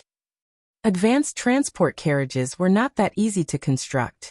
Even with all the required materials, it was possible that certain parts wouldn't meet the system standards, which would result in failure during the final assembly. These faulty parts would need to be remade, and the carriage would have to be reassembled. These various processes were extremely taxing in both time and energy. However, as long as the advanced transport carriages were complete, they would massively assist Stone Forest Town's development. Stone Forest Town's reconstruction was already complete. However, the transport carriages, the key to unlocking the intermediate town's true potential, were still missing. Although it was possible to rent ordinary carriages from NPCs, those carriages could hold up to 4 players at a time. Moreover, the rental price was relatively high. The amount of time one could save with these carriages was also minimal as their speed was on par with common mounts. If ordinary players were asked to spend 40 copper just to save 5 hours, they would likely choose to walk the entire way. Hence, for the moment, Shifeng had set the fee for using the rented carriages at 30 copper per player. With this he may not make a profit, but he wouldn't lose money either. If they could have a fleet of advanced transport carriages now, they could solve many problems. First, the speed of an advanced transport carriage was on par with a mysterious iron mount. Second, it was capable of carrying up to 20 players at a time. With these two factors, they would make quite an income by just offering players transportation. Furthermore, advanced transport carriages could carry cargo. An advanced transport carriage could carry up to 60 non-bag space items. In player towns, a wandering NPC merchant stock depended on the town's transportation services. This was because the majority of a wandering merchant's goods were non-bag space items. The more non-bag space items a town could transport, the more rare items wandering merchants would bring to said town. Moreover, more wandering merchants would visit. This was considered a hidden benefit. This hidden benefit had only been discovered after many guilds had established their own advanced towns or basic cities in the past. When the news spread, the various guilds regretted not establishing a transportation system early on. Otherwise, they would have attracted far more players with the wandering NPC merchants. Moreover, as a town or city attracted more wandering merchants, it would unlock another hidden benefit, a mystery shop. The mystery shop mainly sold mystery treasure chests. As its name suggested, one had a random chance of obtaining all sorts of items from the mystery treasure chests such as potions, weapons, equipment, magic scrolls, food, beverages, and far more. If one were lucky, they could even obtain dark gold weapons and equipment. It had been very popular among players. However, while the mystery shop had an unlimited number of mystery treasure chests in stock, players could only purchase 5 mystery treasure chests per day at most. Each treasure chest sold for 2 silver coins. After players purchased a certain number of mystery treasure chests from the mystery shop, they could become members of the shop. By then, players could enter the shop's second floor, competing for a limited number of up-to-date and rare weapons, equipment, and tools. Even the most inferior among these items was secret silver rank, and players had often found fine gold items, while very rare dark gold items would also appear from time to time. After reaching level 50, it would become very difficult to obtain high-quality weapons and equipment. Obtaining level 50 plus secret silver equipment would be as challenging as finding current dark gold equipment. Hence, getting to compete for up-to-date fine gold weapons and equipment every day was a huge opportunity for most players. This opportunity did not require players to have superb combat techniques.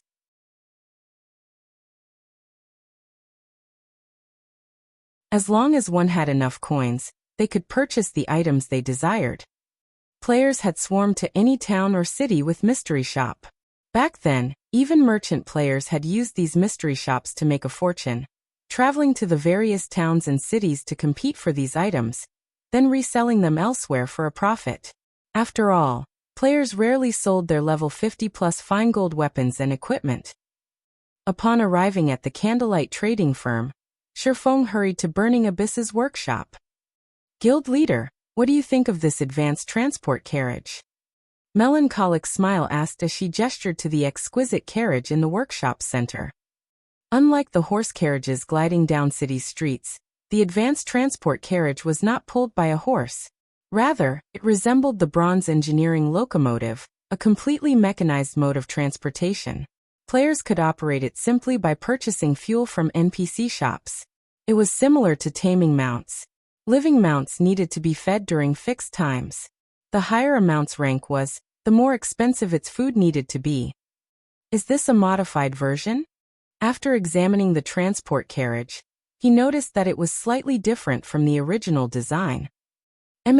Burning is an engineering genius. He modified it slightly using his research from Titan City, enhancing its performance slightly, Melancholic Smile explained. Advanced Transport Carriage, Common Rank. A creation of Master Engineer Burning Abyss. Maximum capacity, 20 people. Durability 200/200. Item storage when liberated, 8,000 bag space slots and 60 non-bag space slots. Additional skill dash. Mana combustion. Increase movement speed by 15% by absorbing the mana of player. Each minute consumes 1,500 mana. No cooldown. Amazing, Shifeng said, surprised. He had seen the mana combustion skill before. However, this skill generally only manifested on bronze rank or higher mechanical carriages or mounts. This was his first time seeing the skill on a common advanced horse carriage. With this 15% movement speed increase, the transport carriage would rival secret silver mounts. However, when Shifeng looked at this advanced transport carriage, he felt a little helpless. With the materials they had at hand, they could produce at most 2 advanced transport carriages. If they could mass-produce the transport carriage, the mystery shop might open in Stone Forest Town before it even became an advanced town. It would be great if we could find some replacement materials, Shifeng thought. Green ebony was even rarer than diamond wood. Moreover, it could only be found in extremely dangerous maps.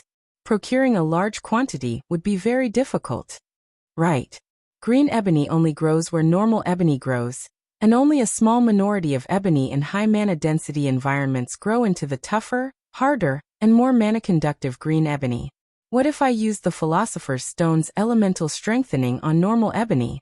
Shifeng suddenly remembered the Philosopher's Stone. Aside from concocting potions, alchemy could convert and strengthen items. Green ebony was born from ebony. It was definitely worth giving the Philosopher's Stone a try. Ebony was not a particularly rare material in God's domain. One could even say that it was a very common type of wood. If he could transform ebony into green ebony, he could save himself plenty of trouble.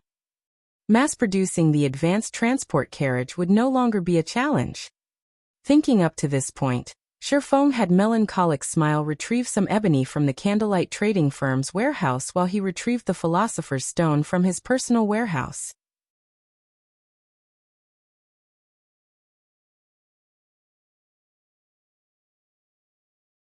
Chapter 1211, Soul Water. Chapter 1211, Soul Water.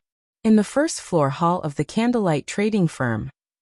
Due to the exotic stamina potion's recent launch, not only had the candlelight trading firm become the most popular place in White River City, but it had also become a holy land for lifestyle players. Every day, a large number of lifestyle players visited the candlelight trading firm to take its entry test. Among the kingdom's trading firms, the candlelight trading firm employed the most lifestyle players. In addition, it was the only place that had the basic meditation room. Everyone had thought little of the basic meditation room when it had first appeared. However, shortly after, a large group of advanced lifestyle players had suddenly emerged in the candlelight trading firm. Even if they didn't acknowledge that the basic meditation room had anything to do with it, it was difficult to deny the truth. How else would they explain the sudden addition of so many advanced lifestyle players in the candlelight trading firm? Lifestyle players' status rose with each passing day. Advanced lifestyle players, in particular, enjoyed generous benefits. As long as one worked hard, their income could even rival that of expert players. They could easily live without having to worry about food and clothing. If they reached the master rank, even owning a mansion and luxury cars were within reach. To become master lifestyle players, joining the candlelight trading firm was undeniably the best option. So this is the candlelight trading firm? Seems like a pretty nice place.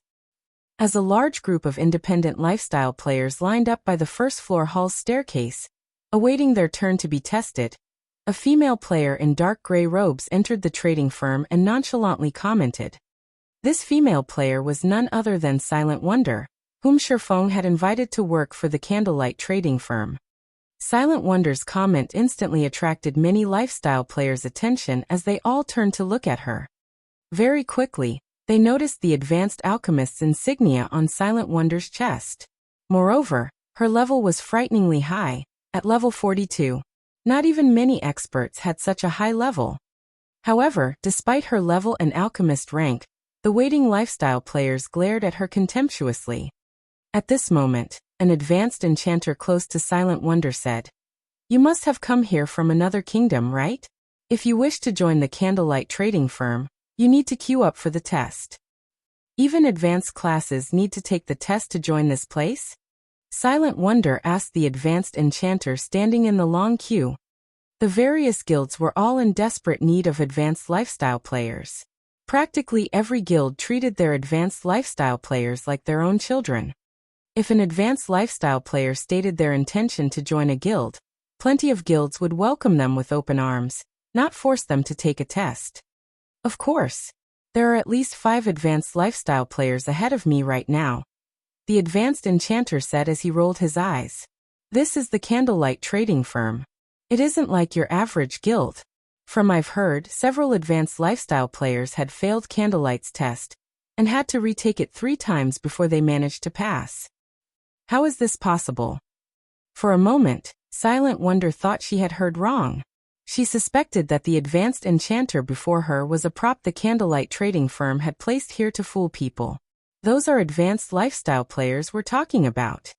If even advanced lifestyle players needed to retake the test several times, how were basic and intermediate lifestyle players supposed to pass? It's true. This is already my 2nd time taking the test. Candlelight's testing is different from other guilds. They set different requirements depending on your rank. Only by achieving their requirement are you allowed to join. The only advantage advanced lifestyle players have is that we don't need to become reserve members. As long as we pass the test, we'll be accepted as official members instantly, the advanced enchanter explained. Silent Wonder fell silent for a moment. She could not understand what was going through these advanced lifestyle players' minds.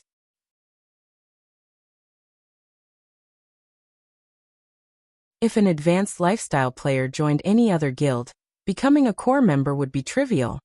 Yet based on the advanced enchanter's explanation, one would be lucky to become an official member of the Candlelight Trading Firm. Were all of these advanced lifestyle players somehow tricked to come here? Silent Wonder wondered about her agreement with Sherfong. Have you come all the way here without knowing anything? The advanced enchanter asked, surprised by Silent Wonder's behavior. In response, Silent Wonder nodded. No wonder. In Starmoon Kingdom and our several neighboring counties, the Candlelight Trading Firm is second to none in terms of the treatment and benefits it provides. Aside from its large number of special workshops, there are also the basic meditation rooms that can help advanced lifestyle players like us reach the master rank. I heard that Candlelight already has a master engineer.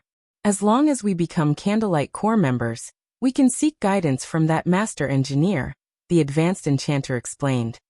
A master? How is this possible? Silent Wonder was stunned. She could not believe her ears. That was a master lifestyle player they were talking about. Even God's Domain's empires didn't have a master rank lifestyle player yet, much less a small kingdom like Starmoon Kingdom. After all, crossing that final threshold was not a simple thing. Yet, not only did the Candlelight Trading Firm have an excellent resource like the basic meditation room, but it also possessed a bona fide master leading it. Any advanced lifestyle player seeking to become a master would be more than eager to learn about a master's experience. So he really wasn't lying. Silent Wonder suddenly thought back to Sherfang's words mentioning how her stay in the Candlelight Trading Firm after fulfilling her contract was an unknown. She had assumed that Sherfang wanted to provoke her. Now, however, it would seem that he had told the truth. After all, with the presence of a master lifestyle player and so many advanced lifestyle players seeking said master's guidance, the competition within the trading firm would be intense. So what? I refuse to submit. At the end of the month, you'll be begging me to stay. Silent Wonder's fighting spirit flared. She had relied on herself to grow from an apprentice into an advanced alchemist. She believed that, as long as she remained in Candlelight Trading Firm, it would be a trivial task to become the trading firm's chief alchemist. As Silent Wonder joined the queue to take the test, a large number of reserve members gathered in the 4th floor hall. There were over 600 players present. Among these people, even the weakest were advanced apprentices, with the majority of them being basic or intermediate lifestyle players. In any other large guild, they would be official members at the very least.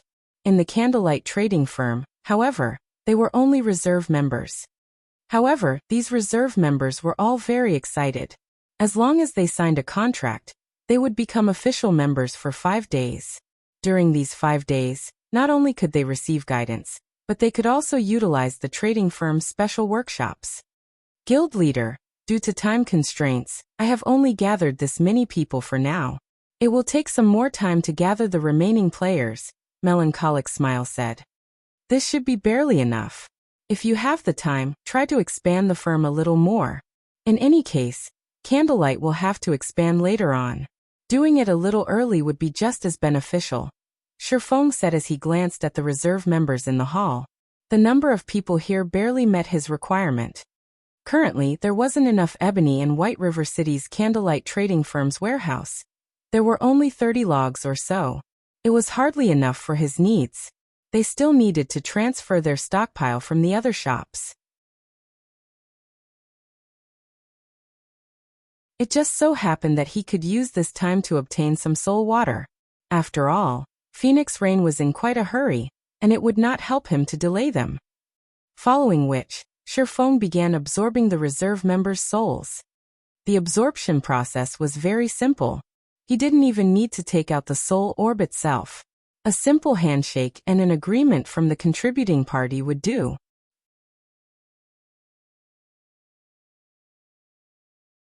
One reserve member after another clicked agree, when a window appeared, asking them to contribute a fraction of their souls.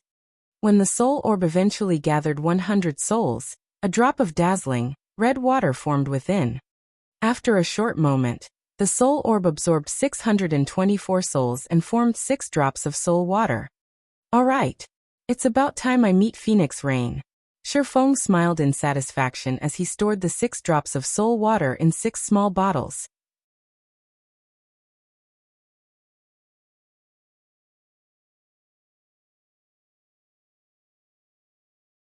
Chapter 12:12.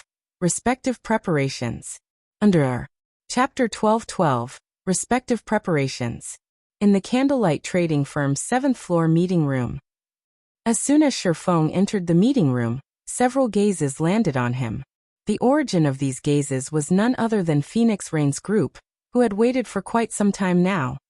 This time, aside from Blue Phoenix, Phoenix Rain had brought 3 cloaked men. These men hid their levels, equipment, and in-game name.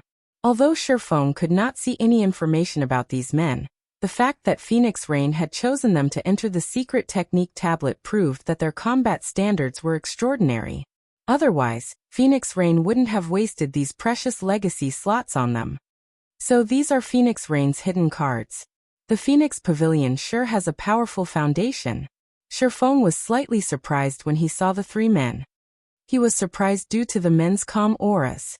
They felt more like plants than humans. Moreover, under his observation and perception, he couldn't find any holes in their defenses. This was rare. After all, he could even spot 3 weak points on an expert like Blue Phoenix. There were only 2 kinds of people that could hide their weak points from him. The first was those who possessed a higher combat standard than he did, while the second was those who had experienced countless battles and had long since hammered out their weaknesses. Regardless of which type these 3 men were, they were extremely powerful experts. As Shifeng observed these 3 men, these men observed him. Once they completed their evaluation, they were astonished. Is he that Yifeng that Rain mentioned? He is even more powerful than Rain said. I never expected an upstart guild to possess such a young expert. Truly amazing. It's been a long time since I've seen a kid that felt dangerous. The 3 men chatted quietly as they looked at Shifeng. As they conversed, Blue Phoenix, who noticed this, smiled and said, Big Sis Rain, Yifeng seems to have shocked the elders. These men were not actually members of the Phoenix Pavilion. Instead, they were elders on the Dragon Phoenix Pavilion's Board of Elders. Normally, they only listened to the Great Pavilion Master. Aside from extensive contributions to the guild, the Dragon Phoenix Pavilion required sufficient strength to join the Board of Elders. Otherwise, their subordinates wouldn't submit. However, although the guild elders only listened to the Great Pavilion Master, the Great Pavilion Master didn't have any right to manage their free time. Phoenix Rain had secured these 3 men's help for Thunder Island.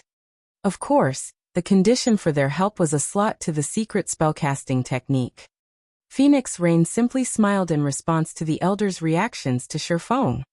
While part of the reason she had brought these 3 elders here was to learn the secret spellcasting technique, another part was to rope them into her faction. After all, the contest over Thunder Island wasn't limited to a single event. The contest would repeat in the future, yet these men had only agreed to help once. In terms of overall strength, the Phoenix Pavilion and Heavenly Dragon Pavilion were about equal. Hence, both sides' chances of becoming the Great Pavilion Master were 50-50. As a result, the elders who maintained a neutral stance in the guild became prime recruitment targets. Not only did they possess great individual strength, but they also had significant influence within the guild. Every elder would massively boost their respective factions. Naturally, these elders understood that the future Great Pavilion Master would be one of the 2 current Pavilion Masters. However, while it was important to pick a side as soon as possible, it was also important that they chose the strongest. Strength came in many forms. For starters, there was the strength of collaborators.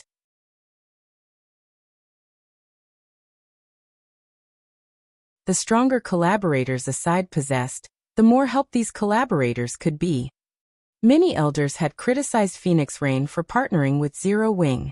However, after Blackwater's defeat and the Evil Dragon battle team's annihilation, some of these elders had begun to see her in a new light. Sorry for making you wait. I had some preparations to see to.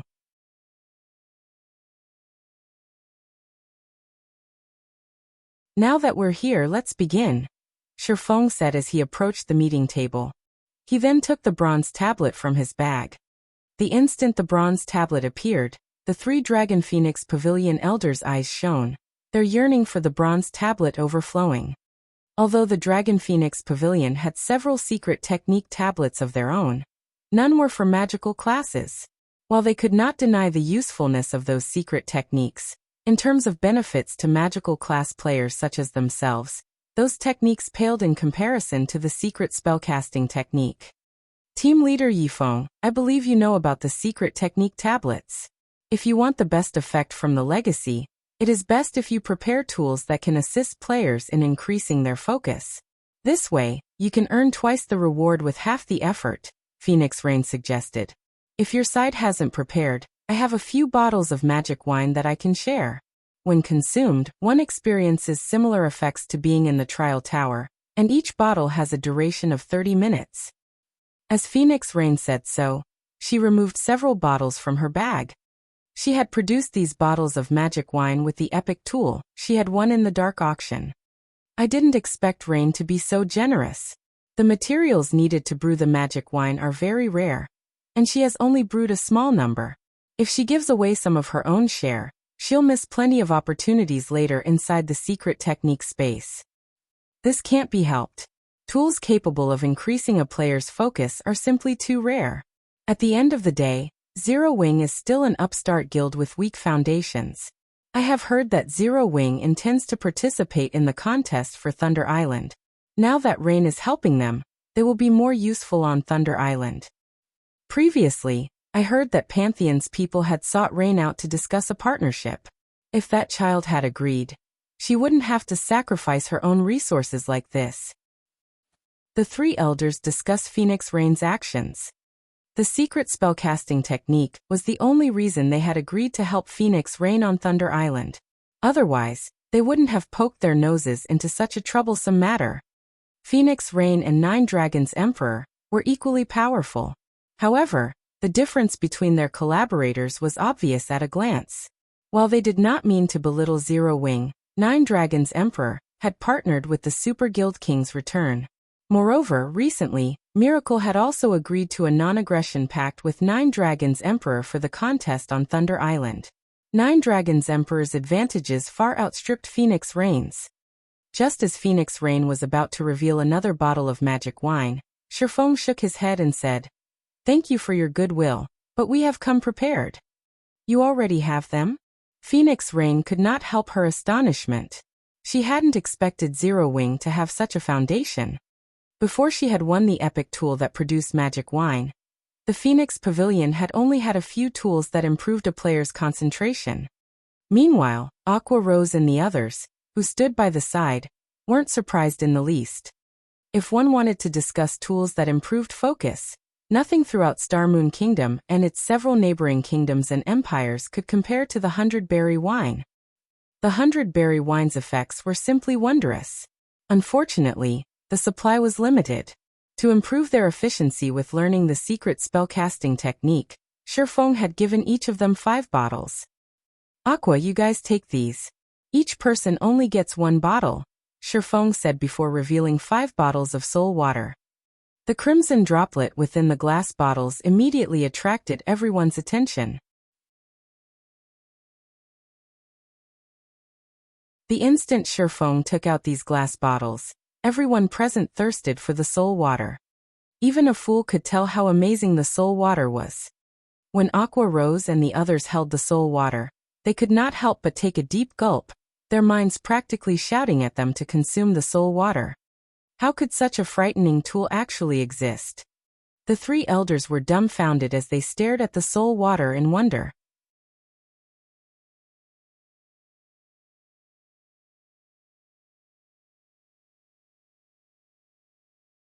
Chapter 12-13, Supersensitive State. Chapter 12-13, Supersensitive State. Phoenix Rain was similarly shocked when she saw the soul water. There were plenty of delicacies in God's domain. However, those were only attractive in terms of taste and smell. However, the soul water was different. It emanated a powerfully attractive aura. It seems that I really have underestimated you. Phoenix Rain chuckled as she shook her head.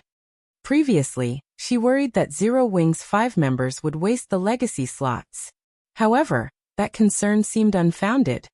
Following which, Shifeng activated the bronze tablet for the secret spellcasting technique, while everyone else began to draw a copy of the magic array that had appeared on the tablet. As the basic magic arrays began taking form, they resonated with the array on the bronze tablet. A black hole then formed on the tablet, pulling everyone but Shifeng into it. In the blink of an eye, Shifeng was alone in the meeting room. I've done all I can. How much you grow will depend on you now. Shifeng glanced at the now empty space where Aqua Rose and the others had stood before turning and leaving the room.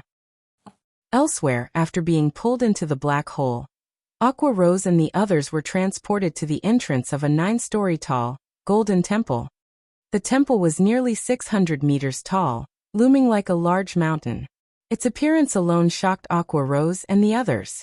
This temple also radiated a suffocating pressure, making everyone's movements extraordinarily sluggish. So this is the secret technique space? Aqua Rose and the others looked around curiously. The pair of bronze doors before them was tightly shut, and it did not seem as if they could enter the temple at the moment. 2 large words had been carved into the doors. Bronze Temple. Suddenly, the figure of an old man with a hunched back appeared before the doors. This old man wore a kind expression. However, as these players inspected the man carefully, they discovered that, despite only being a phantom, he was incredibly strong. Bronze Temple Guardian Phantom, Grand Wizard. Level? HP? A Grand Wizard was the Tier 5 class of an elementalist. Even in empires, a Grand Wizard was an apex existence. Even emperors had to treat these powerhouses with respect. Although the Grand Wizard before them was only a phantom, he was still an invincible existence compared to Tier 1 players like Aqua Rose and the others. Heaven-blessed individuals, welcome to the Bronze Temple. You are only allocated 6 hours of legacy time. However, you can extend this legacy time with your performance. The Bronze Temple has a total of 9 floors, and each floor has numerous sets of secret techniques. You are only allowed to pick one set from each floor each time you enter the Bronze Temple. However, as you have come to this place through an incomplete tablet, there is only one complete set available inside the Bronze Temple. The rest are incomplete. Of the temple's 9 floors, you have one chance to learn one aspect of the complete legacy from each floor. Although you may acquire the complete legacy on the first floor for free, you will have to defeat a predetermined opponent to obtain the complete legacies on the remaining floors. The more floors you clear, the longer you may visit the Bronze Temple. When you pass the second floor, you will gain 1 extra hour inside, 2 hours for passing the 3rd floor, 4 hours for the 4th floor, and so on. You only have one chance to learn from each floor. Regardless of how many times you return here in the future, if you cannot pass the last floor you reached, you cannot obtain more legacies. Please keep this in mind. When the Bronze Temple Guardian finished speaking, he vanished. Following which, the bronze gate slowly opened. So this is how it works. Realization dawned on Aqua Rose. It was no wonder why it was mentioned that the first entry into a secret technique tablet was the most effective, while subsequent entries would be less so. After all, the higher a player's skill level, the more difficult it would be to improve. This was similar to skill completion rates. The closer one was to reaching 100% completion rate, the more difficult it would be to raise it.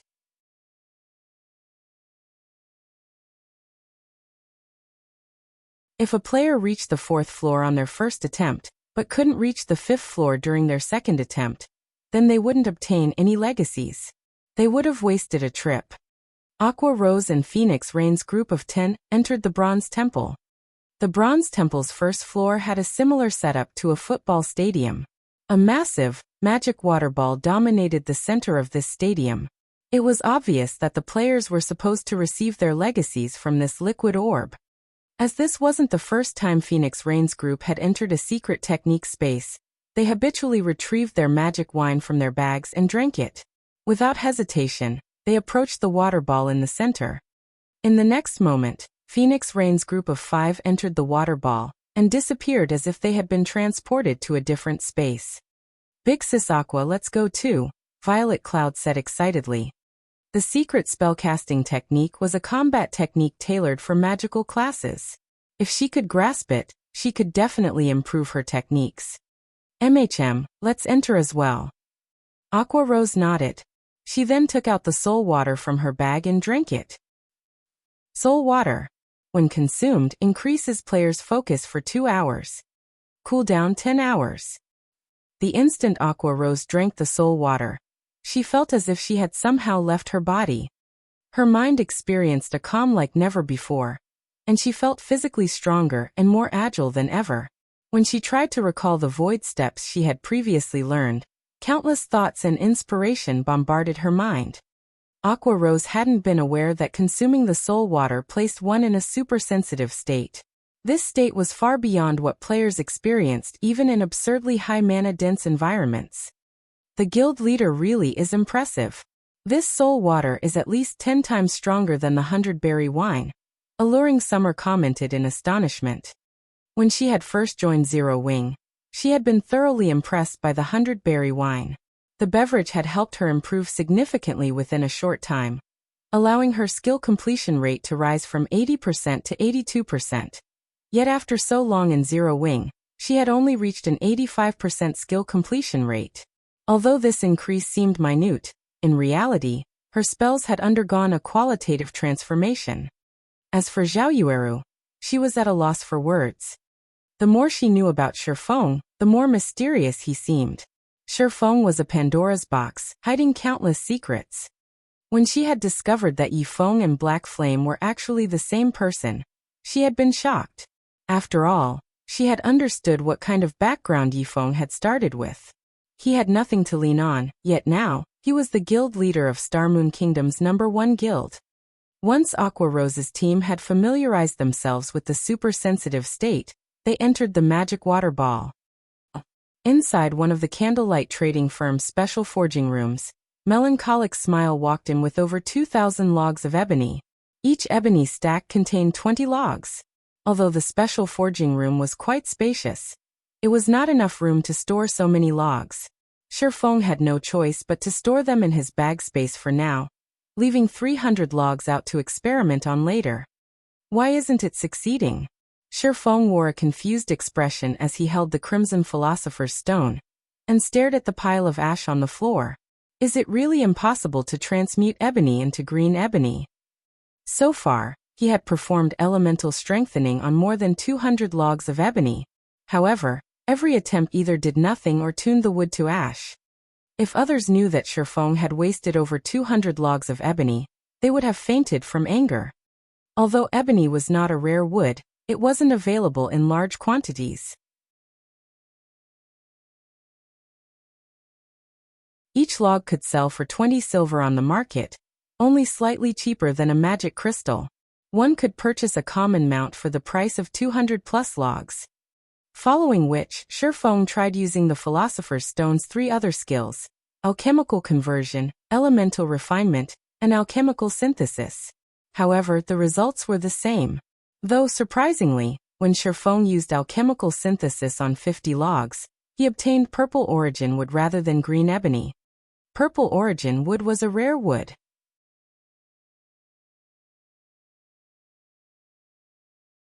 Similar to diamond wood, it was an excellent component for crafting ships. However, using 50 logs of ebony to obtain 1 log of purple origin wood was obviously not worthwhile. Each log was only worth 6 to 7 gold. Yet synthesizing it from ebony would cost 10 gold per log. No, it must be that my approach is wrong. Shifeng suddenly thought of something after seeing his repeated failures. The reason ebony could become green ebony was its mana density. Green ebony only manifested where the mana density was quite high. This was also why green ebony was so rare. If there isn't enough mana, I'll have to supply it. Shifeng smiled. He then took a large pile of magic crystals from his bag and used them to fuel elemental strengthening. On his first try he used 1 magic crystal. Although the strengthening failed, the ebony remained intact. On his second try he used 2 crystals. The results were the same. It's no good even with 29 magic crystals? Shifeng was speechless. However, he had no choice but to grit his teeth and continue trying. He then used 30 magic crystals to strengthen the log of ebony before him. As the magic crystals began to disintegrate, the mana within them surged into the log of ebony. Immediately, the sound of a system notification reached Shifeng's ears. System. Congratulations. Strengthening successful. You have obtained green ebony.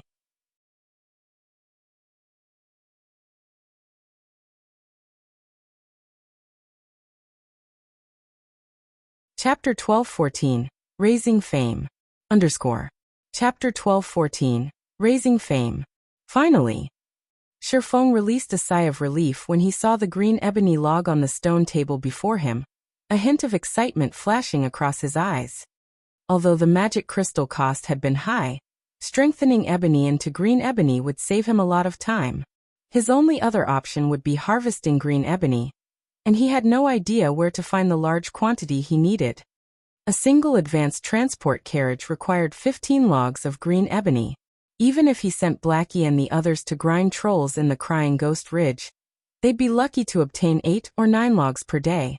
Furthermore, the Crying Ghost Ridge was currently home to the ancient abyssal monsters. The risk was simply too high. A single mistake could claim Blackie and the others' lives. In Shifeng's opinion, trading 30 magic crystals and 1 log of normal ebony for a log of green ebony was worthwhile. However, magic crystals are going to be a problem. I can't mass-produce green ebony just yet. Shifeng looked at the magic crystals in his bag and felt a headache brewing. Currently, with the 40,000 plus magic crystals left in his bag, he could create plenty of green ebony. However, if a guild wished to develop, it needed to invest resources in various aspects. If he wanted Zero Wing to advance by leaps and bounds within a short time, he needed to invest even more. This was especially true for the guild's elite members. Their training in the Divine Colosseum could not be forsaken. Considering this, Shifeng somewhat lacked magic crystals. Although he had made a fortune in the Dark Arena, he had already spent his earnings. Moreover, he owed Phoenix Rain a monstrous debt of 250,000 magic crystals, which he needed to pay off within the next 5 days. The majority of his earnings from the Dark Arena consisted of weapons and equipment. If he traded these excellent items for coins and magic crystals, he could pay back the magic crystals he owed Phoenix Rain with a sizable stock to spare, enough to begin his city's construction. However, Zero Wing was expanding rapidly and in urgent need of excellent weapons and equipment. Unless he had truly run out of options, Shifeng wanted to avoid selling those items. It seems that I'll have to increase Stone Forest Town's fame, Shifeng pondered. Currently, Stone Forest Town was an intermediate town.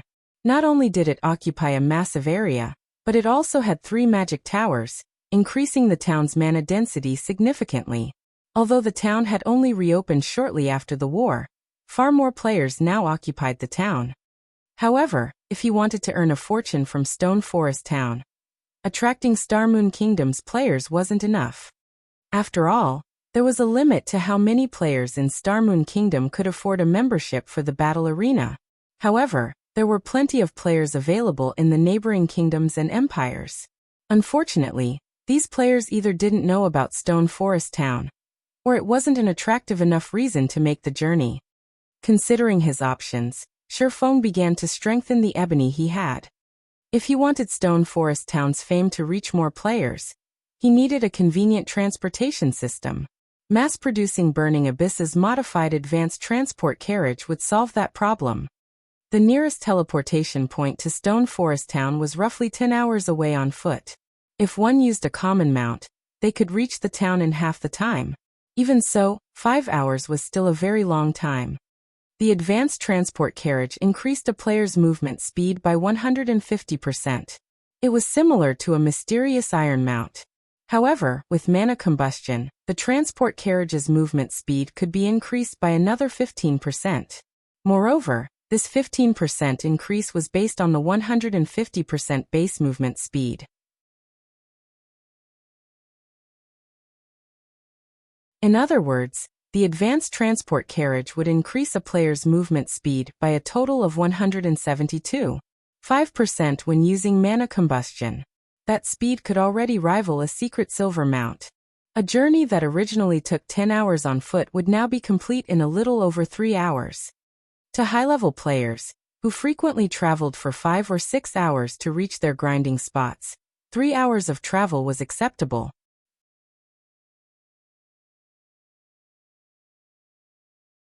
Moreover, Shifeng intended to offer even more bountiful rewards for the battle arena. Top-tier weapons and equipment were not particularly attractive to powerful independent experts. Hence, if he wished to attract more people, he needed to offer items that those independent experts wanted. He might not have previously had such items, but now he did. As long as independent experts wanted them, they were fully capable of obtaining top-tier weapons and equipment. However, combat techniques were a different story. Originally, Shifeng had thought of offering the secret sword technique slots as a reward. However, now that he had the secret spellcasting technique, he could offer those. Although he would lose 2 slots as a result, this reward would definitely drive God's Domain's independent experts crazy. Time passed quickly. Before Shifeng had realized it, he had spent the entire night creating green ebony. After the long night of work, he had produced 600 logs of green ebony. Unfortunately, elemental strengthening's success rate wasn't 100%. He had spent over 20,000 magic crystals to obtain these 600 logs. Fortunately, with 600 logs of green ebony, they could manufacture 40 advanced transport carriages for transporting goods and players to and from Stone Forest Town. With a large number of rental carriages as well, they would have more than enough carriages to meet the town's needs. Now he just needed to manufacture the advanced transport carriages. Manufacturing the advanced transport carriage was incredibly tedious. Fortunately, he had employed the help of the NPC master engineer Rodney. With Burning Abyss and Rodney working together, they could craft the advanced transport carriage relatively quickly. As for the advanced speedboats, he would have to set that aside for now. After all, they hadn't even dealt with the Diamond Wood issue yet. How could they possibly begin building ships? Shifeng had also produced plenty of magic array scrolls and advanced mana armor kits. Shifeng now had 2 more sets of double protection barrier magic array scrolls and 2 sets of divine beasts descent magic array scrolls. If not for his limited materials, he could have produced even more. As for the advanced mana armor kit, Shifeng had forged over 600. Aside from a fraction reserved for guild members, he intended to use the remainder to lure customers to the Candlelight Trading Firm, and as daily rewards for the Battle Arena's tournament. Time sure flies by. However, these advanced mana armor kits should last us for quite some time. Now, I just need to inform players in other countries. Shifeng said as he smiled in satisfaction.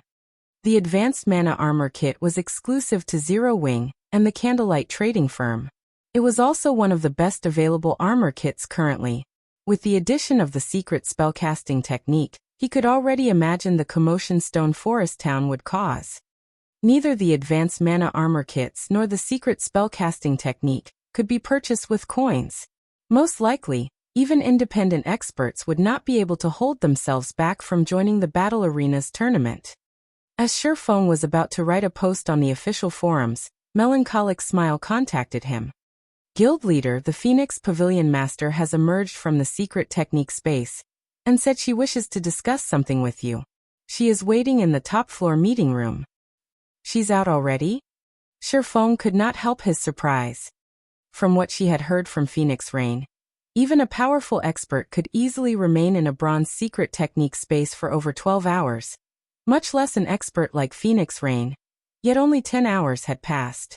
Logically, she should not be out so soon.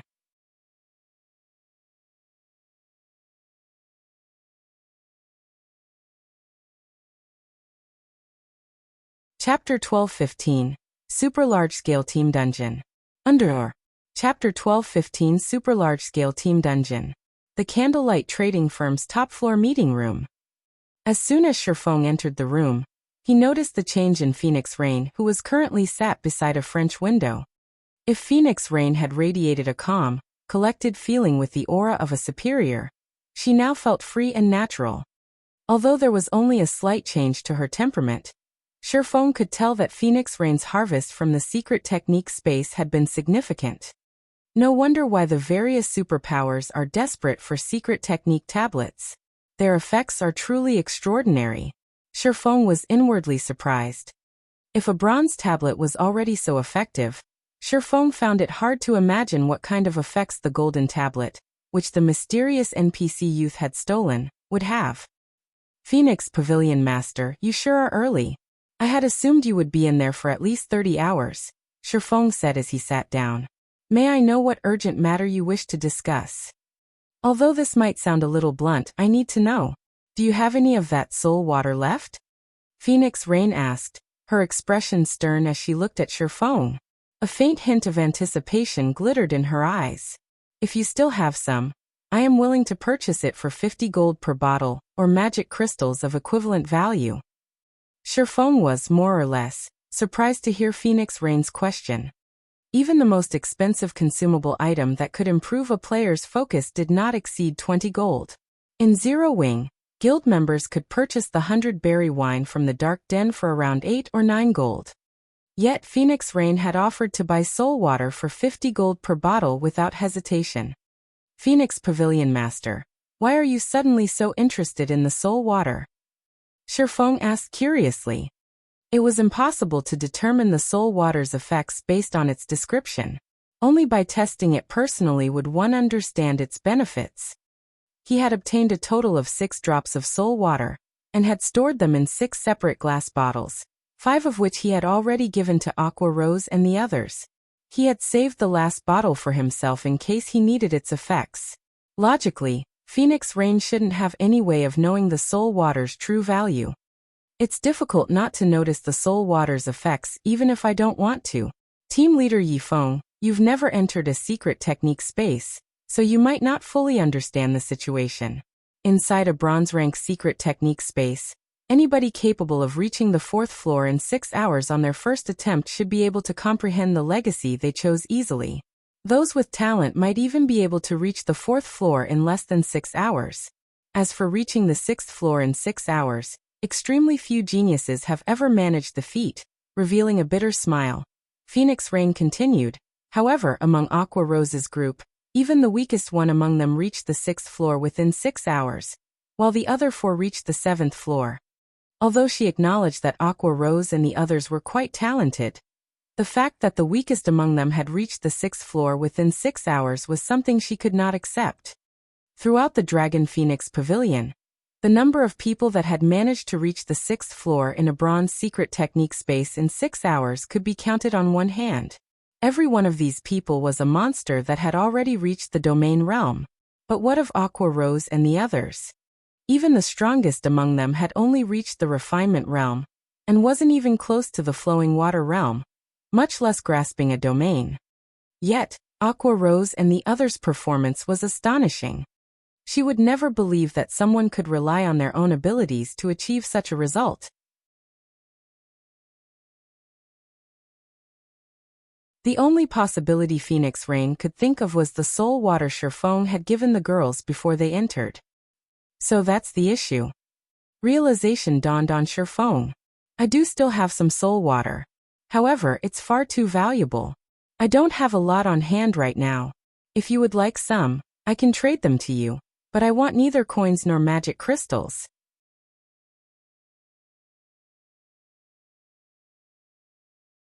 Rather, I would like to borrow the Dragon Phoenix Pavilion's strength to help me with something. Once the task had been completed, I'll give you 10 bottles of soul water. Selling the soul water was the most foolish thing he could do.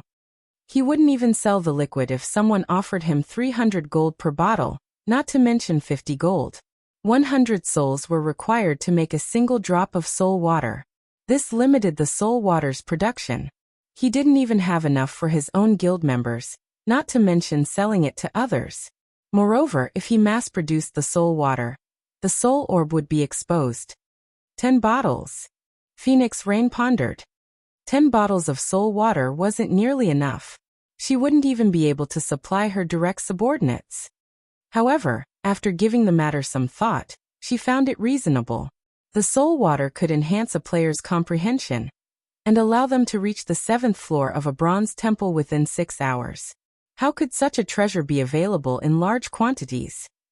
Although a bronze secret technique was the easiest secret technique to learn, it was still extremely difficult to complete all 9 floors.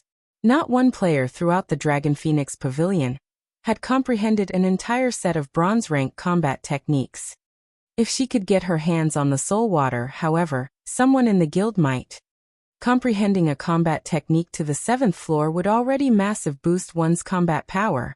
If one fully comprehended a complete bronze combat technique, their combat power would soar. May I know what you wish to use the Dragon Phoenix Pavilion's strength for? Phoenix Rain asked. It's very simple. You just need to help me raid a dungeon, Shifeng said, chuckling. Raid a dungeon? Phoenix Rain asked, confused. Zero Wing already has so many experts. Are they not enough?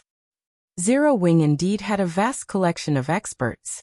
Raiding a level 45 100-man team dungeon shouldn't be an issue. While Hell mode might be challenging, once the team reached level 45, even that shouldn't pose as a problem for Zero Wing. No, they are not enough. I want to borrow at least 100 people, Shifeng said after considering the matter. 100? Are you trying to raid? Phoenix Rain suddenly recalled a specific dungeon. That's right. The level 50 super large-scale team dungeon, Flaming Ruins. Shifeng nodded. In God's domain, the largest team dungeons before level 50 were 100-man team dungeons. However, after level 50, super large-scale team dungeons would unlock. The minimum number of players required to enter these super large-scale dungeons was 200, while the maximum was 500. There was only one level 50, super large-scale team dungeon throughout Star Moon Kingdom, the Flaming Ruins. If he wanted to turn Stone Forest Town into a holy land for players, obtaining the first clear of the Flaming Ruins was of the utmost importance. The various large guilds in God's domain were also preparing for such dungeons. If one could obtain the first clear of a level 50, 100-man Hell mode team dungeon, they would obtain a 3-star guild residence promotion order. If one managed to obtain the first clear of a level 50, super large-scale Hell mode team dungeon, they could obtain a town relocation order. The town relocation order was even more valuable than a town building order. It allowed players to move a town they owned to any location they desired.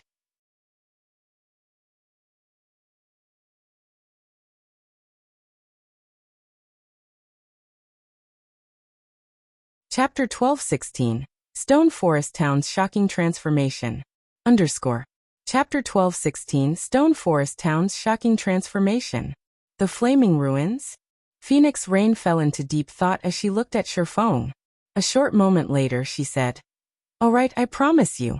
Notify me in advance when you're going to raid the Flaming Ruins. When the time comes, I'll ready the necessary manpower. However, I'll say this first. You should know that the death penalty of a super large-scale team dungeon is greater than that of a large-scale team dungeon.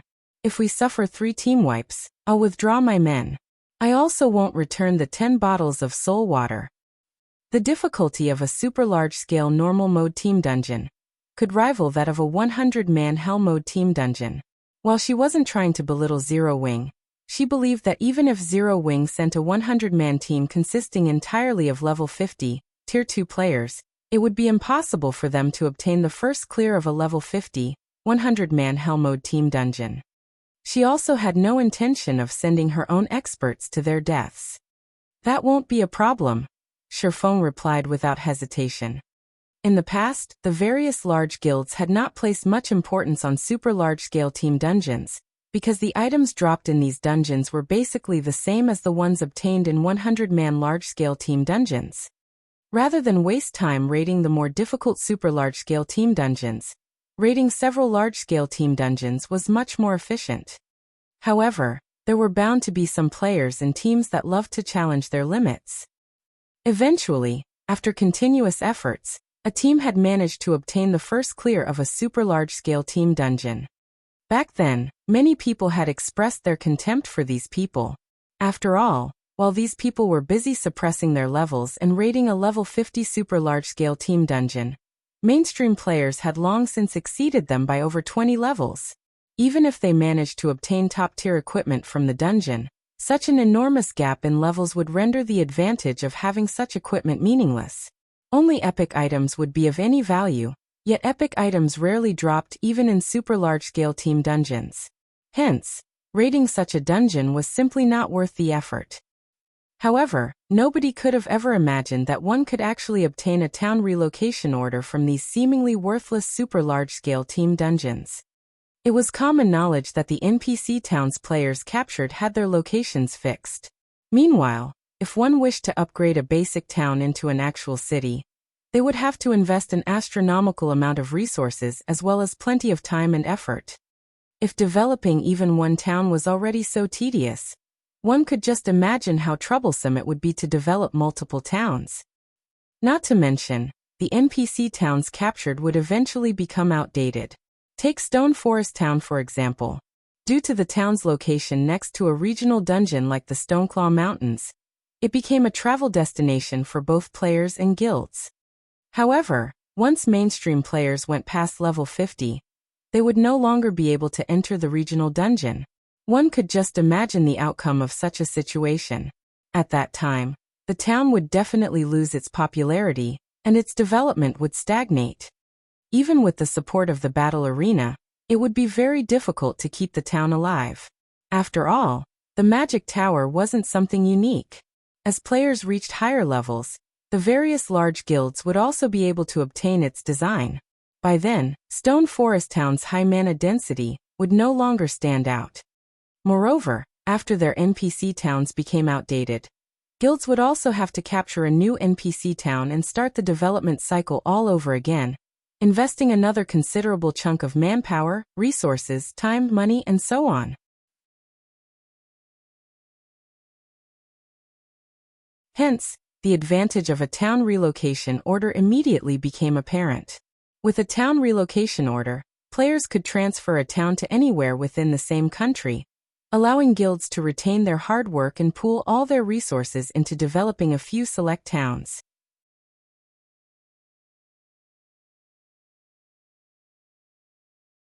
However, the town relocation order was a unique reward for obtaining the first clear of a super large-scale team dungeon.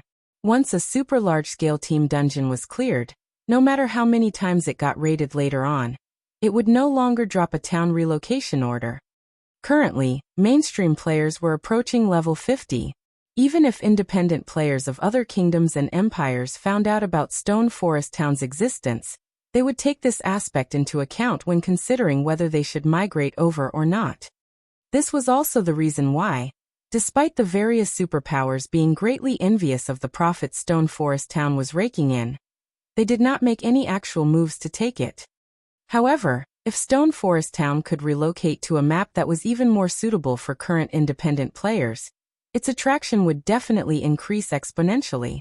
Moreover, once players found out that Stone Forest Town was capable of continuously relocating according to players' level, this aspect would become a fatal attraction for many independent experts.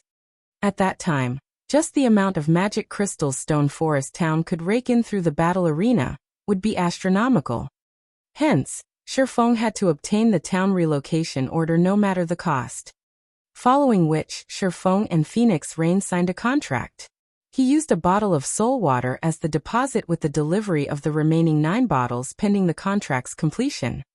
Phoenix Rain did not particularly mind this condition. After all, the soul water did not have a particular effectivity period. It could be used at any time. Moreover, the spellcasting secret technique tablet had been used once already, so she would have to wait for a month before she could send anyone else in. By then, the 10 bottles of soul water would have long since entered her hands.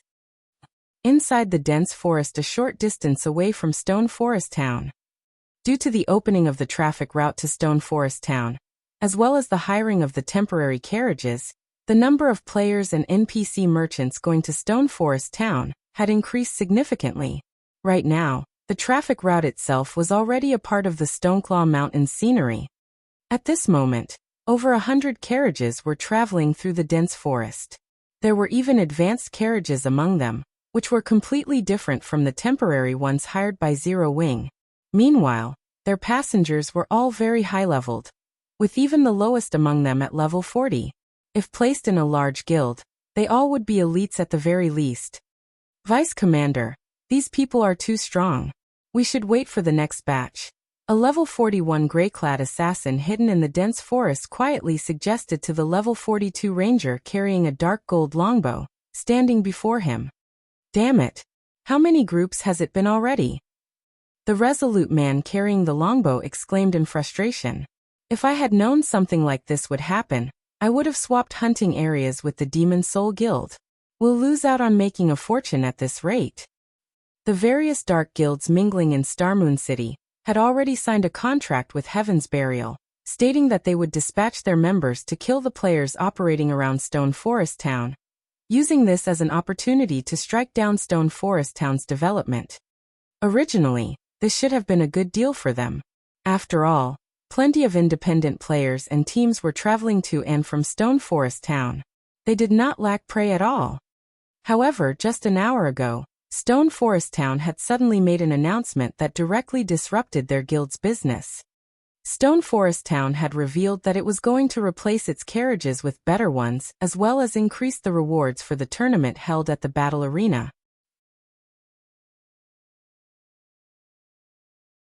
For the mini-tournaments held every day, anyone that managed to become the champion of the said tournament would obtain not only top-tier weapons and equipment as a reward, but also magic crystals and advanced mana armor kits. The top 3 players would receive similar rewards except for the advanced mana armor kit. Most importantly, however, players that became champions of the mini-tournament would get to live in a private suite on the battle arena's 7th floor for 10 days.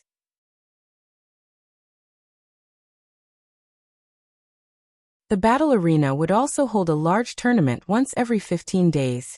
And the rewards for the champion were even more terrific.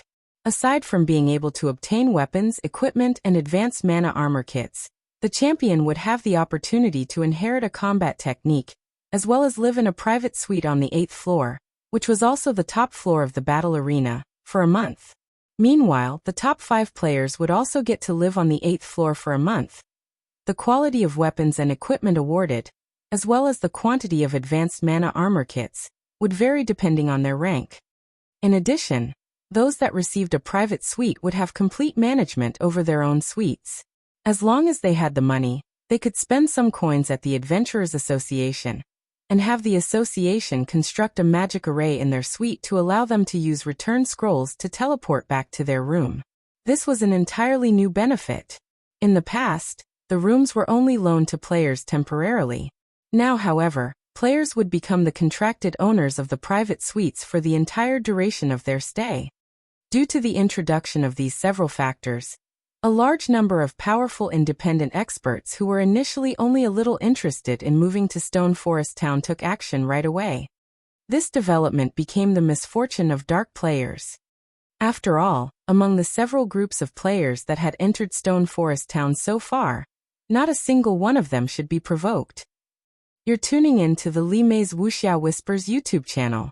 We're so grateful for your support, and don't forget to subscribe to join us on this incredible journey through captivating stories. Your generosity through donations truly makes a world of difference, as it's the primary source of revenue that allows me to expand and enhance this channel for you. Thank you from the bottom of my heart for being a part of this adventure.